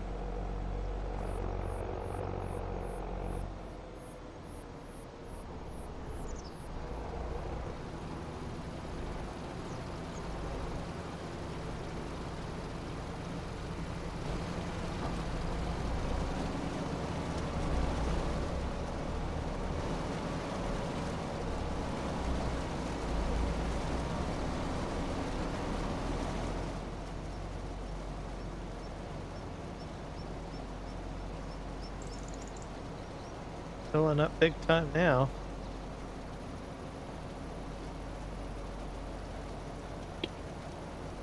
I wonder if I was messing up my yield. I think I might have. I might have been dumping some of it on the ground. They seem to be really... Mind you, I am going at a quicker speed before. I'm up to 10 kilometers an hour. I don't know. Yeah, I'm up... Yeah, I'm getting a larger yield now. I think I must have messed something up. Some of my crop has been dumped to the ground. Welcome back, sorry. We're almost done the sugar cane. Then we can get into something maybe a little bit more exciting. I'm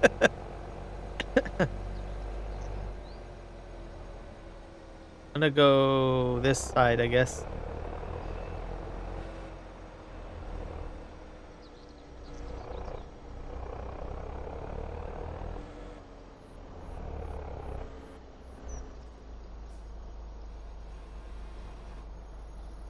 Just upload these up.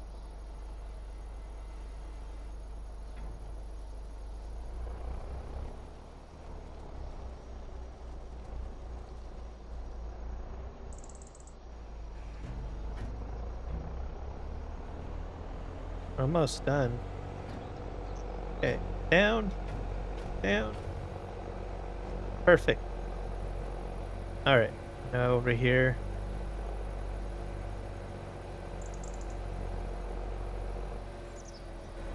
I play a lot. I play a lot. Let's just put it that way. Elijah knows. He's been around for a while in my community. He knows that I play a lot. You just have to be patient.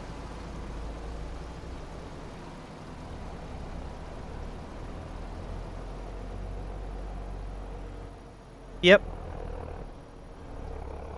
Yeah, let's flip over here.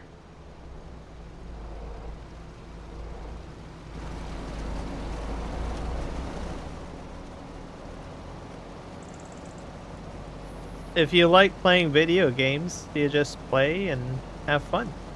That's all I can say.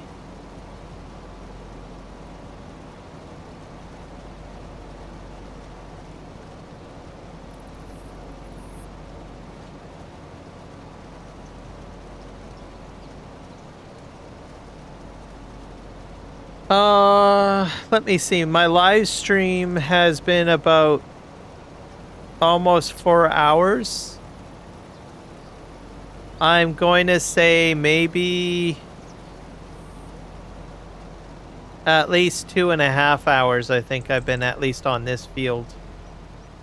I did do at the beginning of the stream some stuff with my cows because I had to move the milk. And I sold some stuff. I had some stuff to sell.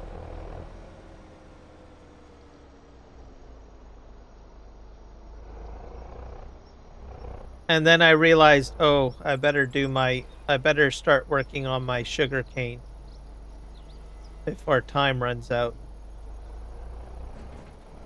Because I don't want the sugar cane to go bad. And I still have to do my sunflower seeds too. So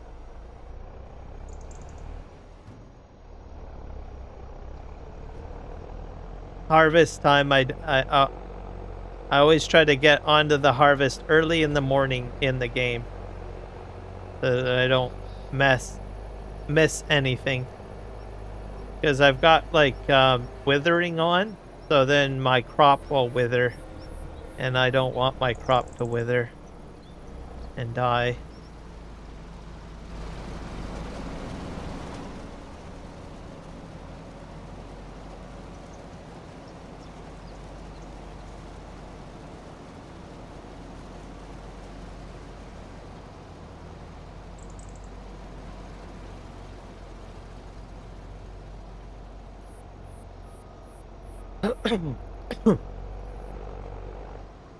So, almost done.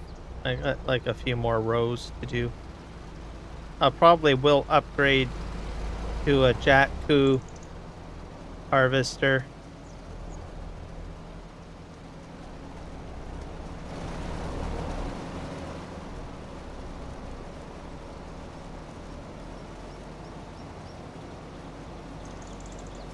And then we'll have to figure out, we'll be doing sunflower seeds next. That'll go a lot quicker because I have a much larger piece of equipment to do that with, which should make things go a lot quicker.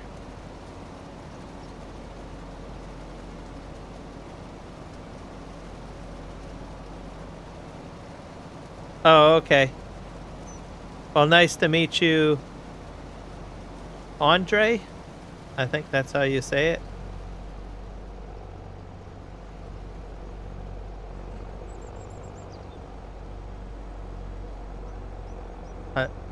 Most people don't have their real name online.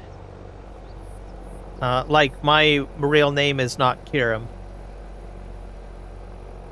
So I've always had that as my game handle. So I figure, oh, what the heck, I'll just stick with my game handle.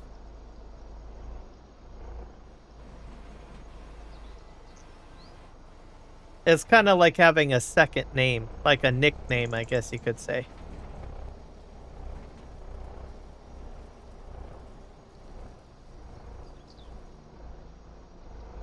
Okay. Man, I'm gonna have a lot of sugar.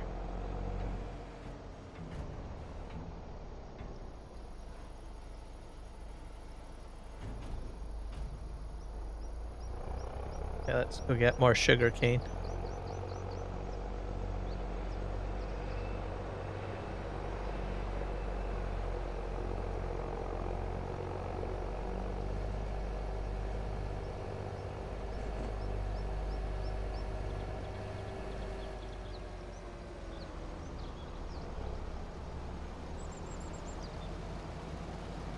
Grab that.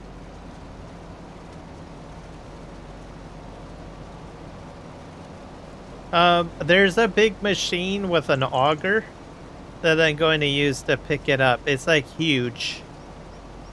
It's parked on the other side of my barns. It's kind of hidden. When I go to empty out this next load of sugarcane, I'll show you what I'll be using. I'm hoping it will work. It's a big machine. It's like huge. I used it for my potatoes, and I would probably use it for sugar beets too. Yeah, it's like huge. You're gonna be like, wow, that thing. I'm gonna use it to pick it up off the ground, and then I'm gonna put it in the trailers, and then I will transport it somewhere. We're almost full again. Man, I've got a full. Yeah, I'm gonna show you guys now. I'm gonna go around my farm. This is my farm.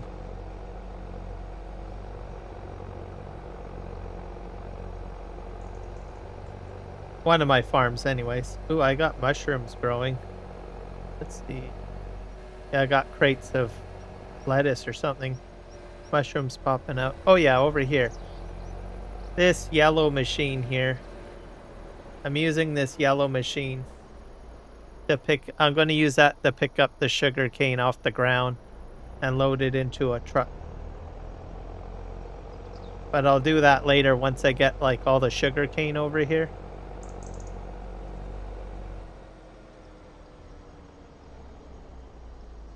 Just park this right here.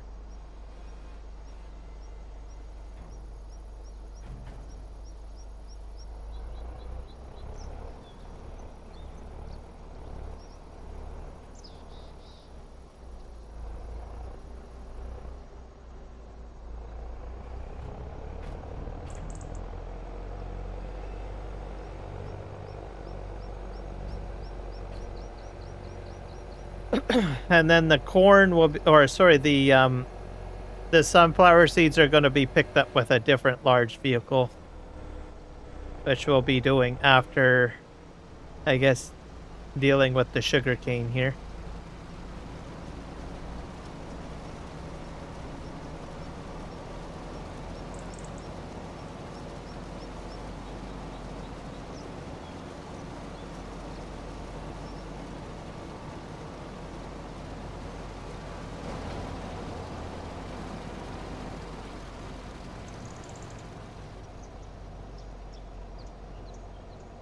Yep.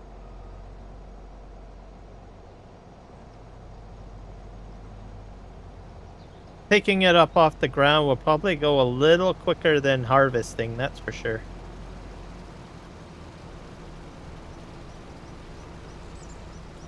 I think we're ready to go. Oh.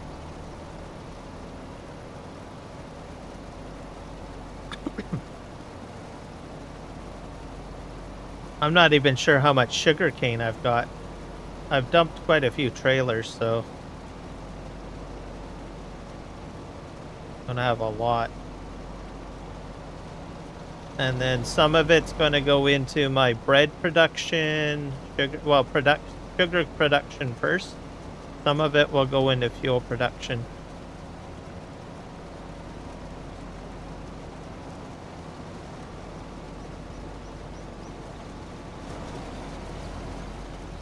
There we go, that's full.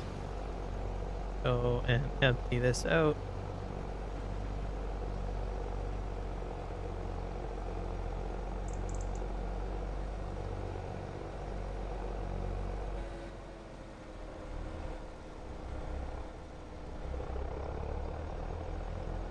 Oh, there is a mobile version. Yes, I've heard that there is a mobile version.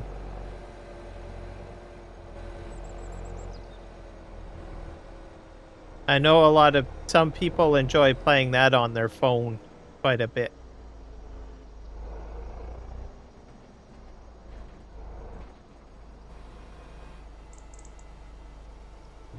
Dump that out.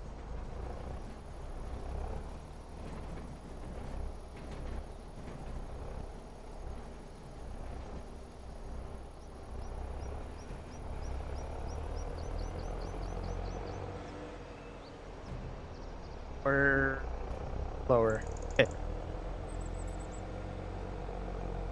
Do you play that game a lot more than FS25? Sorry, FS19?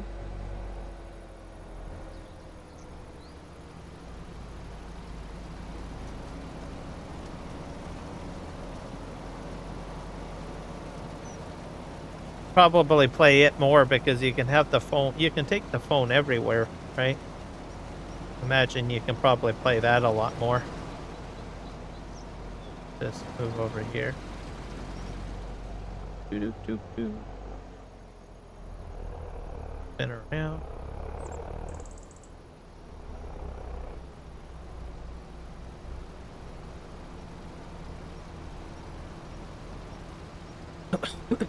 But it cost it money.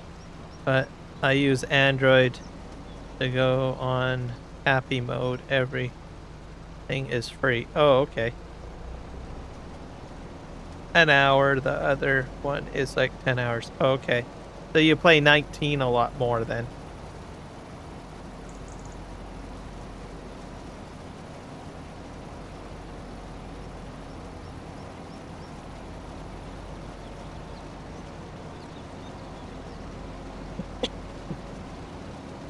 Yeah, I play this one quite a bit. It's fun. It's relaxing. Just sit back and relax and enjoy the gameplay. That's all that I can say.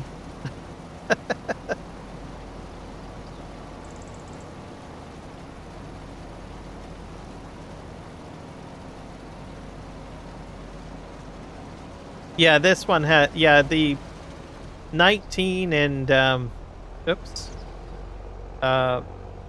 22 and 25 all have mods. And the mobile one, I don't think you can get mods on mobile, can you? You're limited to whatever the game provides.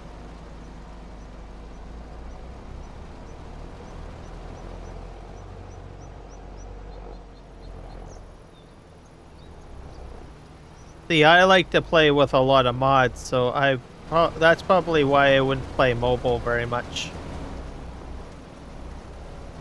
So if I want to play, I'll just play on like this version that I'm playing on right now.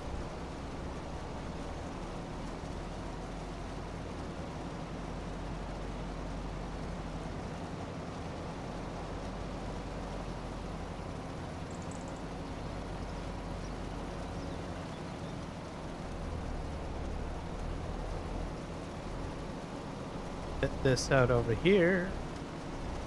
Over here, over there. Come on. Spit it out.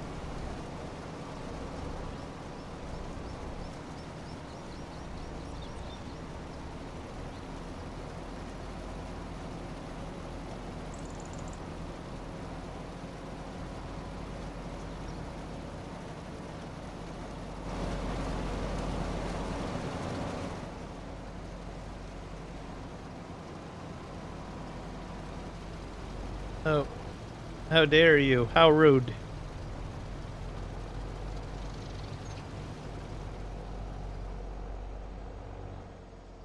He likes to run me over. Gotta stop that.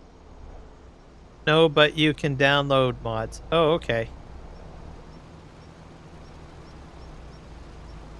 So they provide some, but not a lot, essentially.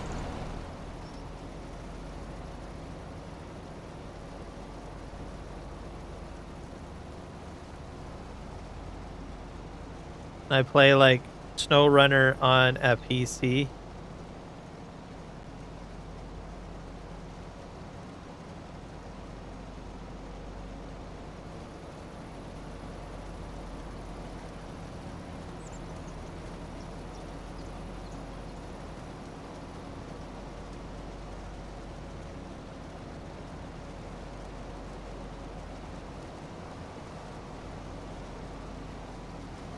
Yeah, I don't play SnowRunner, but I have watched some people that play SnowRunner because there are people that live stream SnowRunner.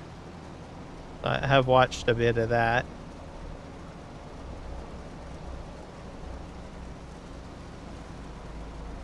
We're almost to the end here. I'm gonna just turn.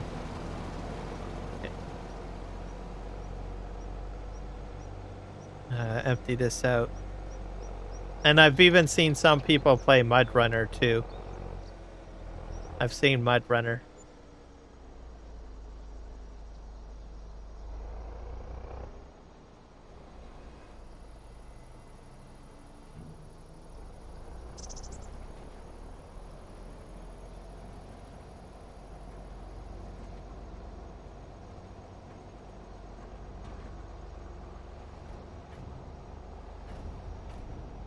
Oh.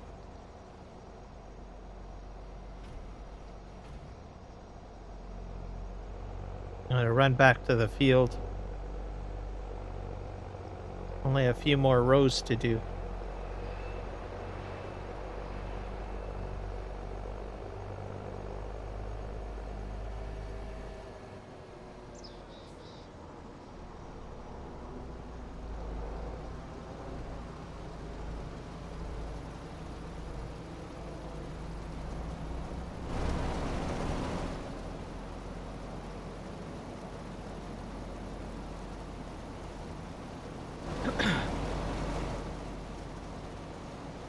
I'll have to see how much sugar cane I have. I think it can calculate how much I have. I gotta have close to almost a million, almost 100, maybe a million liters? I don't know.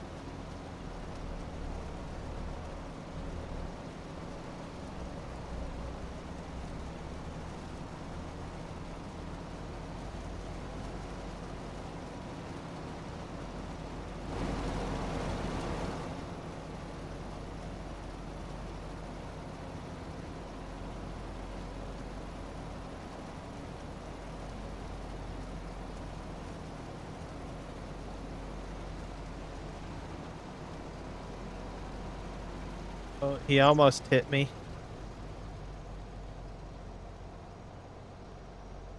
That was pretty close. Almost hit me again.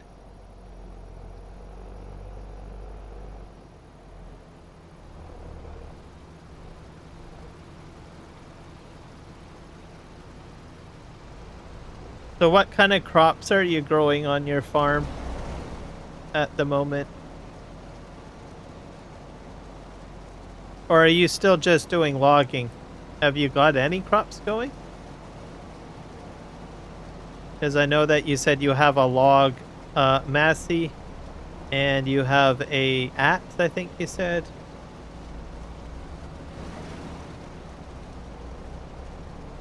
Not sure if you're doing any farm work yet.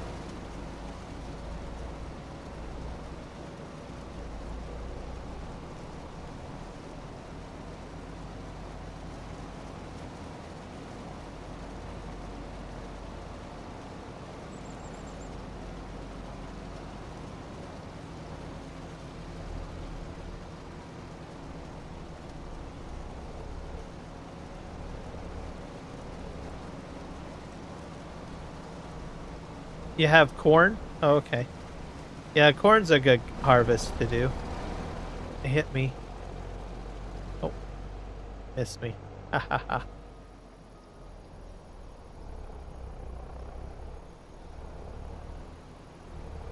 Swing down this way.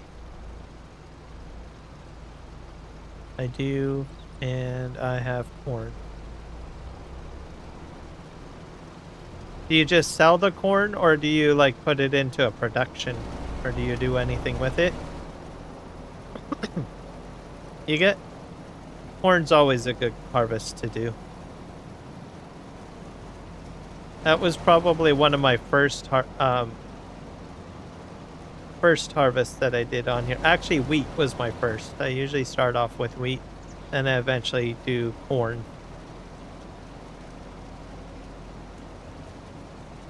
You sell it? Yeah.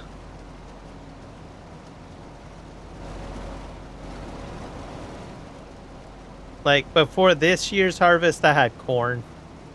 So, but this year I've got sugar cane and I've got sunflower seeds.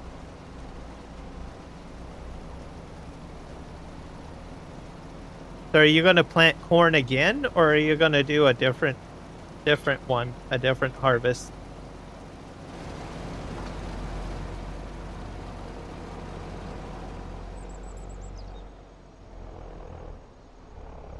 You should try wheat, maybe. As you can like you get like wheat and you also get straw. So you can do both. So you get both from wheat. But you do have to buy a different header though for your combine. So like a crop, instead of like using a corn header, you'd have to use a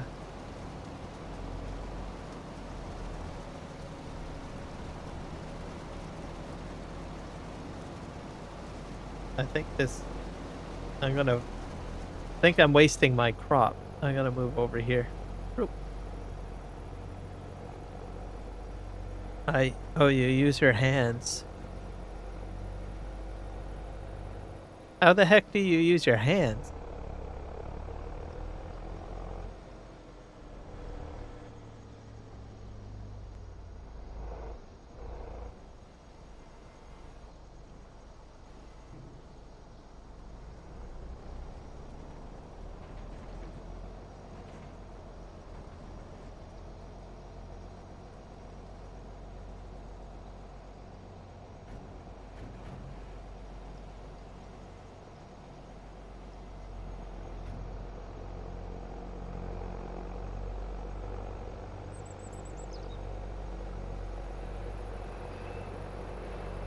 Alright, I'm gonna head over here.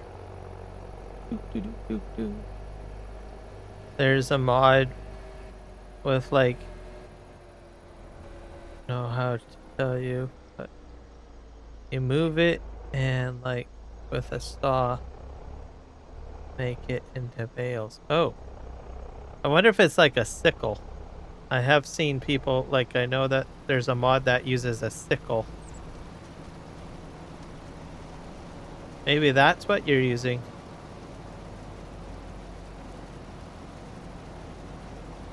That's one way to get corn, I guess.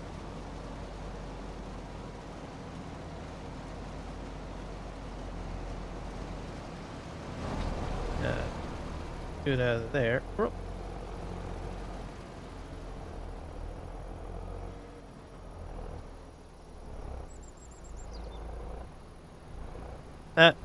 I hope you don't have a large field, but it took you 2 hours. Yeah, that's what I was thinking. It's gonna take you a while to get through all of that. 2 hours. I suppose that's a lot quicker than what I'm doing, because this has been, I don't know, my sugar cane has been keeping me pretty busy here. Is the field larger than this field, or is it smaller? Or about the same? Is it smaller than this field?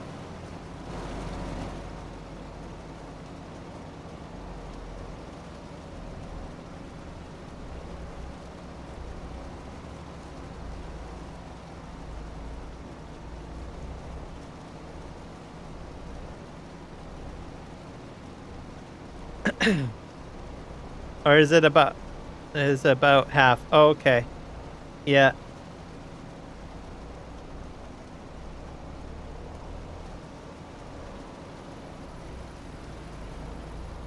Well, at least you know you're a farmer.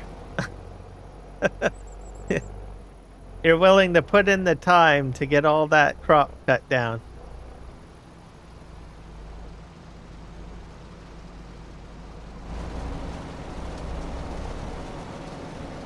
I'm gonna...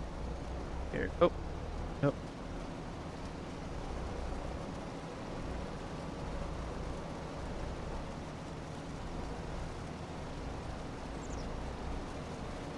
So do you must use a lot of hand tools on your gameplay.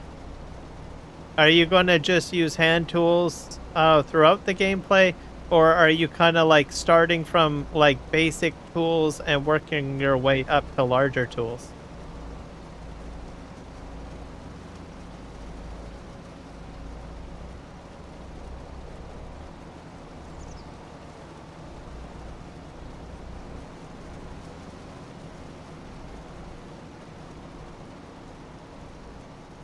Oh, okay.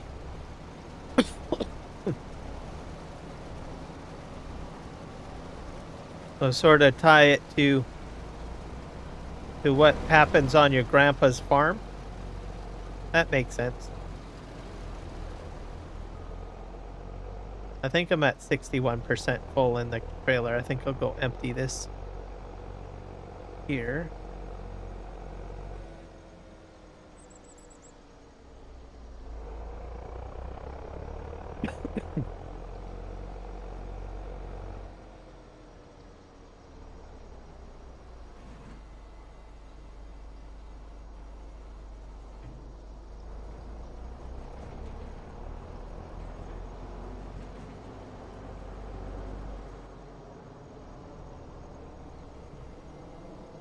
Pour that down.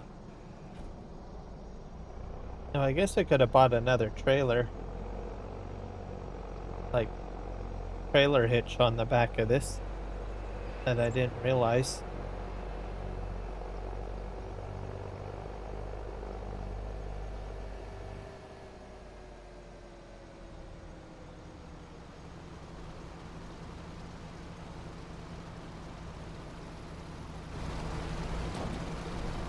Go forward.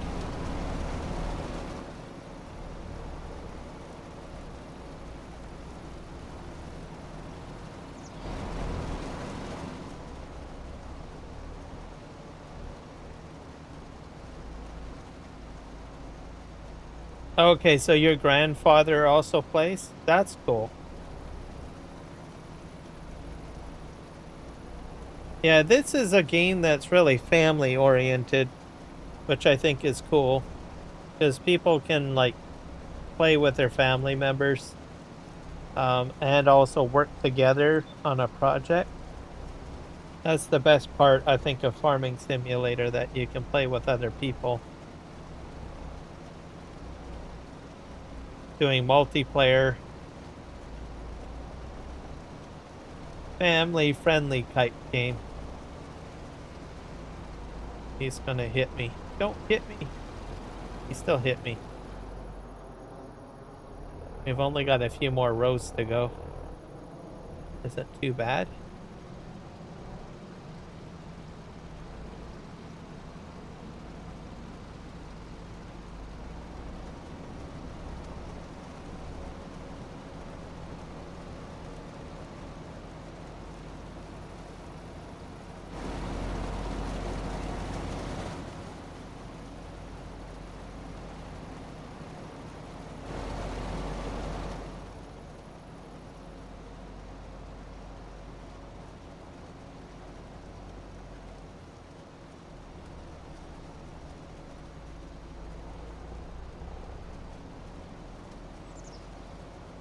Almost done.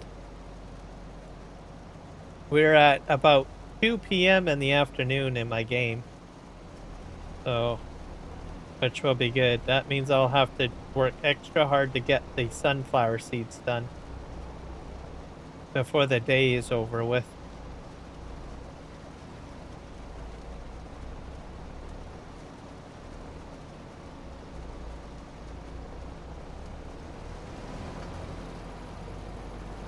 I've got 4 fields that I have to do. or sunflower seeds. That's going to keep me busy. But I think it'll go a little quicker than this sugar cane.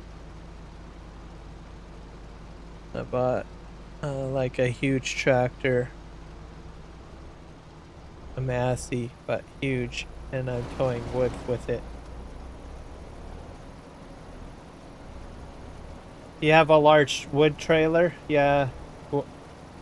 Wood is very heavy, so you have to have a fairly decent tractor or truck to haul it.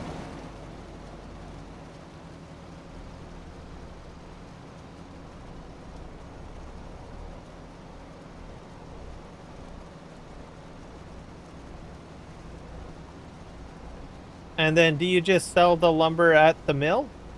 Or like do you just sell it, or do you make it into something like boards, stuff like that? Like planks and boards in the game, I mean.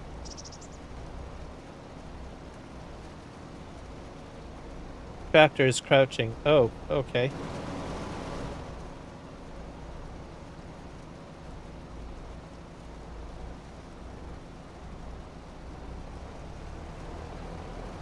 Spin around.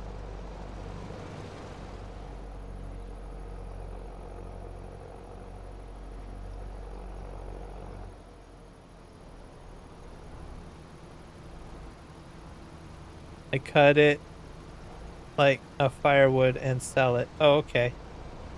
There is a firewood mod. Are you using the firewood mod? Because there is a firewood mod that allows you to cut it like stacks of firewood. Hello, Sky 2572GXUN. I'm playing Farming Simulator 25.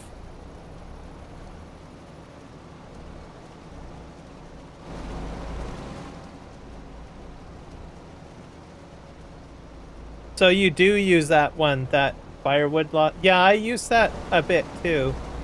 I used it on Farming Simulator 22, and I think I used it on 19. On a map called No Man's Land. Oh, I'm full. I have to go empty my sugarcane. Time to go empty sugarcane, guys.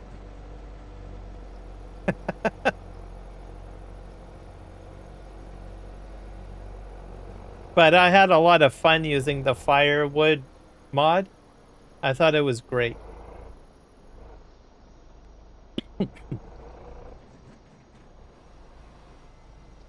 Empty out.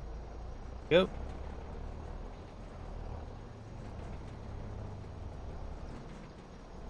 I don't play 19, no. I mainly play 25.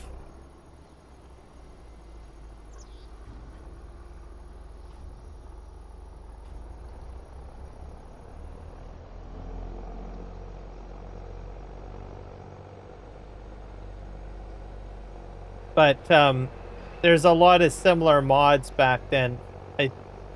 I think the firewood mod is in 25, I think. I'd have to double check. I might go ahead and try to install it again. Can't recall, but it's a good mod. And you can take any piece of wood and turn it into firewood and stack it, and you make quite a bit of money off of the firewood. So it's probably one of my favorite mods. Or like if you're starting off a farm, it's a good mod for starting off a farm, especially if you're getting into doing like lumber in the beginning.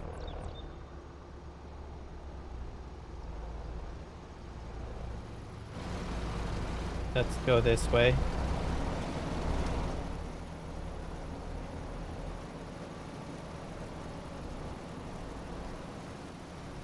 Back up. Go forward.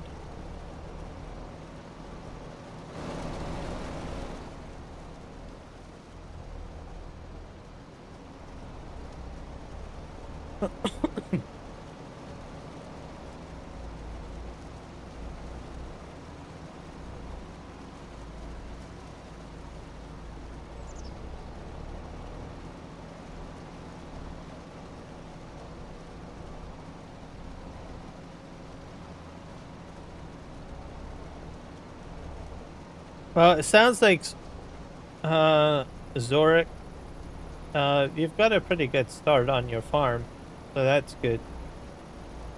Because you're doing corn, you're cutting down wood, and you've got a fairly decent mod to turn your wood into firewood, so that's good. Hey, Sky, thank you for the subscription. I appreciate you. Also, Happy New Year.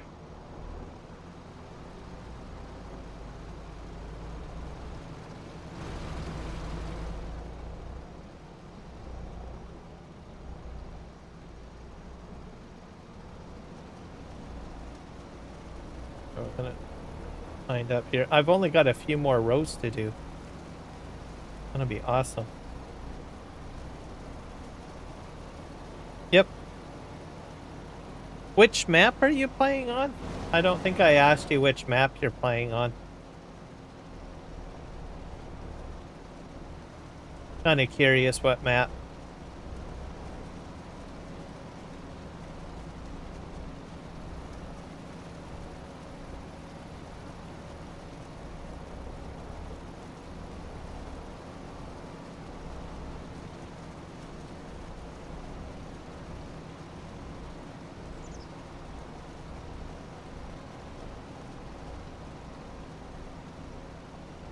No Man's Land, by the way, is a great map to play on. So if you do get bored of the map you're playing on, unless you're playing on No Man's Land, but if you do get bored of the map you're playing on, you should try No Man's Land. You start literally with like some very basic equipment, and there's a lot of logging in it. I even don't know. I like the village. I think I have a village I play on. That one, I think. Oh, okay. Is it a map that comes with the game? I wonder if it's Elm Creek. I played Elm Creek on 25, or sorry, Farming Simulator 15. Come on. Oh, there we go. One more row to do. Sweet, we're almost done. Okay, so Elm Creek. Yeah, I played on Elm Creek as well. It's fun. I like the beginning area. There's like trees in the like back field, I think. I cut those down when I was playing on Elm Creek. Or Zalonka. I can't remember what the name of it was. Yeah. If you do change maps, think of trying No Man's Land, especially if you like doing wood.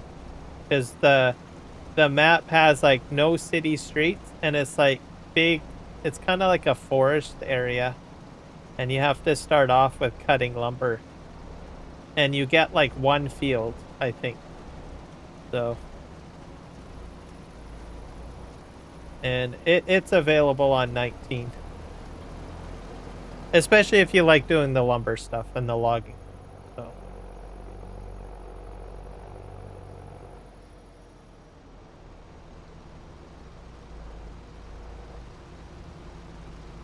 this, I think this is my last row, guys. Oh, right on. Yay, no more sugarcane after this row. At least on this live stream. This took forever. I want to do something else. I'm getting a little bored of doing sugarcane.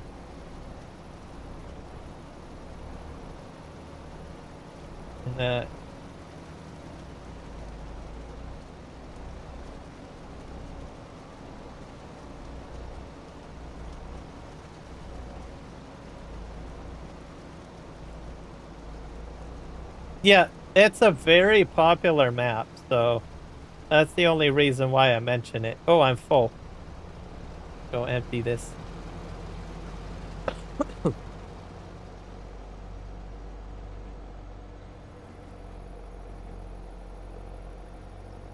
So that's the only reason why I mentioned No Man's Land. So,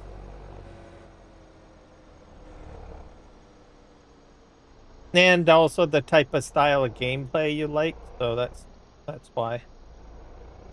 Like if you told me that you wanted to like do a lot of like wheat harvesting and corn harvesting and all sorts of harvesting of that nature, I probably wouldn't recommend it because you wouldn't be able to do much of that initially.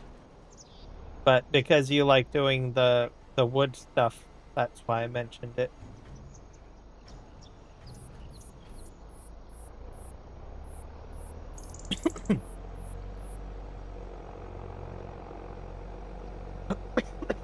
Excuse me.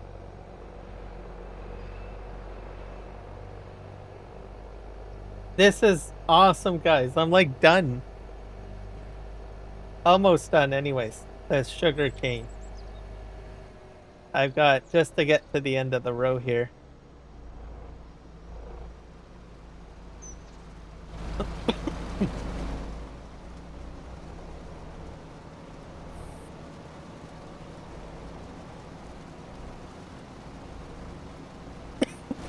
Excuse me.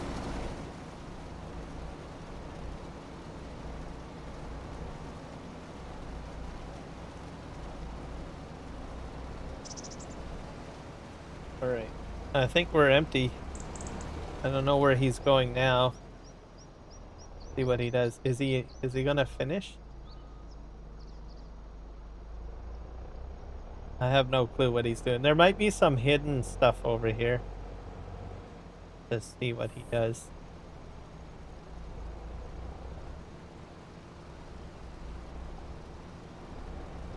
Oh, he is cutting some stuff. There's like some invisible stuff going on here. We've got some ghost sugar cane, everybody. I think he just didn't realize how much he had done.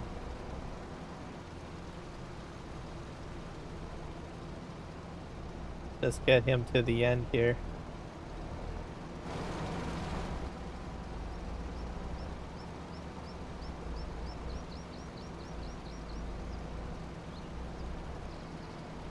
And then we'll find, I think I can figure out how much I've got.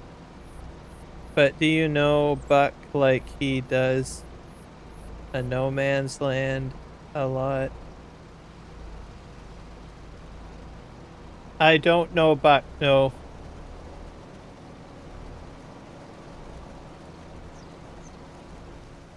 There we go. It's all done now. Yeah, I can go empty this now.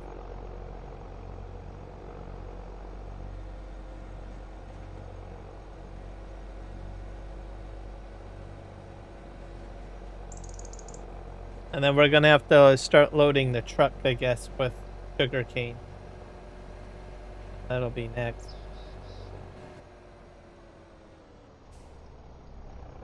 Is it just called Buck? Just Buck?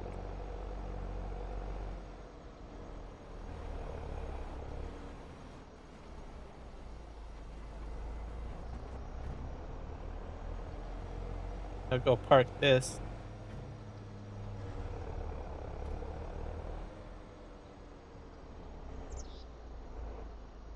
I'll just park it right here.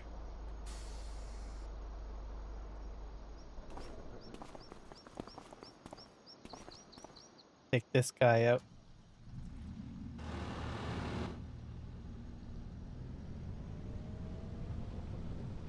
This is my device that I'm going to use to load the sugarcane in, or use it to load up sugarcane.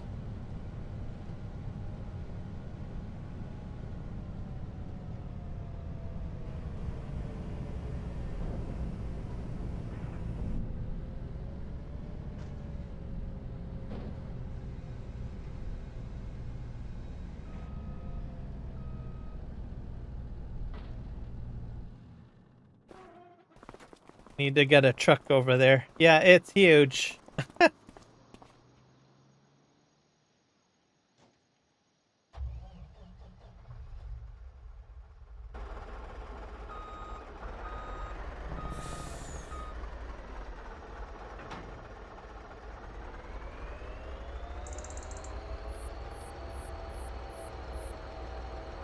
I'm gonna use this to transport the harvester.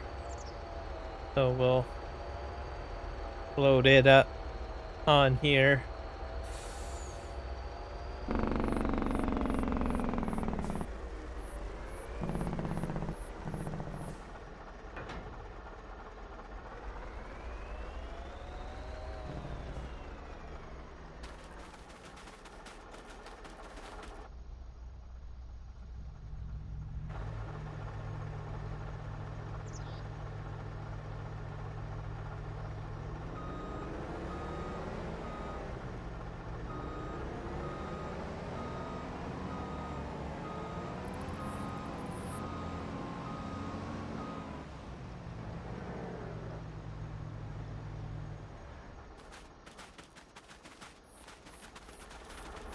It's a little quicker to move.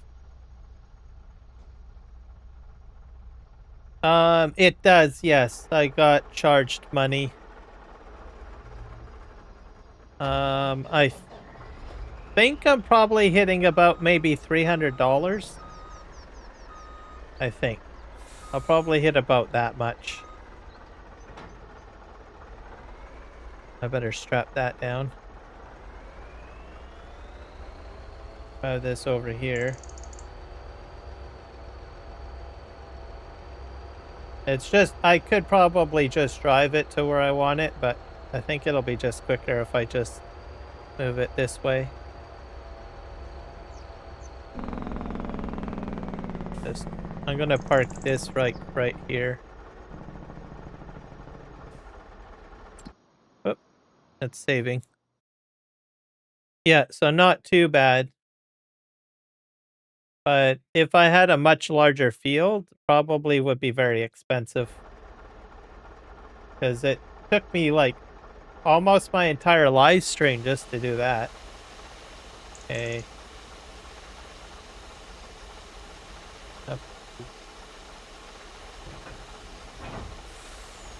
Okay, now we're gonna hook this up to my other trailers over here. And we'll end up filling.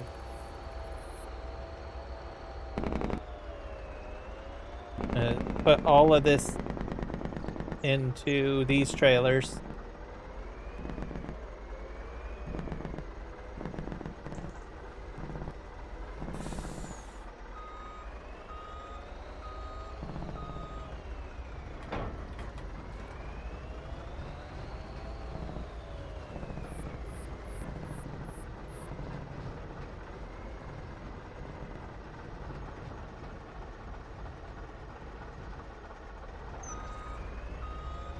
Right underneath the spout.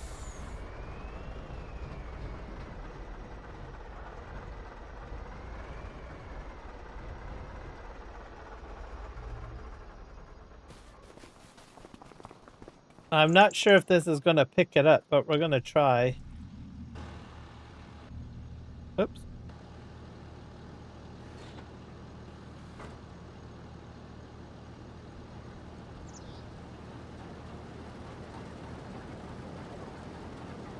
It's working.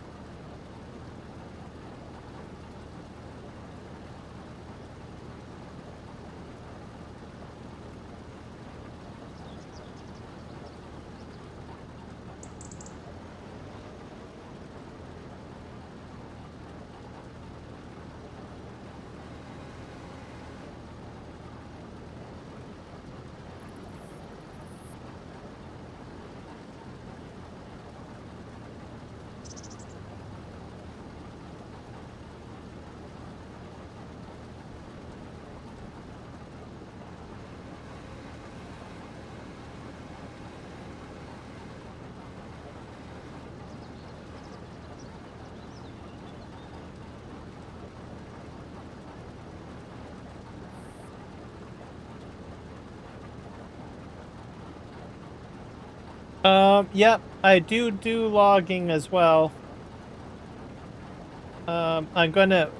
I'm not sure if I'm gonna do that today. We'll see how quickly I can get the sunflower seeds done. Because I have to get the sunflower seeds taken care of. Yeah, I think I have to...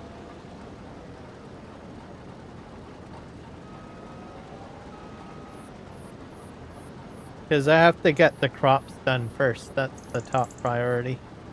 Man, that's a lot of sugar.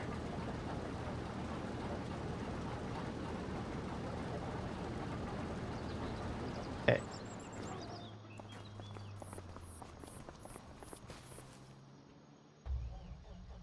That's 100,000 liters right there.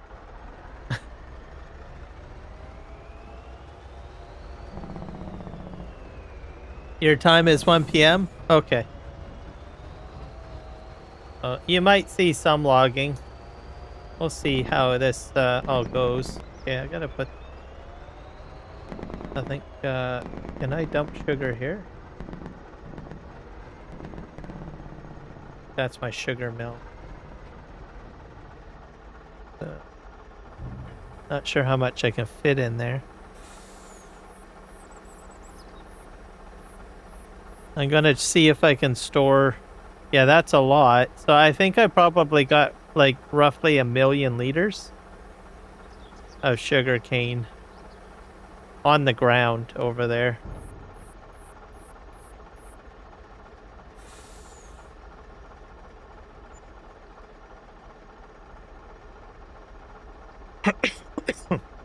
This is going into the sugar factory. I'm hoping that I can put some of this into the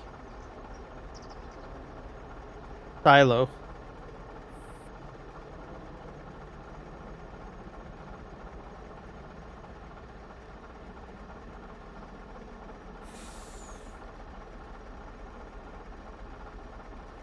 Oh, it's in the middle of the night? Yeah, it's probably middle of the night.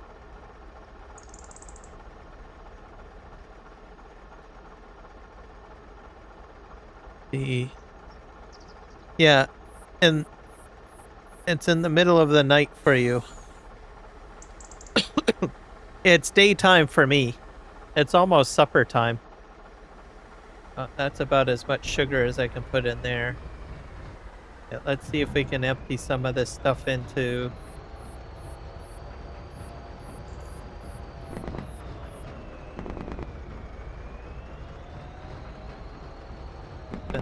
I'm gonna try to put some of this into my silo here.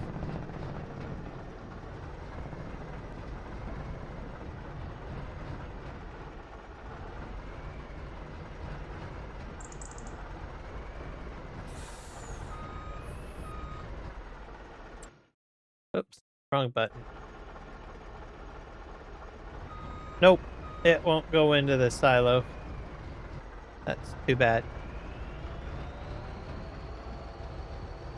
So we're gonna have to transport this to another location.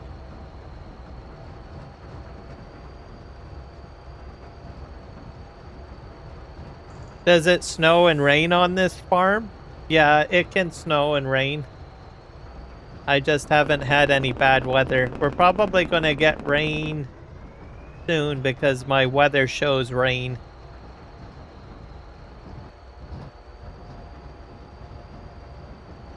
Yikes. I probably need to put a storage down for sugarcane.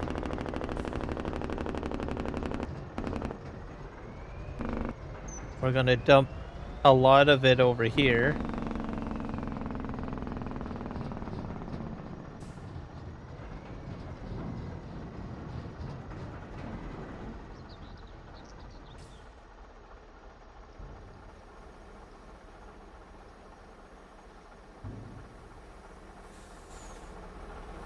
So this is my gas factory. That's gonna start filling this up.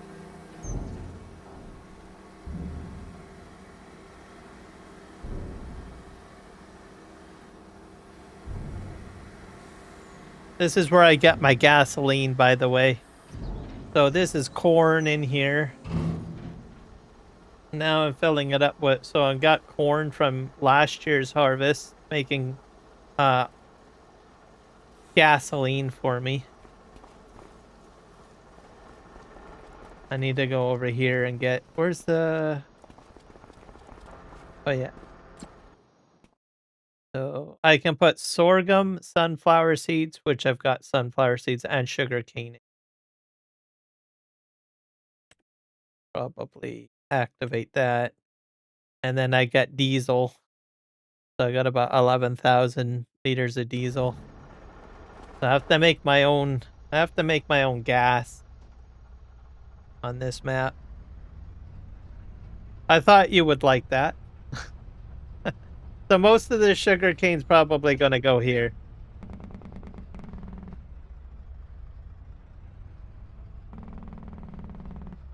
I gotta go back up the hill and fill up. And I'll probably have to put a production down, like some sort of a storage for that. I'm not sure how I'm gonna do that.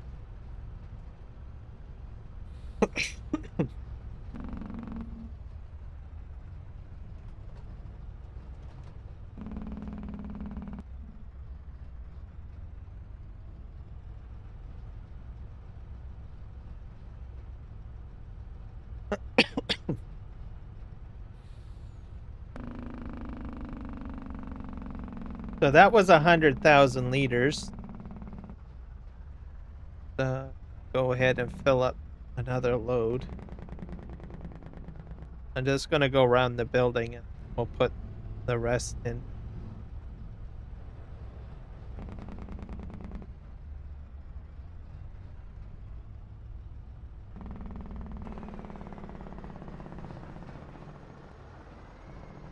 I'm probably going to do something like that. Be a little bit forward. Go put more in.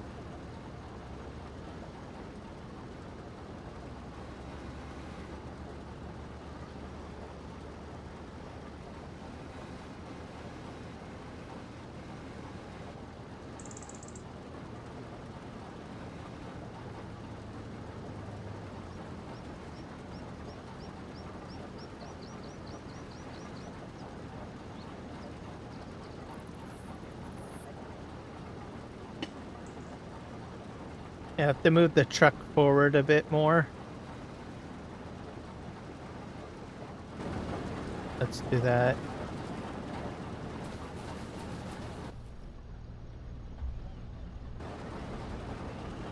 Because I got a little bit more room in the rear trailer.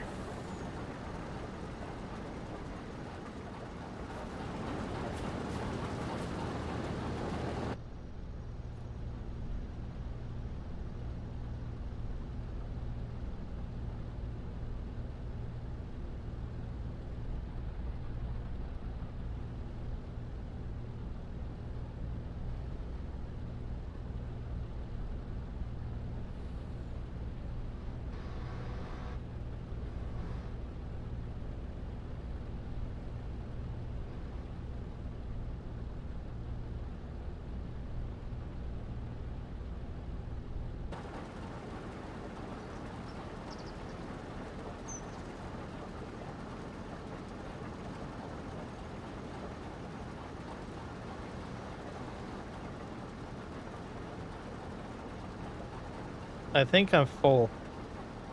There we go.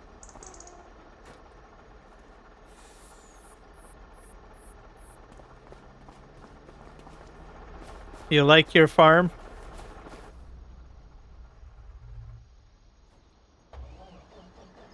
Oh, that's the important thing. You gotta like your farm. I guess I can squeeze a little bit more in here.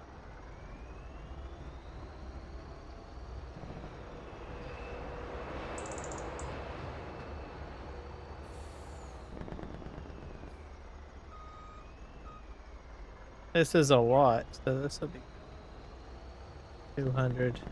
Oop.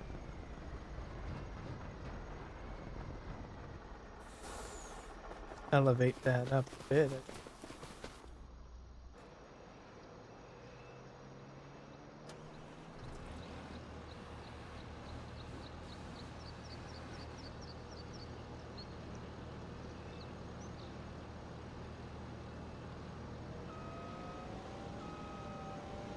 I'll go down this row, I think.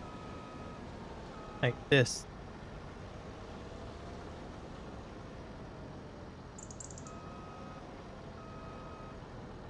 Okay. We need to put a storage down for this. I think I do have some sort of storage. I don't. Farmhouses. I might not have a storage.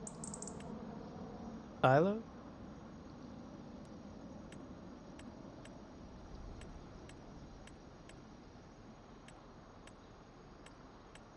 Nope. Have a just pure out.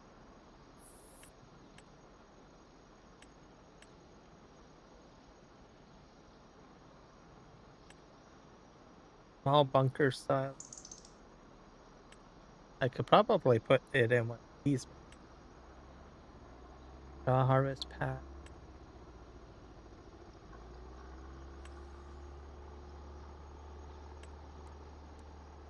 Shed. Style.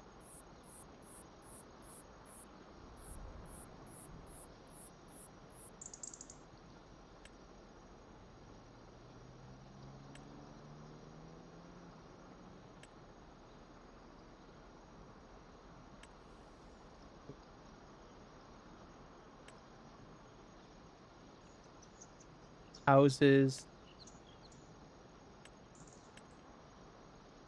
Nope. What about over here? Other. Here.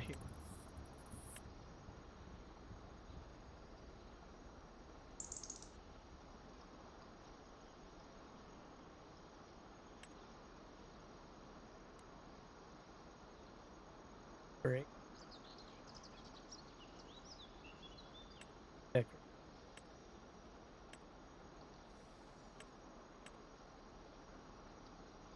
Nope. I guess I'm out. Well, that's just too bad. I probably will just leave most of that sugarcane just sitting there. I might have to find an option to sort of figure out how I'm going to store that. I'll need a mod. I'm gonna have to find a mod for storing sugarcane, I guess. Zori. I'll do that another day. For now, it's just gonna sit on the ground. I'm gonna take at least 2 loads to this diesel plant. So that'll be about 100, another 100,000 liters of sugarcane. Hello, Michael. I don't know, but I don't think it's Wednesday, sir. It's Friday for me. And for some of the people watching, it's probably already Saturday. Might be Saturday for people. Zori, is probably Saturday for you, isn't it? Because you're in Macedonia.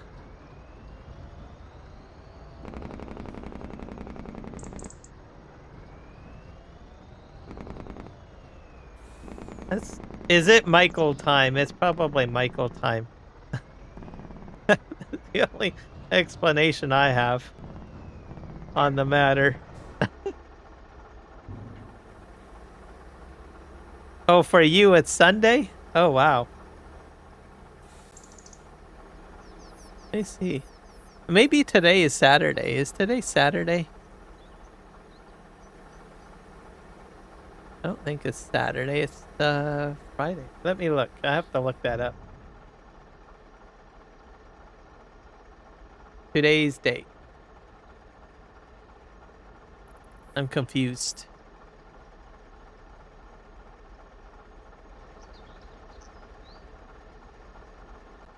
I have to ask co-pilot. Hey, what day is it?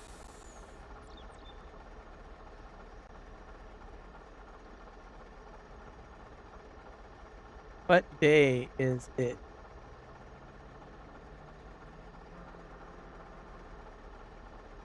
It's Friday for me. That's Friday. I thought it was Friday.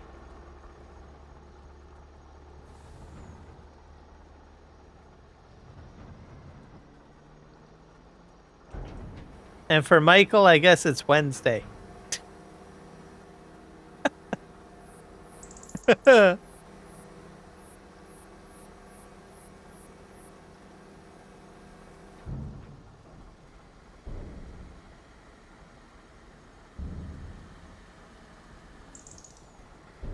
We're slowly emptying. This is all going into this thing. It's almost full. Maybe I should just try to fill it. What do you think? Should I just try to fill it? I'll probably still have a little bit left over, which will be fine.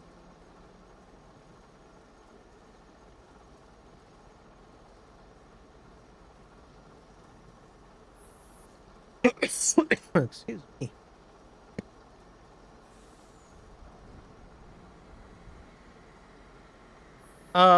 Where I live specifically in Canada, no. Right where I live in my city, there is no snow.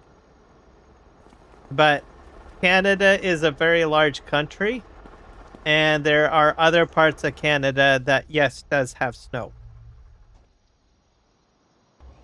Actually, probably about I would probably be safe to say 90% of the country is filled with snow right now. But my part of the country is very special. It doesn't seem to have snow. So, go figure.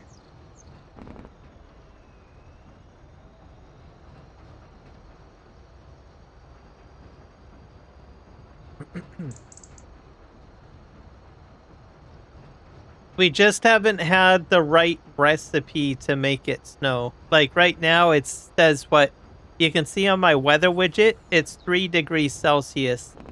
We need that. There's 2 things that we need. One, we need it to like rain. And 2, that number has to be at 0. Has to be at 0. Maybe 1. 1 degree Celsius or 0 degrees Celsius. Or minus, in the minus. Unfortunately, we haven't hit that yet. Right now, it's just like cloudy with sun. So we would need like some sort of precipitation, like rain, and the right temperature. So, and we're so close, but we're off the mark. Let's put it that way. I'm gonna move this forward.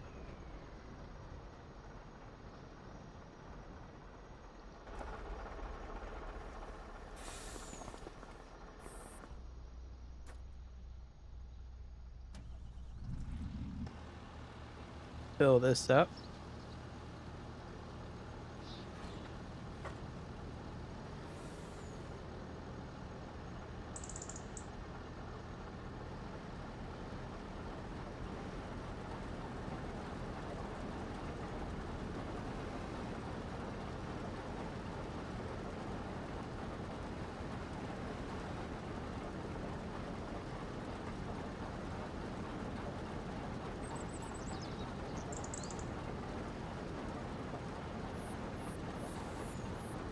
Yeah, only 3 degrees Celsius.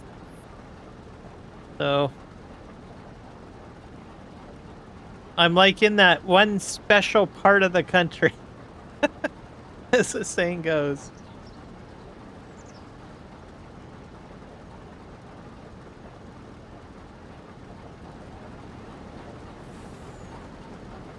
We're not even getting frost on our vehicles, which is kind of weird. It's been a little bit, I guess, warmer than normal.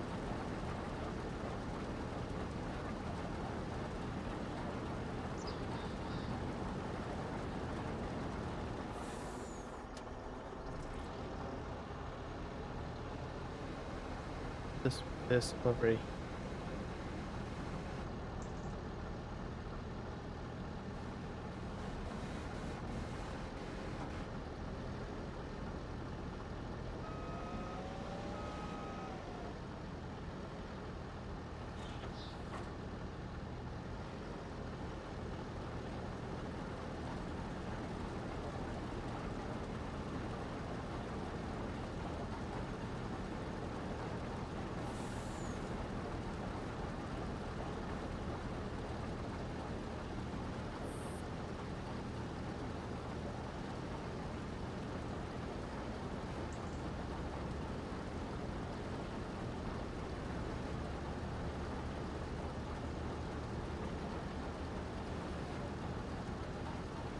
But we can still get like our snow season could be like as late as March. So we still have a lot of time. We're in the January. So who knows? We might get the right recipe or for snow perhaps. Where I am. Maybe. Almost full.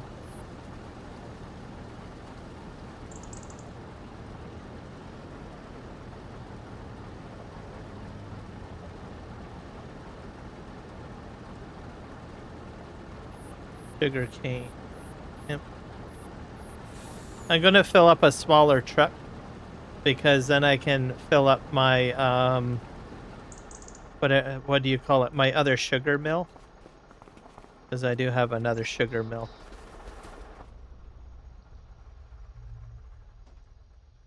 We're gonna just take this will be the last load we're gonna take down to that diesel plant, by the way.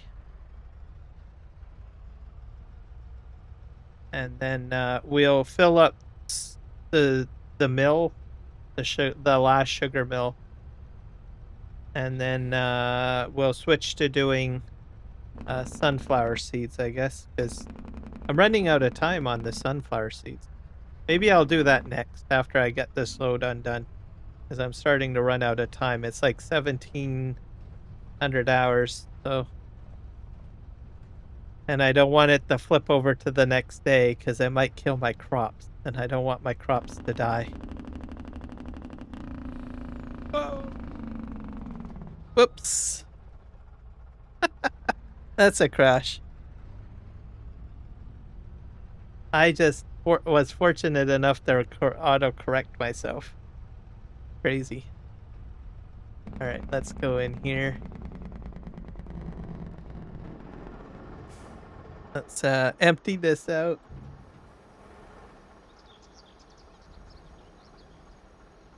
See that out. That was crazy, yes. I tend to be a bit destructive when I drive. Okay, let's watch this thing fill up. Oh, it's almost full. I think it's full. Can I fit the rest of it in there? I don't know. It's full. I don't think I can fit the front trailer in.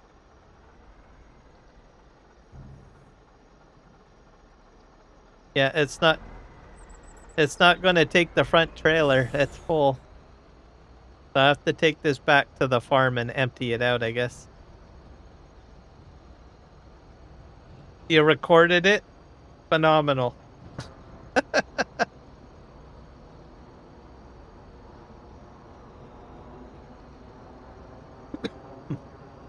All right, we're going to go up here.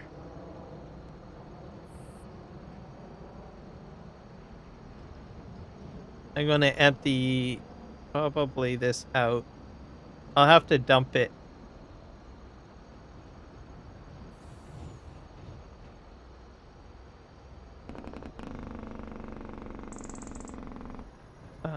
Well, I guess I could probably leave it in the truck. I don't know. This is my primary way of transporting, though. The downside here is I do want to take... Oh, well, I'll be fine. I got plan. Let's just park this here. Okay, we're gonna do the sunflower seeds now. So we'll fold this up because it's taking up a lot of room.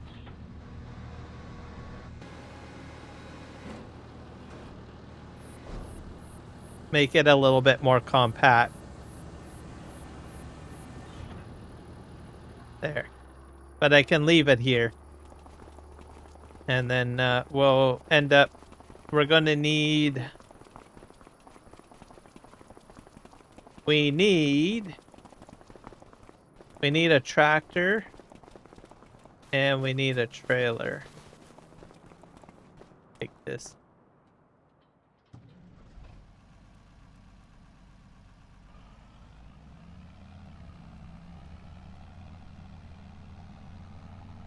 We're going to use this trailer here. And my sunflower seeds definitely will go into the storage at least. Did I pick up the trailer? Yes, I did. Oh, do I have anything in it? No, I don't. We're fine.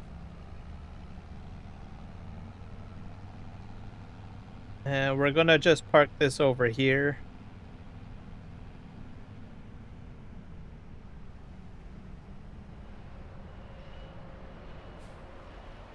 There. And we'll go get our harvester. It's a big harvester, by the way. Let you guys know.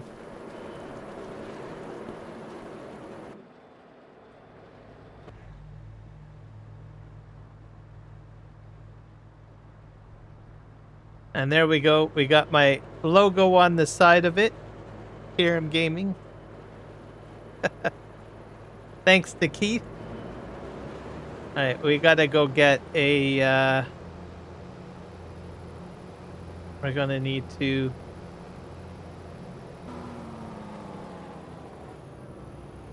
We have to put one of these on the front.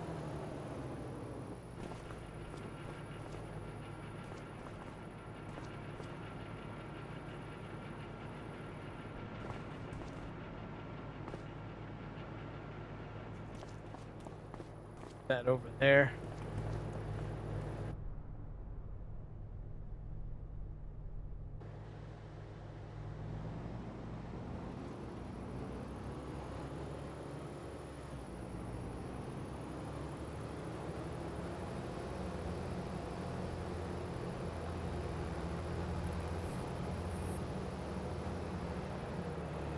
Oh, hit that truck.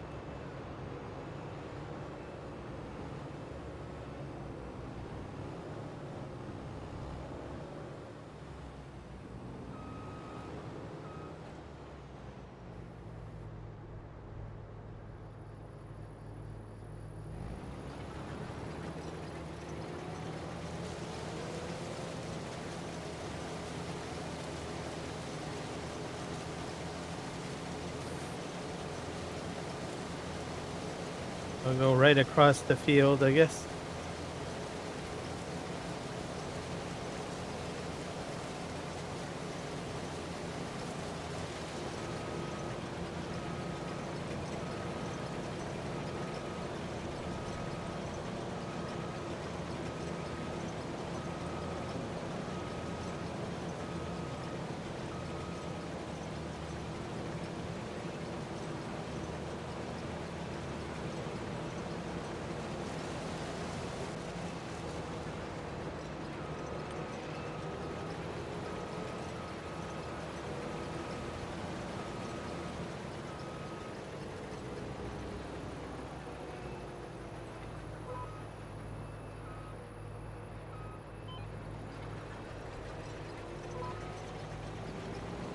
All right. I do this one on my own. I only did the sugarcane one because it's a bit more challenging.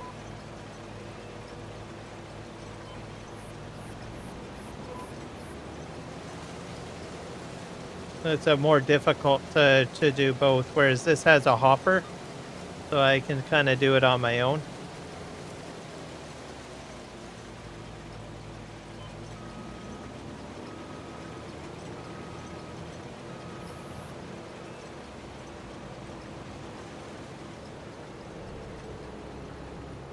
Oh, I forgot to lower my machine again.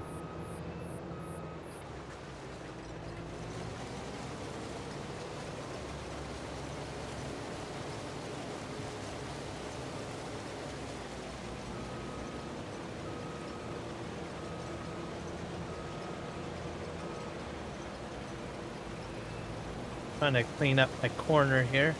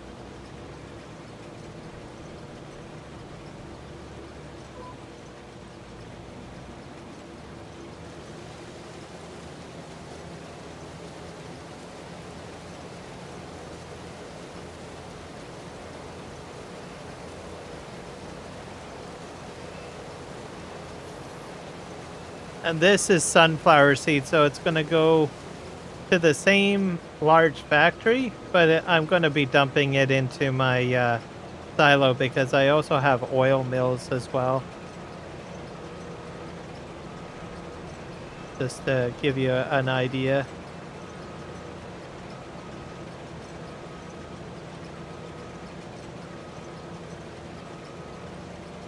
Yeah, I turn it into hay bales. So that's what I do. That because it turns it, well, not hay, but straw. Straw bales. So I will end up taking like a windrower or a rake to try to churn it up and put it into a nice row, and then I will turn it into straw, basically. If that makes sense. I can back up.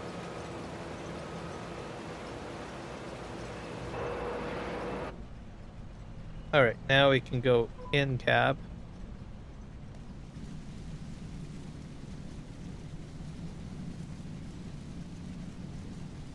Get this all picked up. I've got at least about, I think, 4 more fields of sunflower seeds to do. This one's probably the most antiquated one because I have that factory in behind me. Satisfying? Satisfying? Is that what you're trying to say?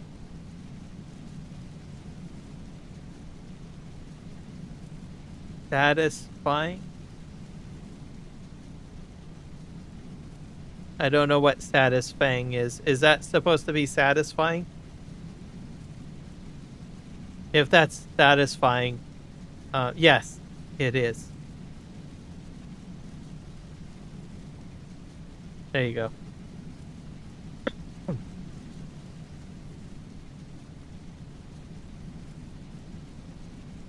I can do AI on this though, if I wanted to.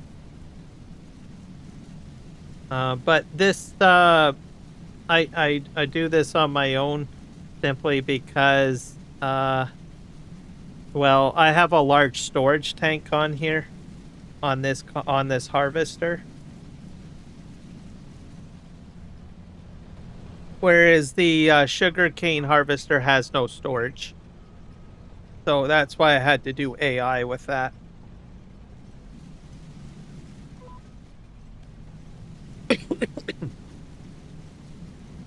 But all of this sunflower seeds is just going into storage.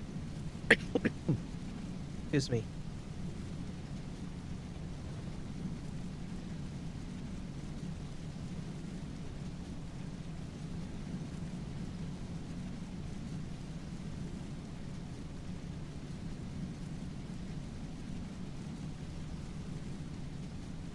And then I'll put it into, I'm going to put this stuff into a silo. And then I will transport it later. So no dumping onto the ground, because this stuff can be stored in silo. And then it'll go into oil production at some point.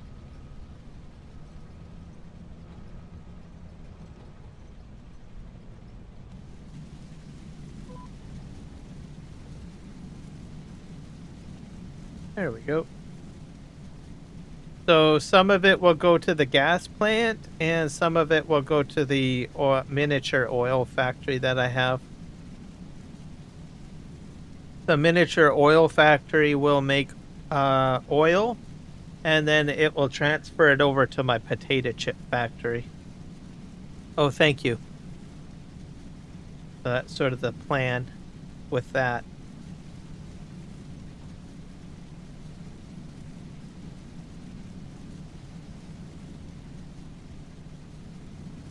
Yeah. And that's how productions work. So I enjoy doing productions. Take a crop, turn it into something.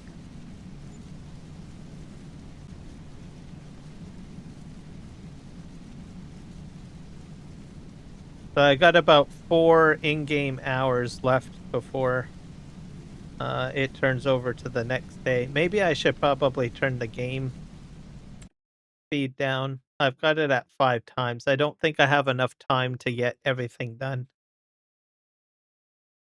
at that speed. Setting. So I have it at 5 times. I'm going to put it down to like real time. That'll ensure that I get everything done.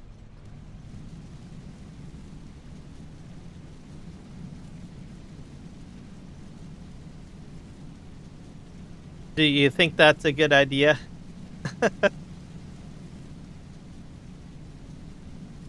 Because I don't want my sunflower seeds to like go bad. At what time are you gonna play again? I'm not sure. I'll probably be playing tomorrow again. But I'm not sure if it's at this time. Probably around when I started. I'll probably do it in the morning, my time. What time? Probably a lot earlier.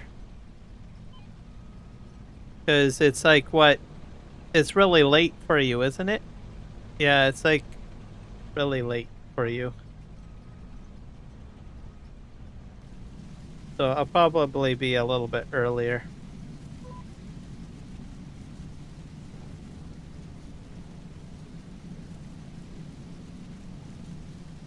Like, what time is it now? It's, yeah, I'll probably do a earlier morning stream, probably.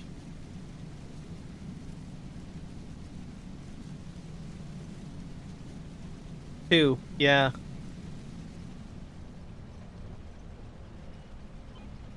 Is it like, it's nighttime though, right? Nighttime?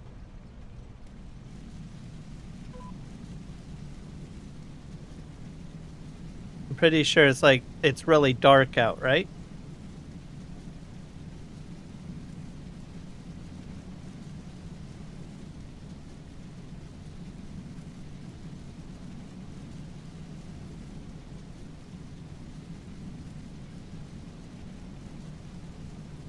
So, yeah, you'll probably see me maybe not as late. If you keep an eye on my channel. So, because I will be doing a much earlier morning stream.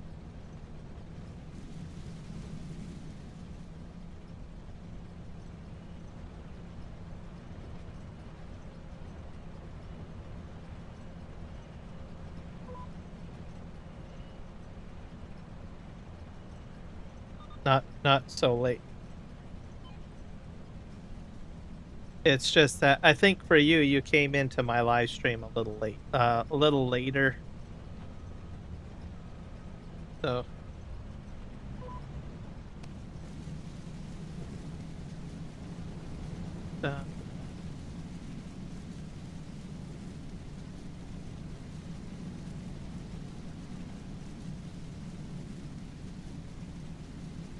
And then I do have logging to do.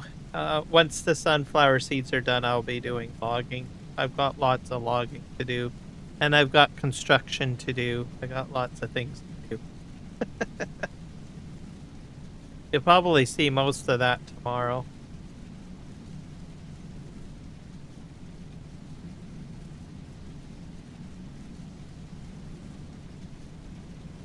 About 9,000 liters of sunflower seeds.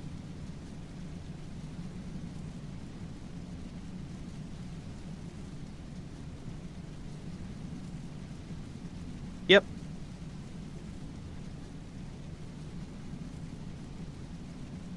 So I do quite a bit of logging, and I do a lot of construction on this map. So you will see a lot of that. And then I do, like I said, I do some farming, like you can see. Right now, I just prioritize the farming because it's harvest season. So, but as we get into the in-game winter months, that's when I generally do a lot of my, like, mining and heavy equipment stuff.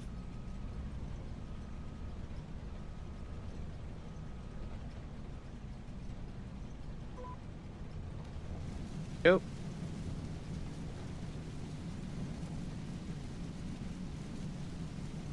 Exactly. So, and I have a lot of productions going too. I've got 2 coopers going. I got a paper mill going. I got the sawmill going. So I actually make things out of the wood, essentially, which isn't too bad.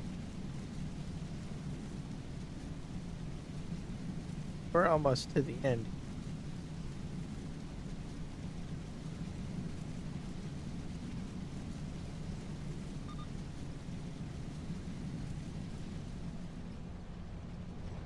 A little bit.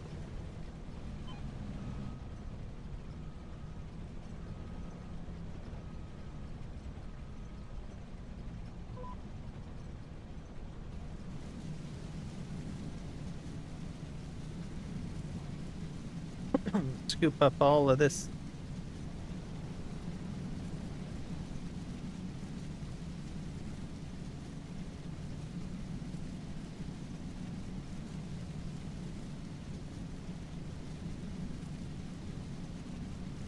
All right. Thank you very much. Have a good night. Good rest. And yeah, we'll see you maybe tomorrow. I'm most likely I will be doing logging tomorrow.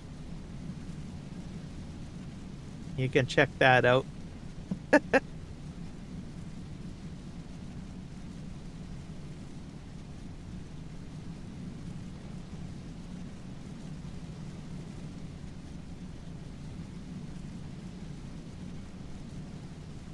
Yep. Bye-bye.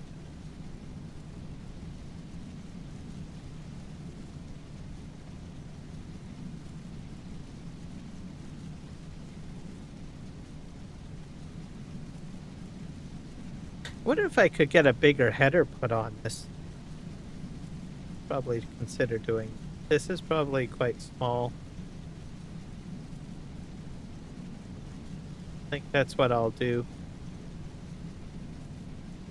Give me a sec. Once we get to the end of the row, we'll try that out.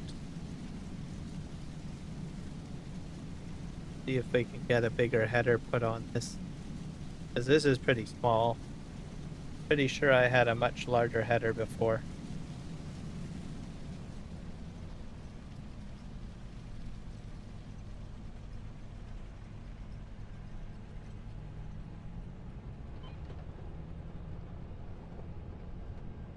I'll park this over here.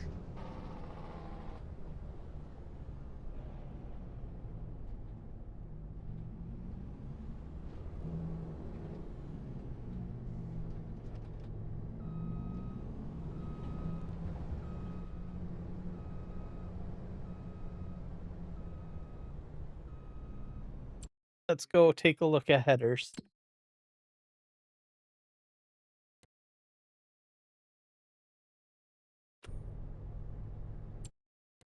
Vehicle.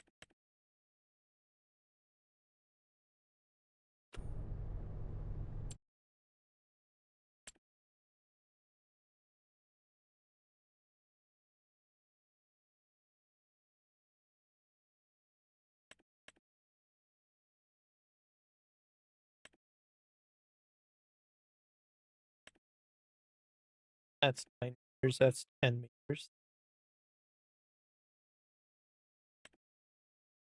That's 13. Probably do the 13 one. Yeah, the Gierenhof one.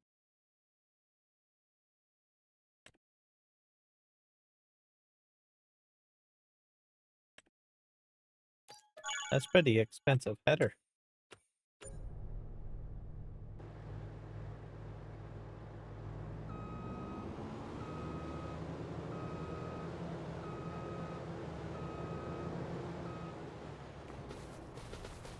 Thought it would have popped out here.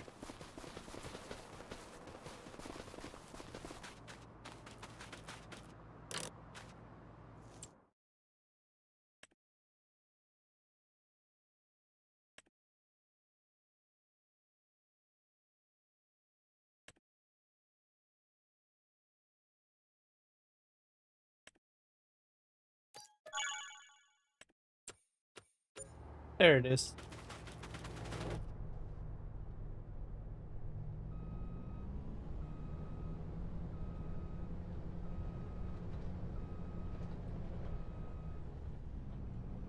A little larger.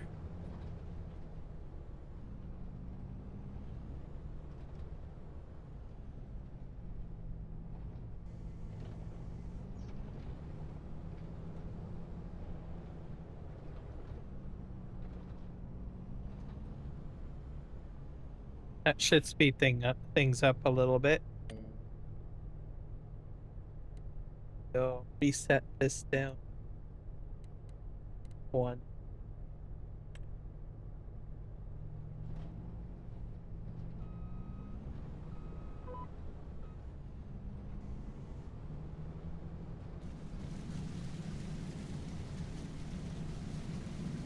Go. Perfect.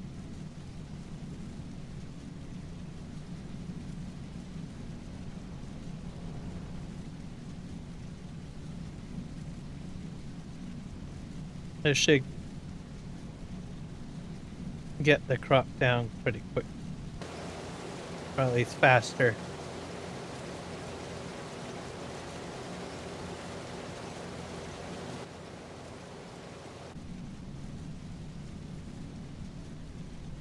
There we go. Oh.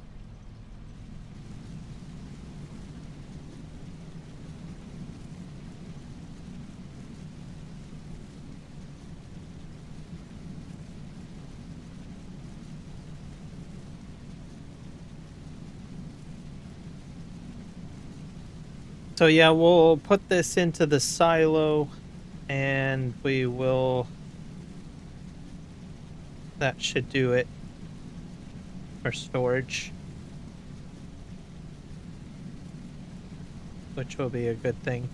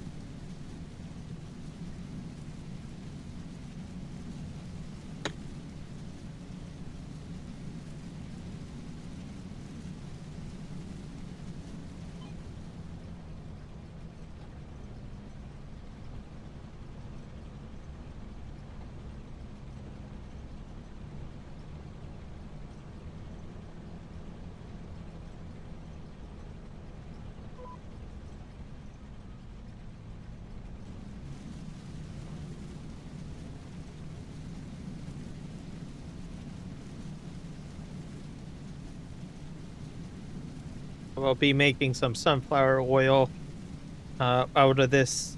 Some of it will get transported to the diesel plant, and the sunflower oil will help with potato chips. It's also for other productions too, but I don't have any other production set up at the moment, so that can take sunflower seed oil. I imagine I will need another field of potatoes put down, so I have to think about that. I might use this field again. I don't. We'll see.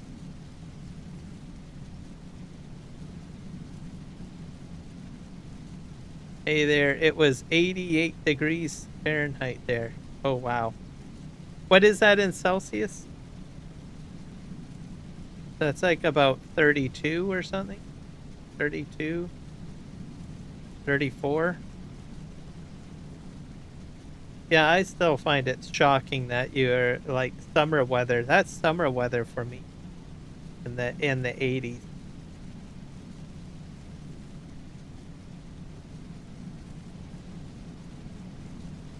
If anyone wants a summer vacation, go to Texas. You can go there all year round, pretty much. 31 degrees Celsius. Yeah, that's summer weather for me.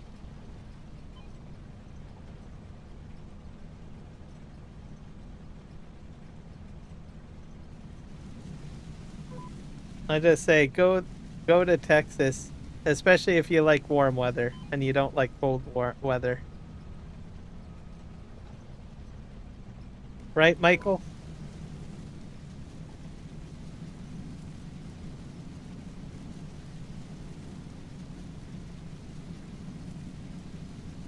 But I think for me that would be a little too warm. So I suppose you get used to it, right? You must. You get used to the heat, like at that temperature. What it's at right now, you're not like sweating, are you? Like, do you feel like you need air conditioner or something like that, or is it just normal body temperature to you? I don't think I've ever asked you that question. I know during the summer you say it's extremely hot, like when it's like 100 and whatever, 15 degrees Celsius right now.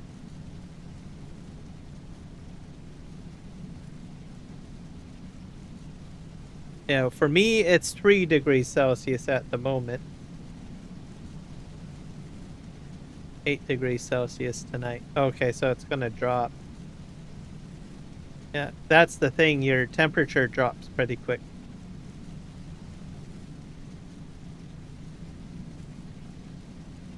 I could never understand that. You get really huge drops in temperature at night. But then during the day it's pretty warm.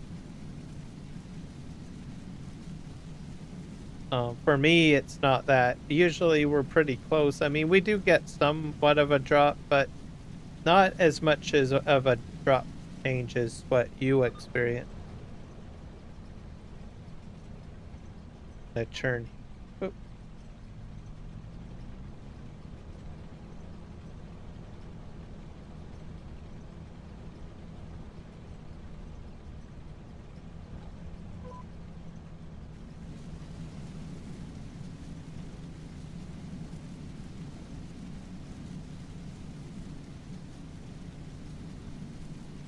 Does not get up to 115 degrees Celsius. Can't get up high. Okay.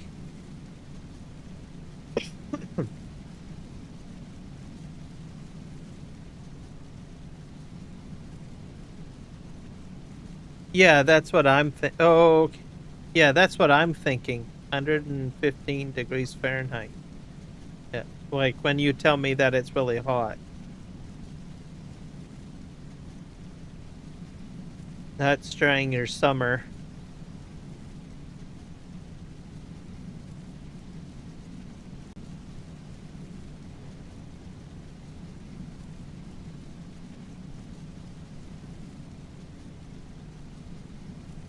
Yeah, in Celsius it doesn't get that high. That would be really hot. I don't even think anyone could survive that temperature if it was Celsius that high. I think.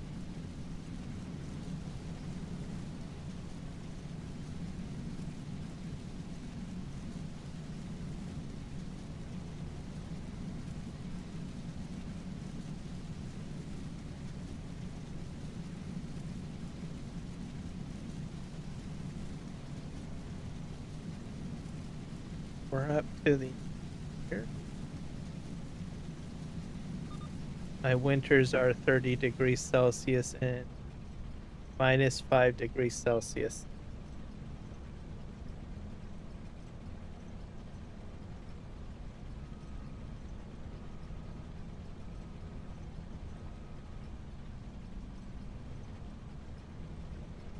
Yeah, it just depends for us. Like right now, I think we're just experiencing a much warmer winter.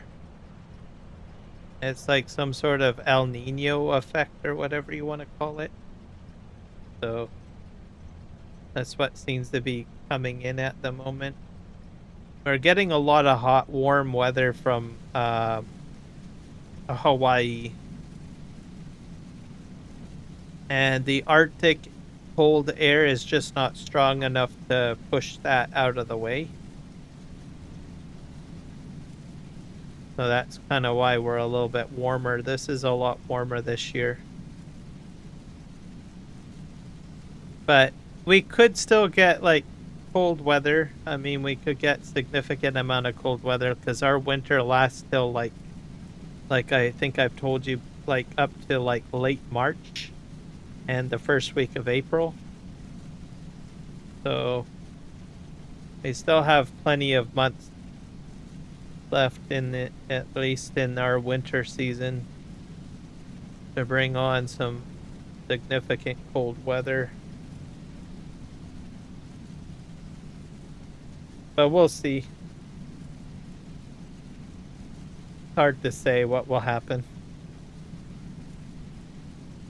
We're gonna make it to the end.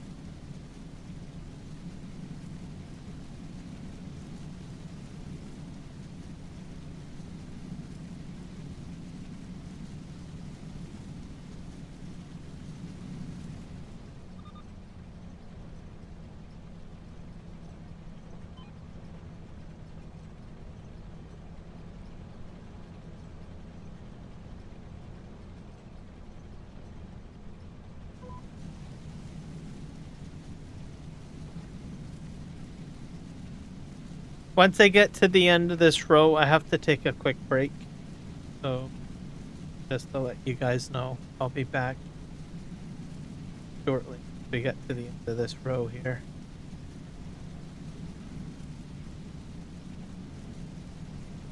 I'm gonna fill up my coffee mug. I think I'm out. Yeah. Well, now I'm out. Plus, it's cold. My coffee's cold, so it's been sitting here for most of my live stream. That's the problem.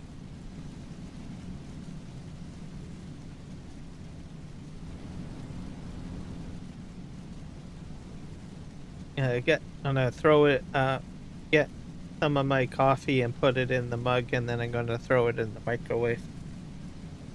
Because I do have some coffee hot, but it just needs to be heated up for about a minute.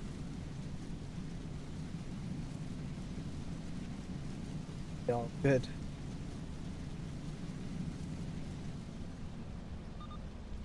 All right. So I will be right back. I'm just going to switch the scenes.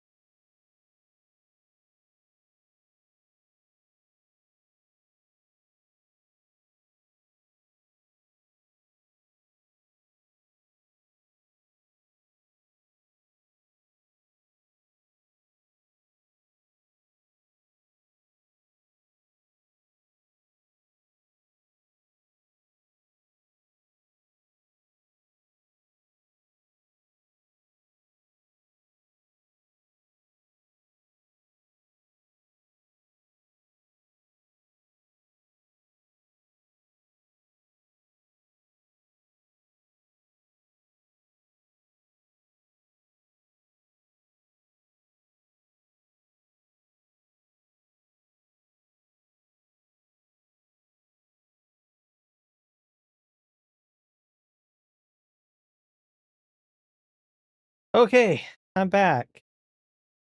Alive, and I have cough. That's warm. Hot. Whatever you call it.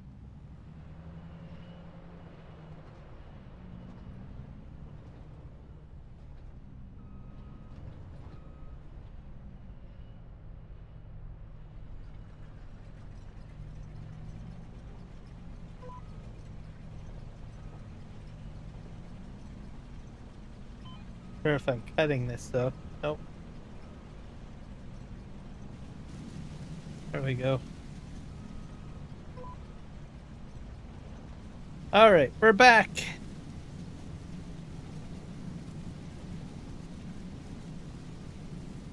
Yeah, that's pretty low. We've seen some weather like that where I'm at, but it's not that common. Maybe with the wind chill. It's more or less like central Canada and the east, heading east is where you get more of the severe cold, or you go further north. Northern British Columbia gets it. I'm just in that special pocket, I guess the saying goes, of where I live.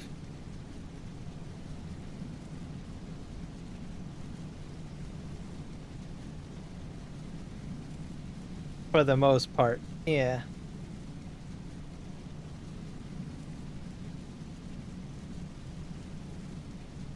Oh, I think I might have configured this combine wrong. I think I got it set to Unreal.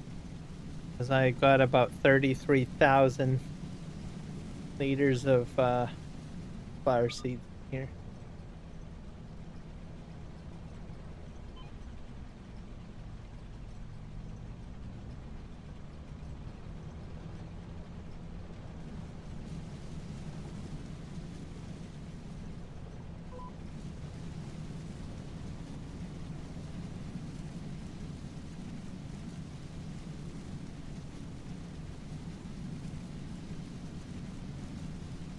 To do one more row, I think.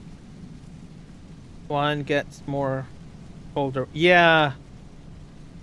Yeah, he gets most likely more colder weather than I do.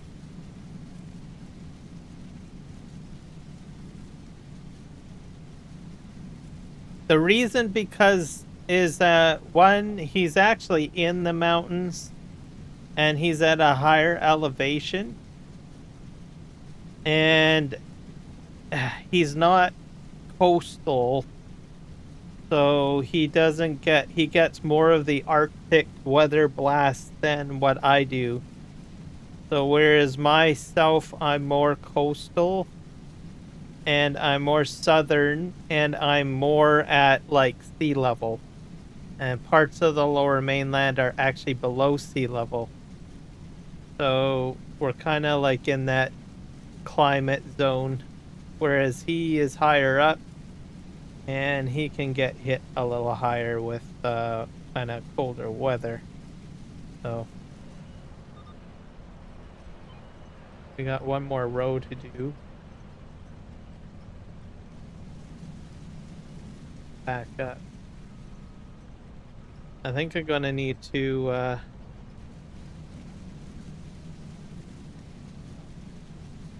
put a windrower on here, I guess, later on. Like 30% full.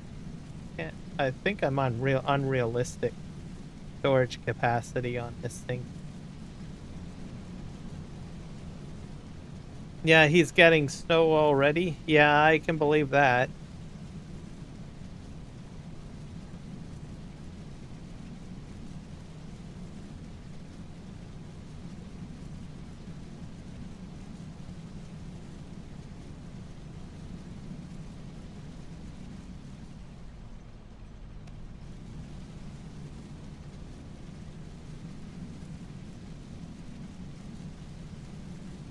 I'm not sure. I'm not sure if I would like more snow or not, to tell you the truth.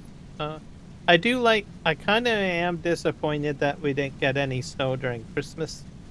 I kind of like at least one snowfall of snow for Christmas. That's sort of how I am. It just makes it feel more Christmassy to me. For me, anyways, because that's what how I feel. I suppose if I was raised somewhere else, maybe it wouldn't really matter. But so I kind of like having at least snow during Christmas, but don't have any of that this year. Okay, well, let's go to the next field.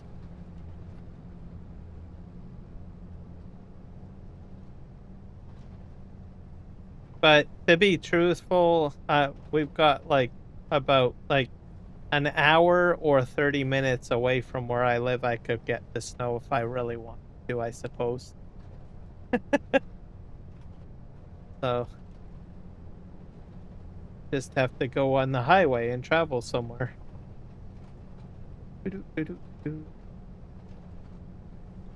Here's our other field. Back up a bit.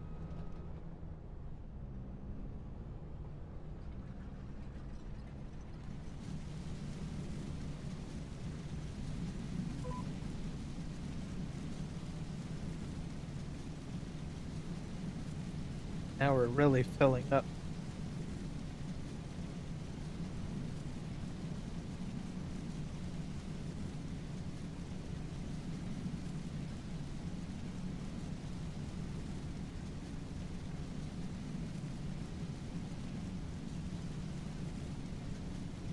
I think the real question, because what you've told me is that if it snows, you have to stay home and everything shuts down. So I guess the real question is whether or not you like staying at home or not. Right? And if you're okay with that, then it's probably not so bad.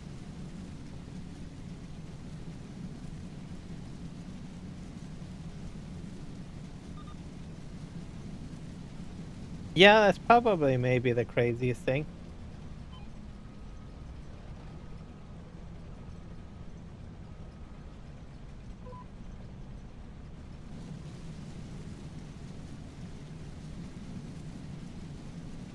Can't think of anything else really that crazy. Nothing that comes to mind. For me, anyways.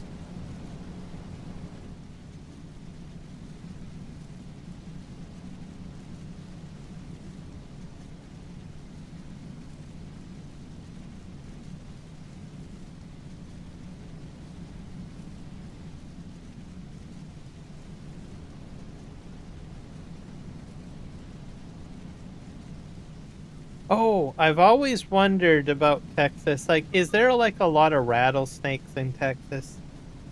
Because I started watching my favorite show is Landman on Paramount, and uh, which is based in Texas, I believe. Not sure if you watch that show or not. It's a pretty funny show. I like it. Probably one of my top show of watching. We watch it like as soon as a new episode comes out, I'm up. It comes out on like what is it, Paramount Plus?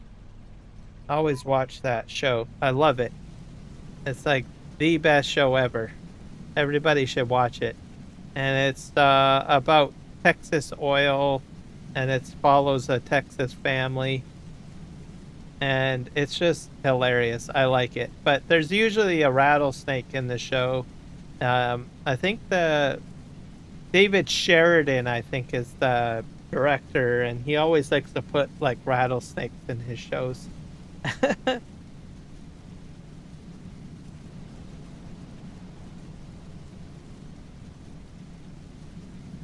I figured I would ask. I've seen some YouTube videos where they have like some of the most craziest rattlesnake dens. Like I saw one on YouTube where a guy because it's like so dangerous, he sends a drone and there's like rattlesnakes like everywhere going hissing and rattling and everything.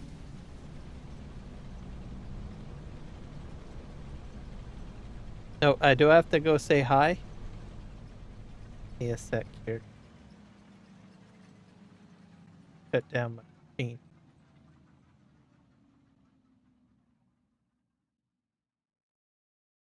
Oh, it's an advertisement.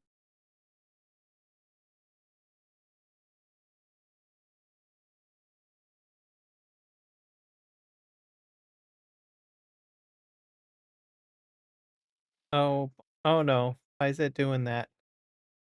One sec.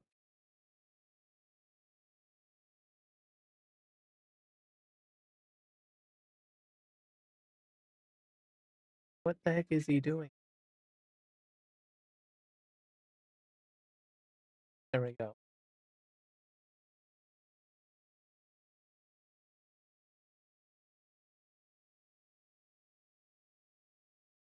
Oh, is he doing like truck simulator? What it looks like American Truck Simulator.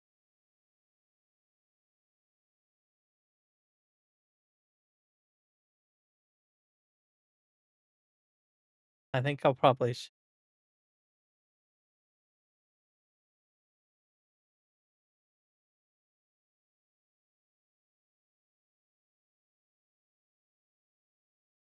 there we go. There we go.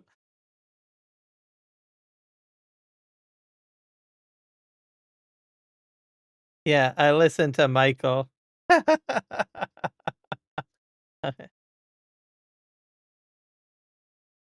Yeah. I am going to also share his out. I am going to share this stream.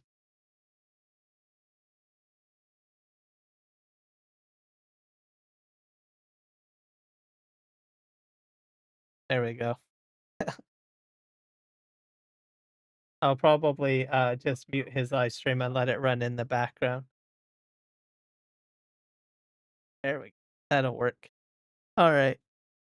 Yeah. Oh, I can try out. You guys should check out the 3Js. Uh,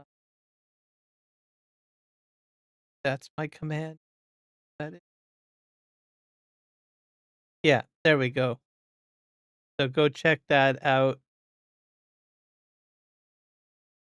The 3Js live stream. So right now he's doing trucking simulator, ATS by the looks of it.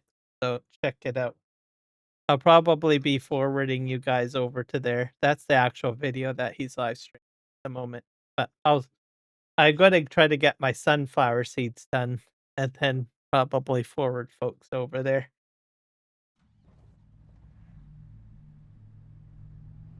And he's doing some ATS today by the looks of it. Okay, what happened?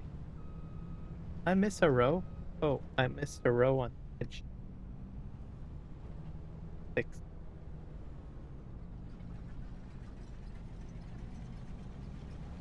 Oh, I'm harvesting.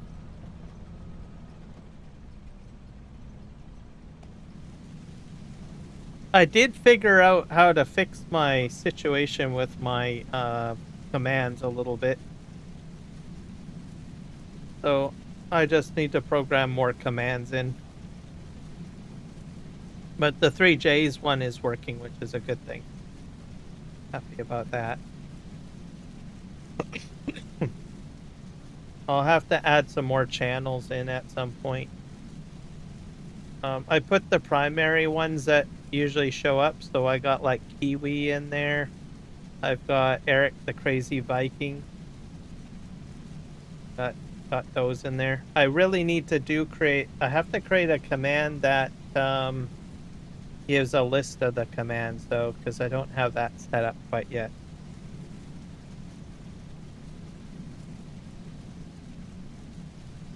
But there you go. But yeah, Juan and Jess, they do all sorts of different games, and James as well. So they do a bit of an assortment. Right now they're doing ATS by the looks of it. Yeah. but they do Farming Simulator.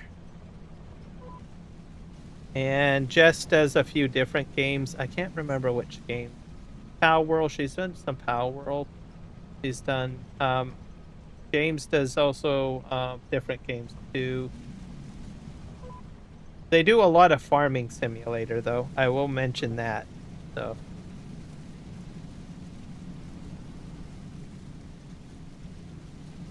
And if you're new to my channel, I do different games too. I do World of Warcraft. I do a lot of Farming Simulator, predominantly a lot of Farming Simulator. I do a Dune Awakening. What else? Where Winds Meet. That one's the newest title that I've started doing, which I enjoy and I find is fun. I like to change it up a little bit because from time to time your mind just goes a little bit muddled and you lose, I don't know, interest in the game that you're playing. So just have to trade it up. But I do. But I always come back to Farming Simulator, take a bit of a break, and then jump out.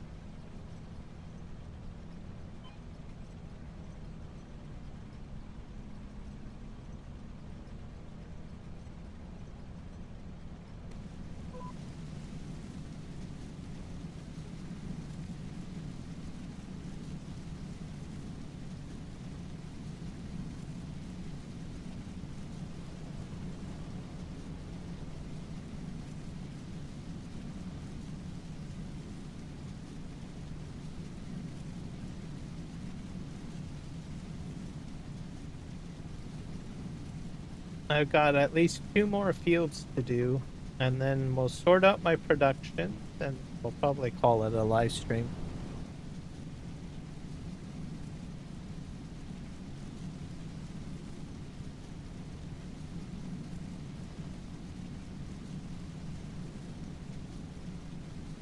I just want to make sure I get the productions going, because get the cake going. Most likely the next live stream will involve a mixture of, well, getting this straw done up, for one. Have straw everywhere. And the other thing we'll be doing is probably a little bit of field prep. Don't really have to do too much, but some field prep. I do want to put a winter crop in, which would be wheat, I think. If I still have time to do that, I don't know. Might be running.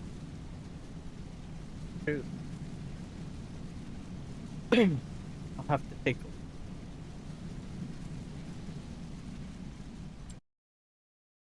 I might be late.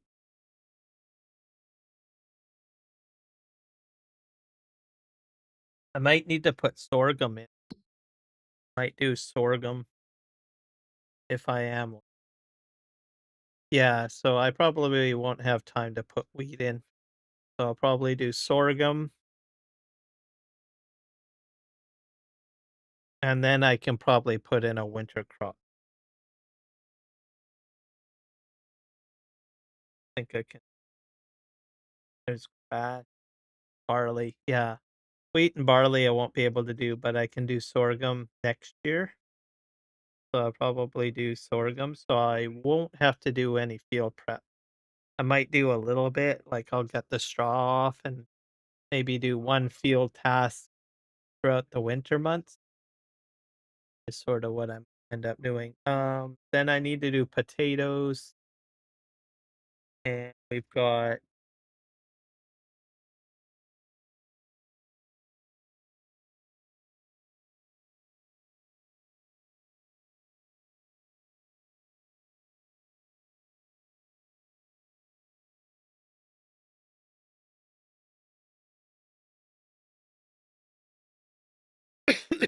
eventually I'll get canola back into the rotation. So I'll have to do sorghum, then barley, wheat, then wrap in canola because canola is an oil, unless I buy another field. So We will see. I just missed because I spent most of October, unless I leave it at what it is now. I don't know. Like, I've got realistic time. Maybe I can get all the fields done in time. I don't. We'll see. I just because October is when you have to do the planting, and I'm already planting, so I don't think I can make it. What I'm trying to say. I'm out of commission at the moment, which is sad.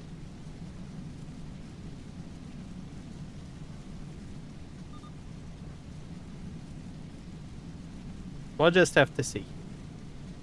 Da-da-da. And this field has to be fertilized, so we'll probably do it. Can probably get that done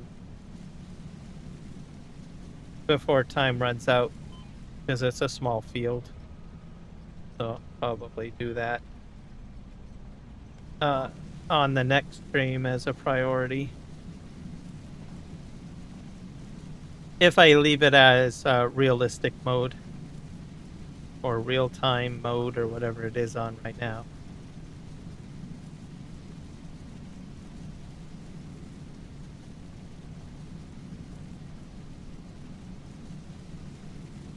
So I'm figuring it all out. I've got plan in motion, essentially.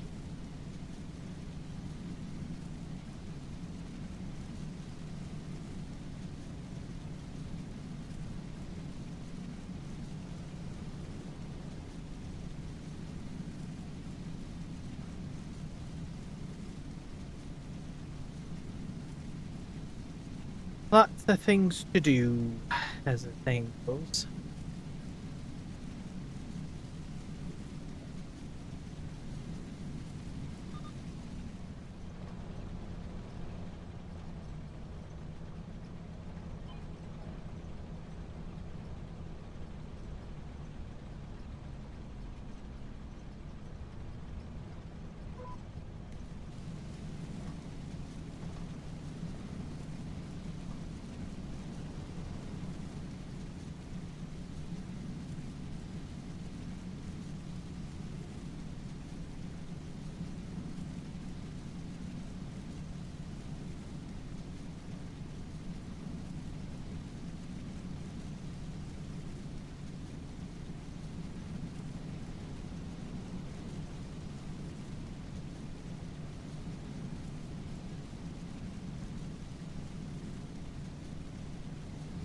About 50, yeah, so I think I got this set to like unrealistic on the harvester, or how I did that. I'll sort it out. But oh well, it works out great for me because then I don't have to vote right now. I just can get then all of the crops in all at once. Is it too shabby?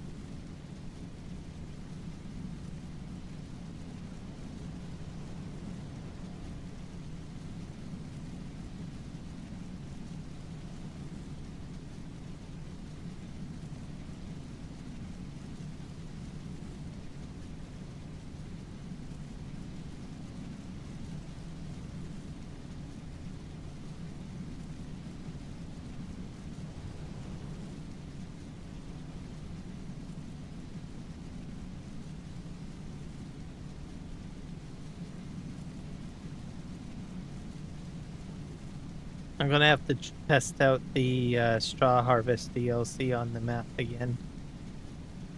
See if the pellets will work. I had some issues with it. So I've got a few bugs with issues or bugs that I have to sort out. Like my mining nodes are missing I have to fix that, which is basically in the placeables XML that I have to sort out.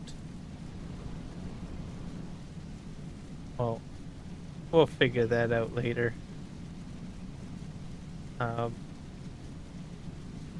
Somewhere, somehow, something went wrong with a mod. I think it's a mod conflict somewhere that sort of caused some problems.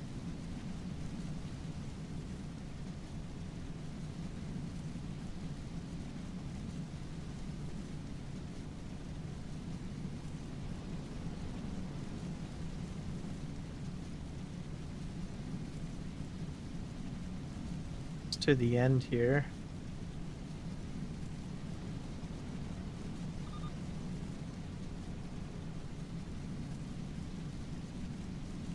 It'll work.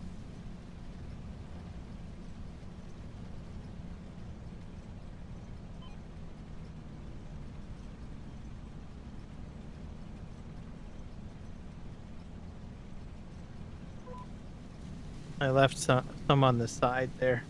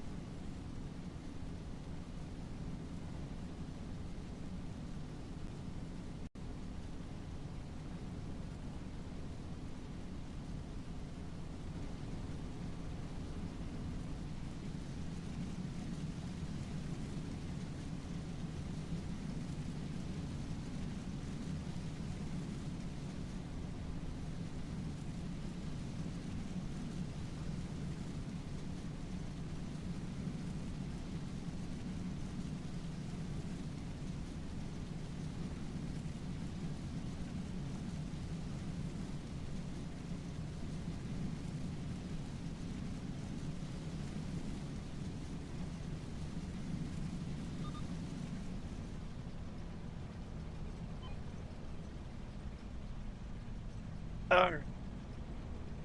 This field done. I got like 2 more to do. That.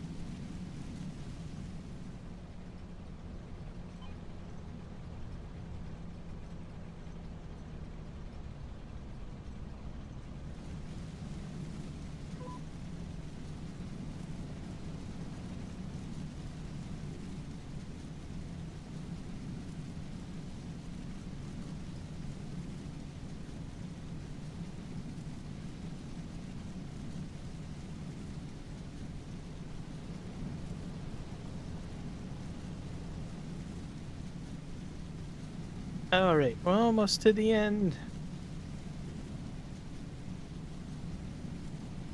And I've also got greenhouses down what we can clean up next. I've got all sorts.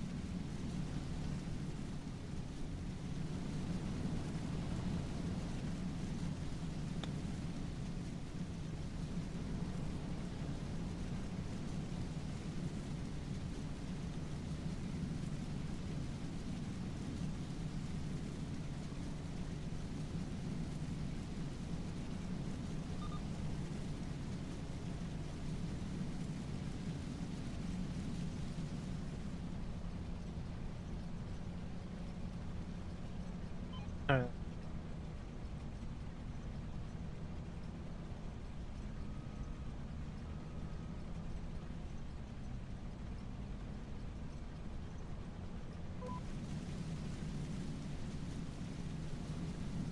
I think I have to back up a bit here.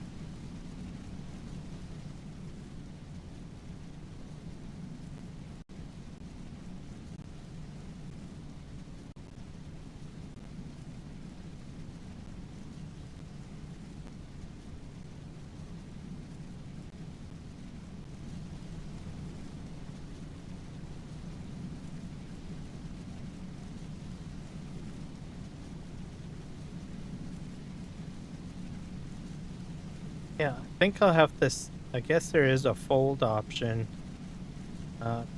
So I programmed that I-beam tracker for a button on my Stream Deck, but it appears that that particular button will try to close up my implement. So I have to find a new button combination. I guess will work. That's the problem with these types of simulator games.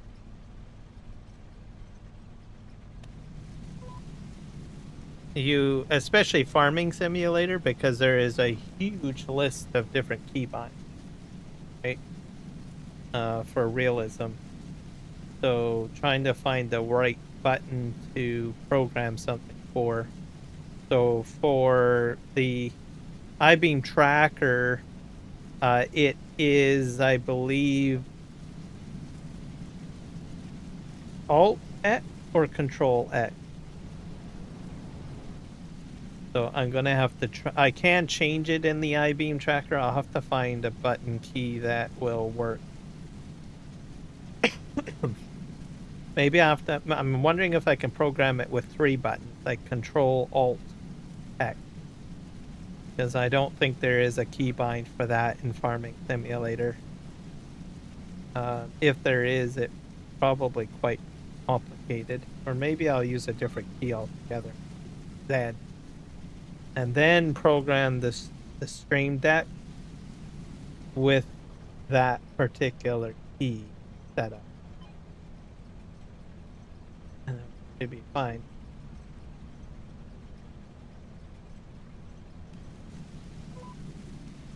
Because if I'm going to reach for my keyboard or mouse or something, like if I have to like do it through the toggle switch, then I'm just going to do it through the toggle switch if I have to reach for my keyboard to do anything. So, which is kind of not what I want. I want specific keybind that's out of the way that won't do any harm. Yeah, we'll figure it out. I don't know.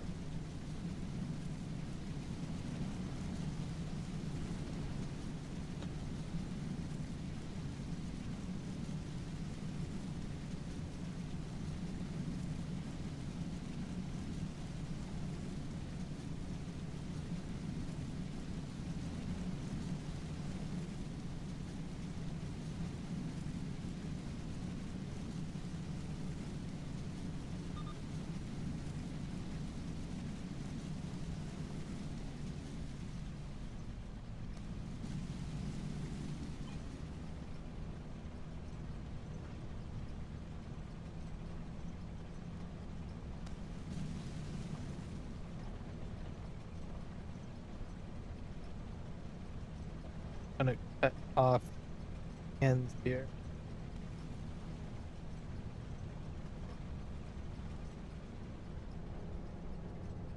I think I might. Should I do the headland?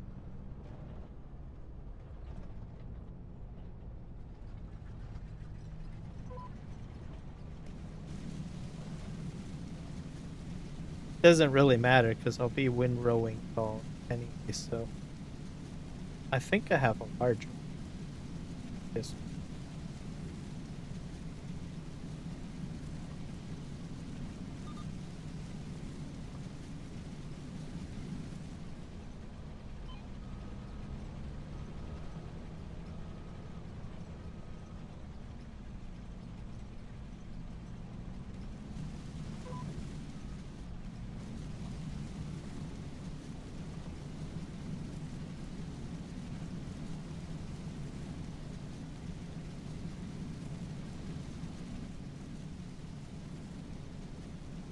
I'm gonna test out some of my keybinds.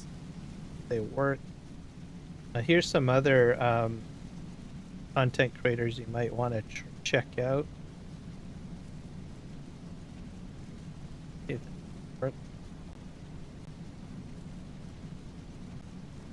So that's Kiwi. He does a lot of farming simulator content. A lot of multiplayer, by the way. That's friendly for console players. He usually, sometimes he streams during this time, but more or less usually he's more in the evening or early morning for me anyways, because he's in New Zealand. And then we also have Eric, Crazy Viking. I can do that.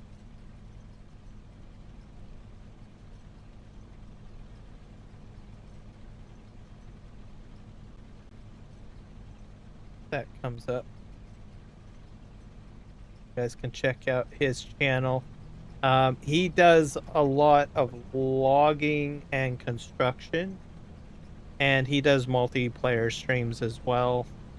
More probably PC based. And his son also has a channel. Don't have his programmed in as a command because I only started watching him recently.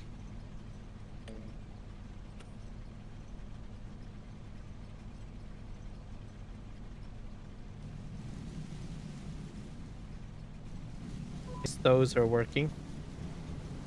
Oh. And he kinda, I think he live streams more in the early morning my time. For the most part.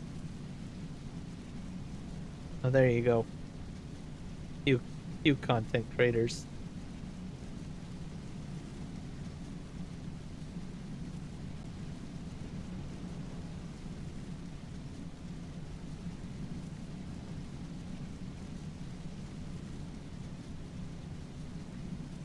I'll program some more commands in later because I do have some other content creators too that I usually watch from time to time. But these ones are the ones that are more or less farming simulator related.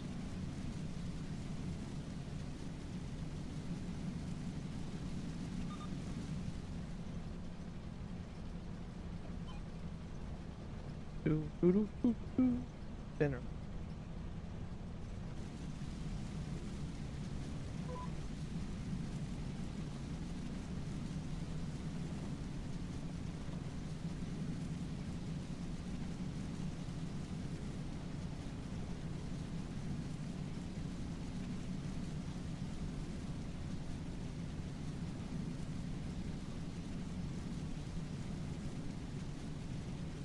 I got one more field to do after this. I think this is my one more row over there.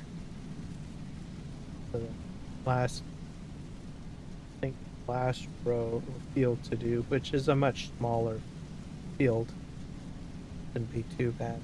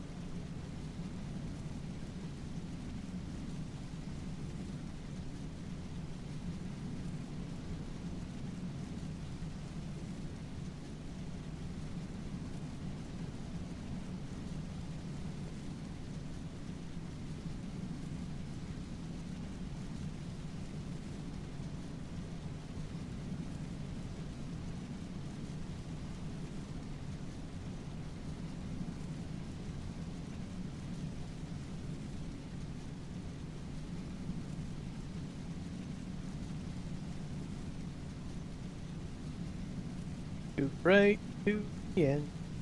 Right to the end.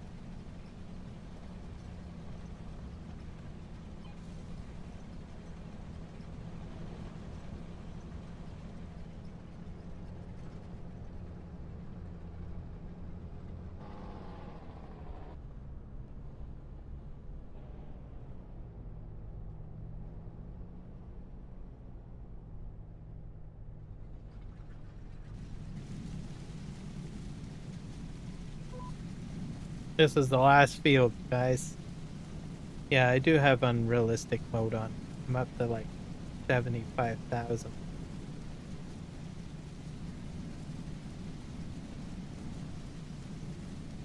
I think it holds roughly usually about 30. It does hold a fair amount.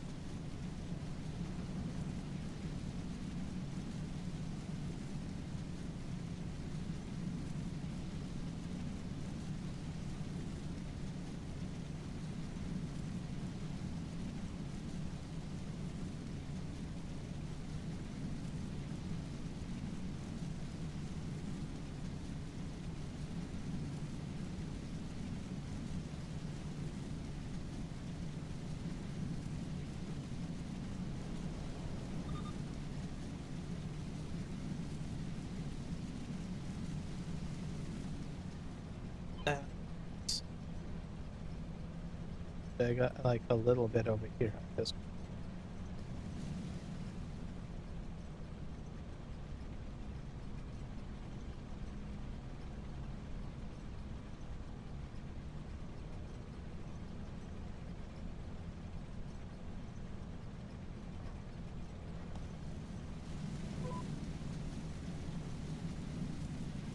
think I need to back cut, getting the exact edge. Go forward. There we go.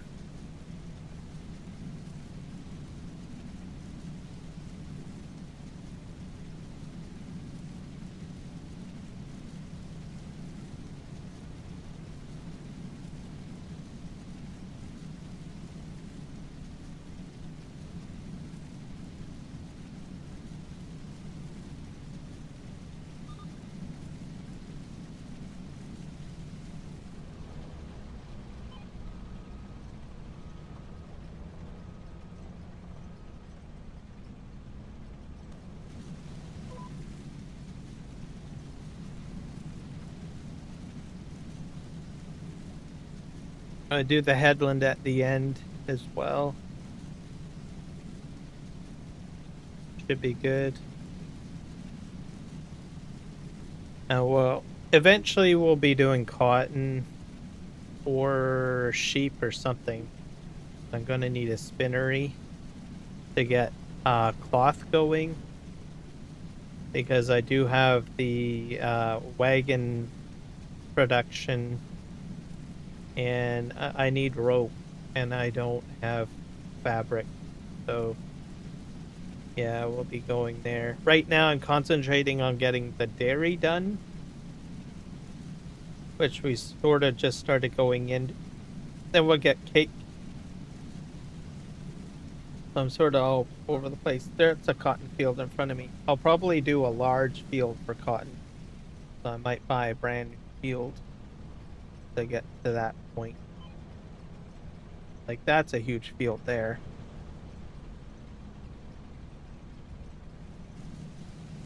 Simply because I have the storage for it. Exciting.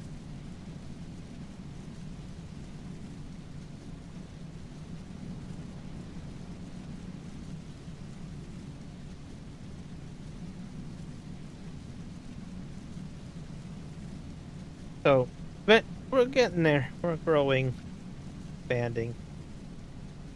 I spent quite a bit of money though. I'm down to 15 million. I need to get back up to like 19 or 20 million. So we'll get there.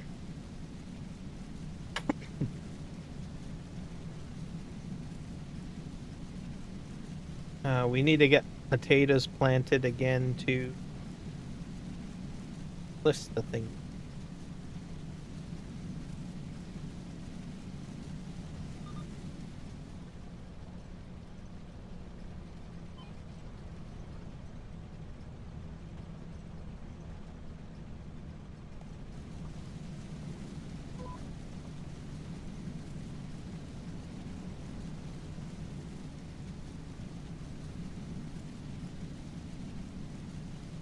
But at the moment, I'm kind of optimizing my production. So, like as an example, I have flour going, right? But I have like a couple of. I'm trying to expand the number of crops that are going into the flour to produce flour, right? So I started off with wheat, and then I got barley, I got sorghum, right? So that I know what's going. My fields will have a lot of sorghum. I think next time, maybe I'll do half potato and half sorghum or something like that. I have one more than one field of potatoes because I've got more oil going. So yeah, I got the things to think about.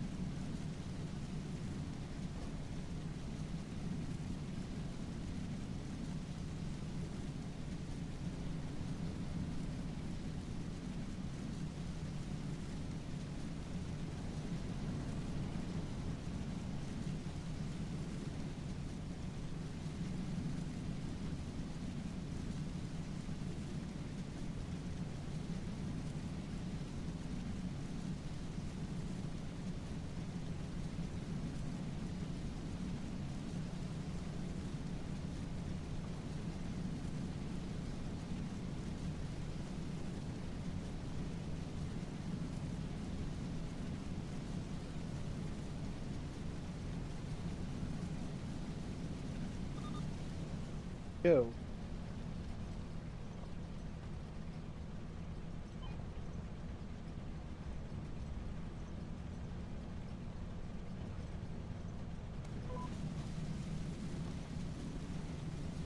Back up a bit here.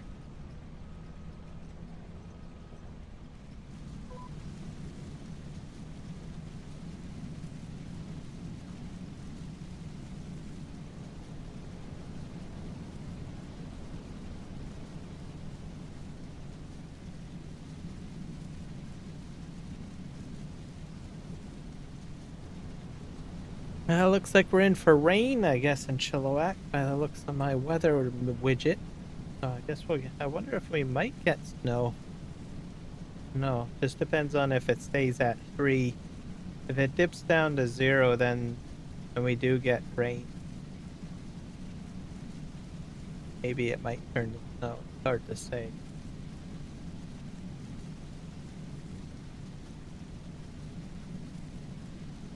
Have to see what happens, I guess.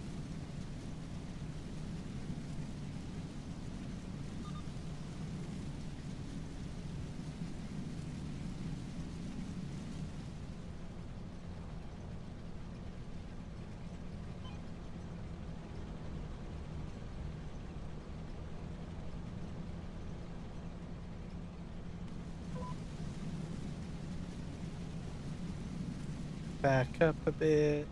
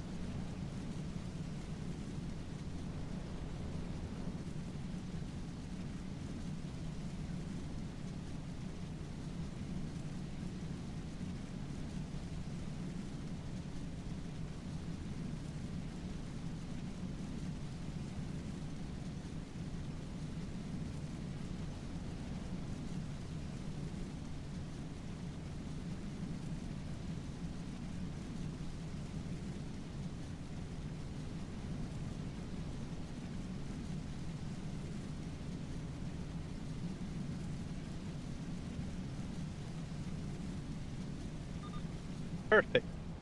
Done.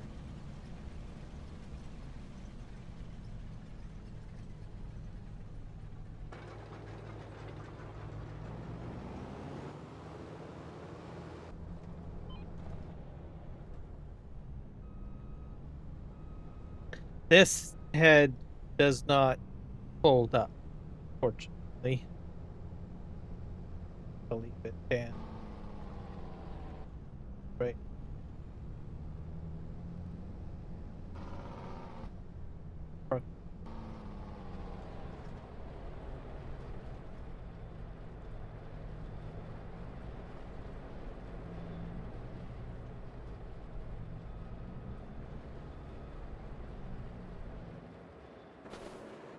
Alright.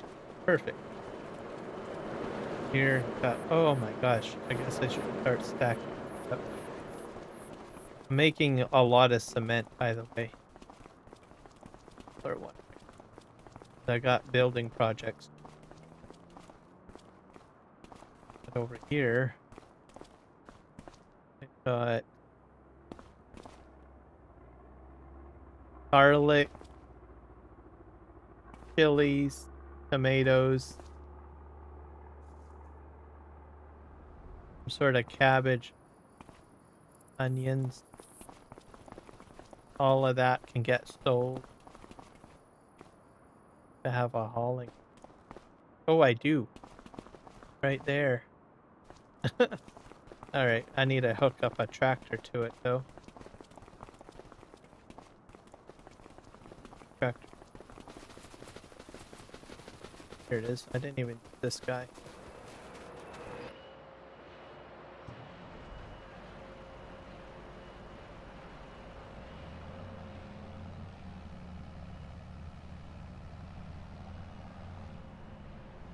Well, disconnect what's on the back.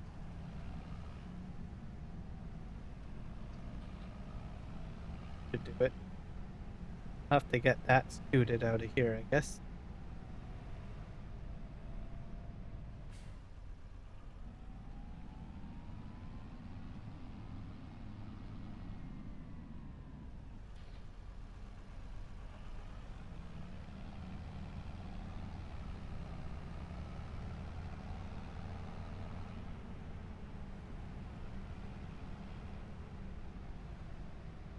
Here. We'll get this loaded up.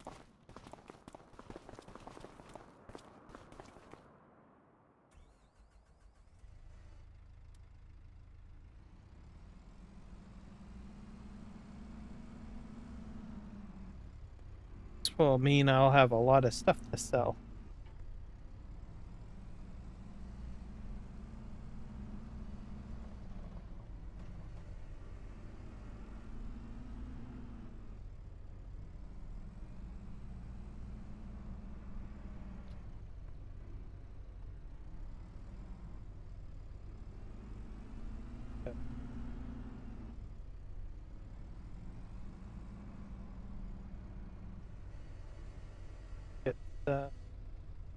triggering.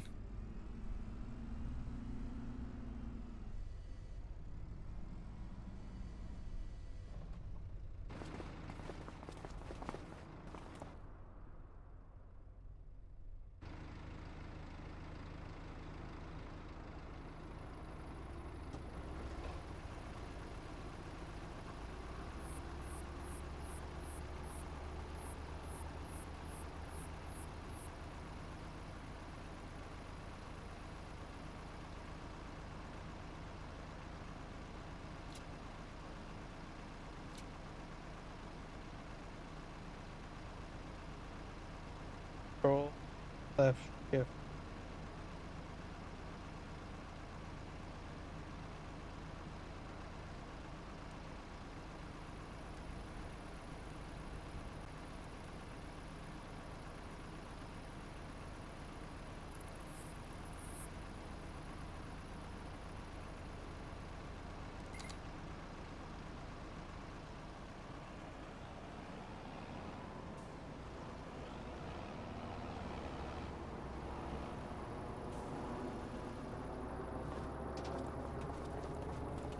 Not sure if I can get that loaded up. Too big. Yeah, I think it might be too large. I'll try something small. Too bad. These other crates probably go on.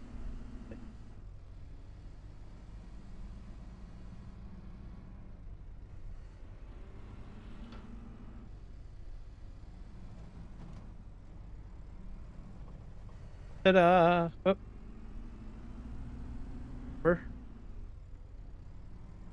Inaki mushrooms. This isn't auto-loading either. No. Yeah.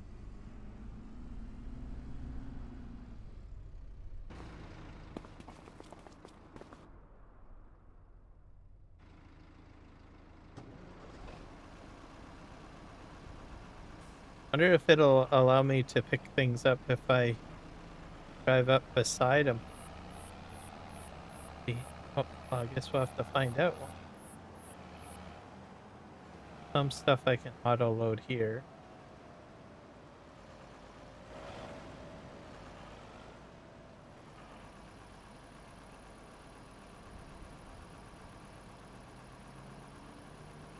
Control, left, shift.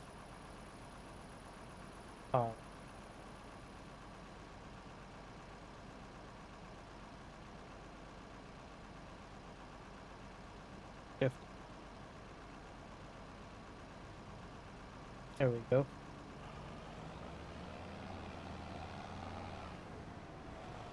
Do it this way for now. Yes.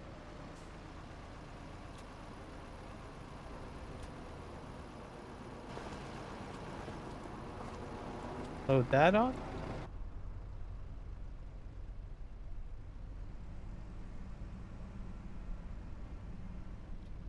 Yep, that works.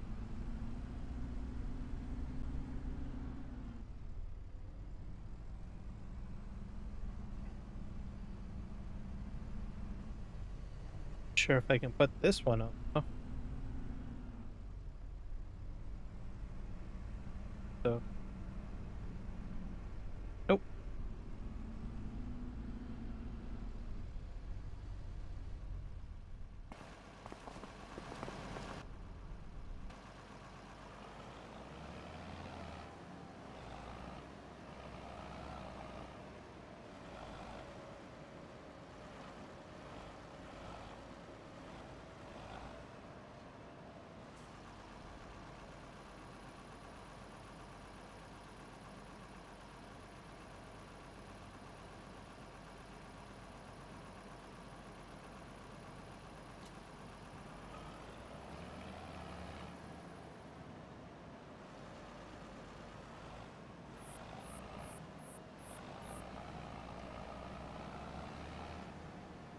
I got bread over here to load up.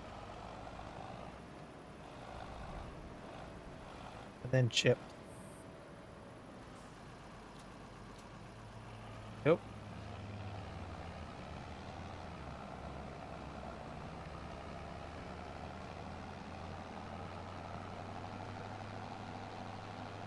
Lots of chips.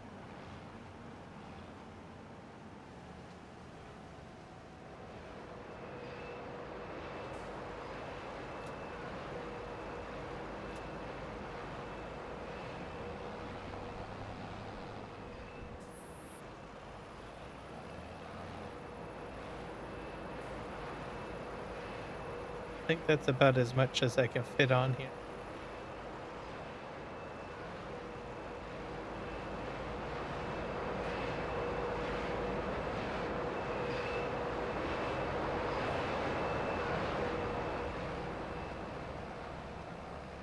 Or drive over here, I think.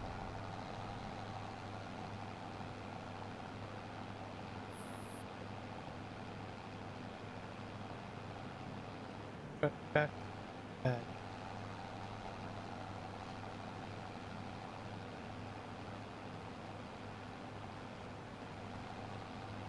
right, this right here, I guess.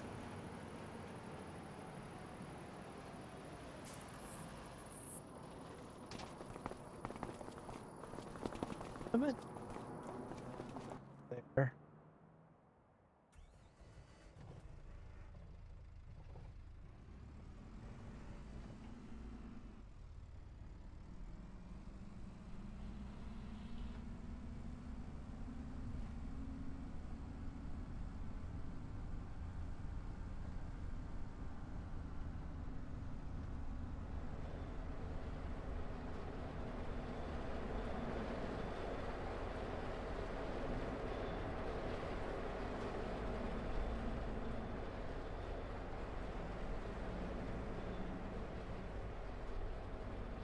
I think that's auto loading. Nope. That's oh, it did. There we go. Just delayed.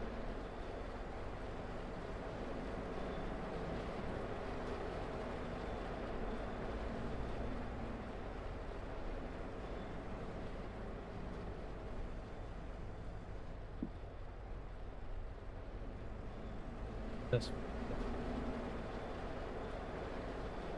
But the cement is gonna go to my construction project, which I have going on. I have the temple going. I have a bridge going.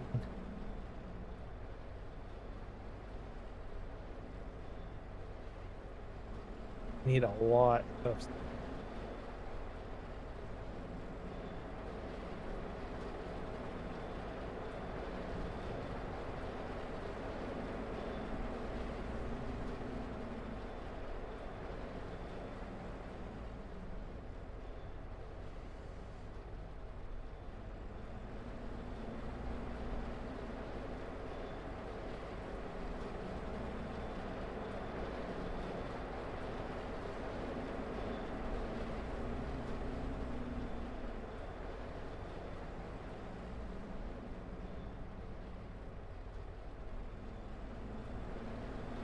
There we go.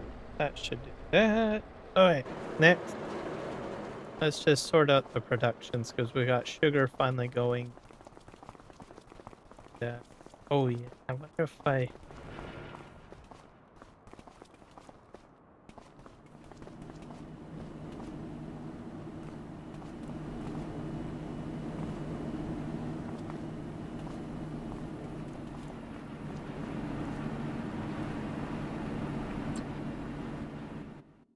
sugar should be distribution.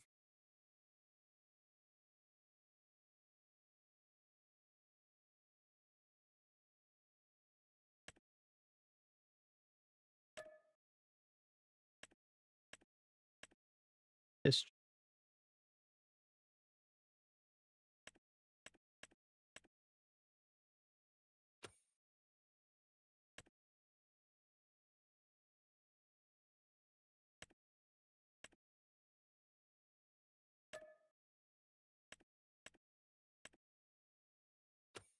Ta-da! Sugar should be activated. And I think I'm short.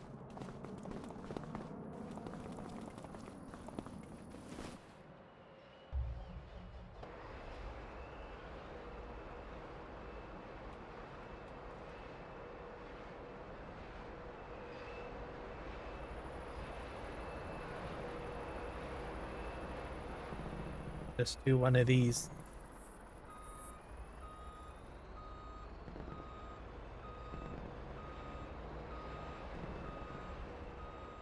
I was gonna use another truck, but I think I can probably manage with just this.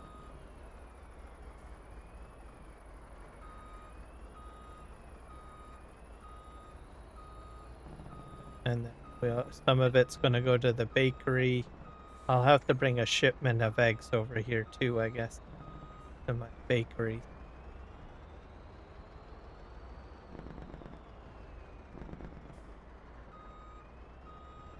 Everything going. It should.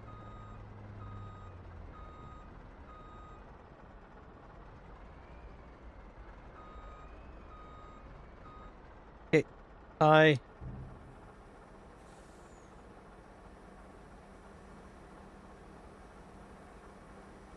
not sure if the whole load's gonna go there or not.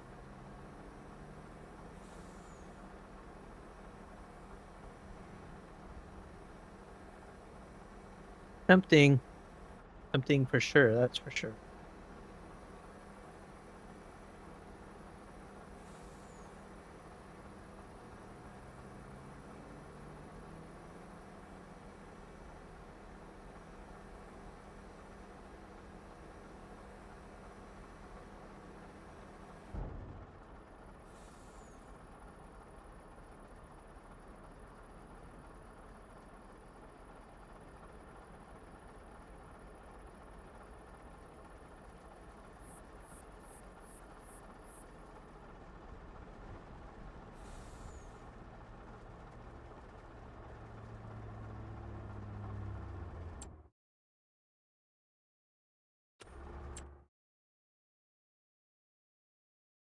Sugar. Activate that. Distributing. This is distributing, but it's not active either.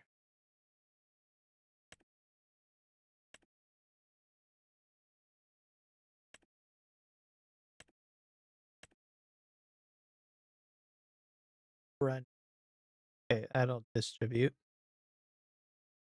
What else? We got oil.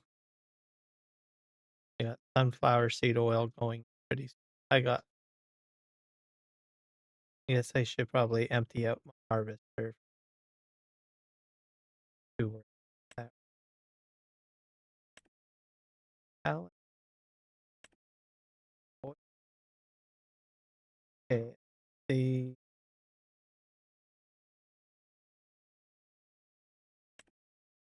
build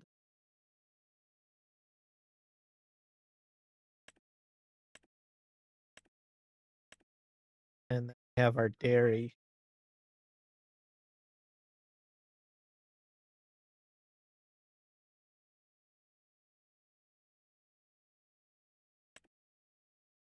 Bakery, what does it need? It needs butter.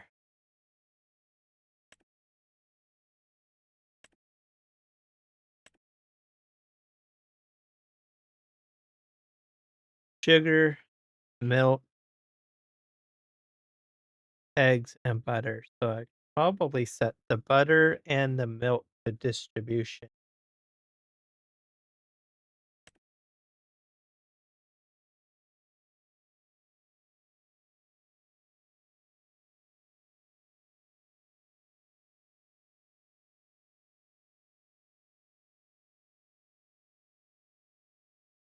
I don't have a lot. What the heck happened to all my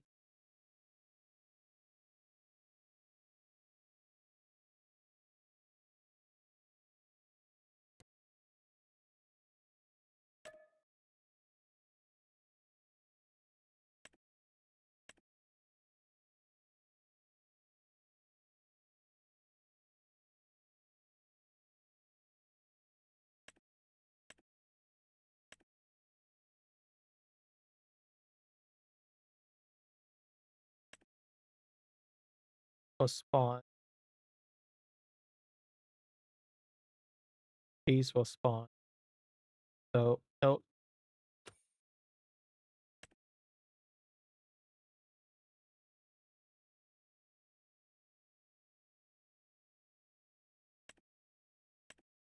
I can't believe I went through that much milk. What the heck? I filled it up. I'm confused.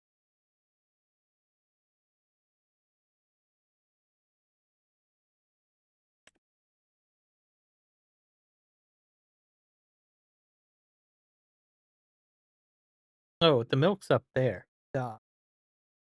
Producing it is slow. Okay.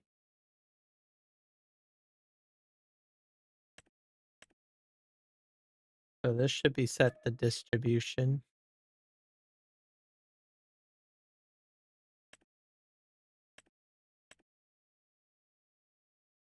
And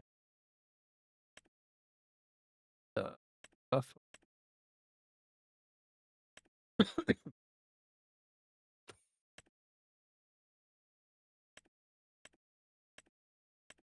Yeah, that'll do.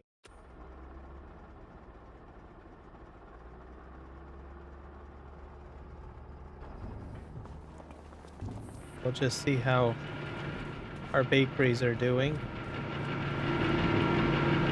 I think all that this needs now for cake is eggs, and which I can transport eggs over here. I got strawberries already going to the bakery.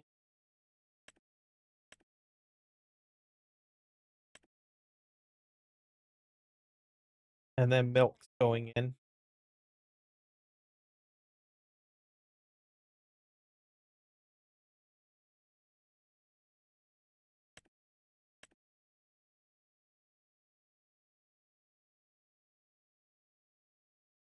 Okay, so eventually I'll have cake spawning at some point. Just the eggs. I'll have to get the eggs here. The butter. Did I distribute the butter?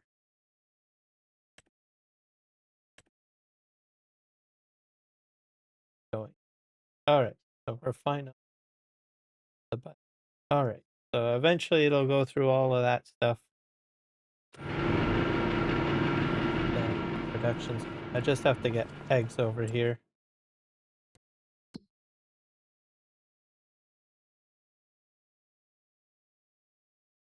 Over here. Is it? Yeah, how much eggs I have? Not a lot of eggs. Just about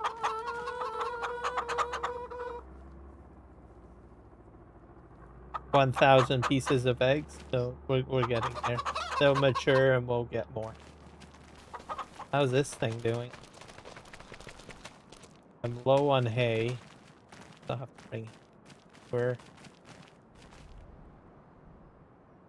hay is at 0. Oh, that's bad.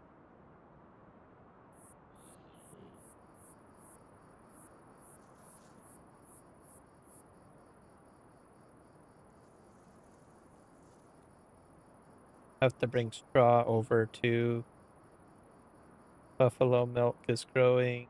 How's the silage and silage?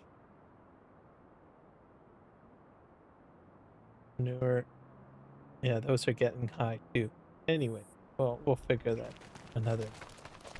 And then how's my grass? It's still growing, ready to harvest. With my new lawnmower, by the way. Oh, all right. Oh, yes. I'm going to send everyone over to Juan. Live.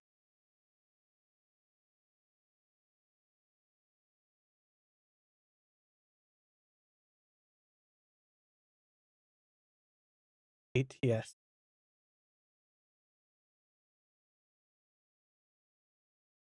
Hey.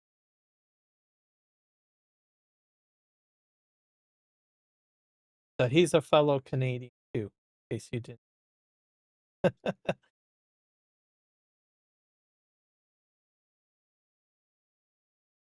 you'll probably enjoy some of his live stream. All right. So yeah, thanks everyone for hanging out with me.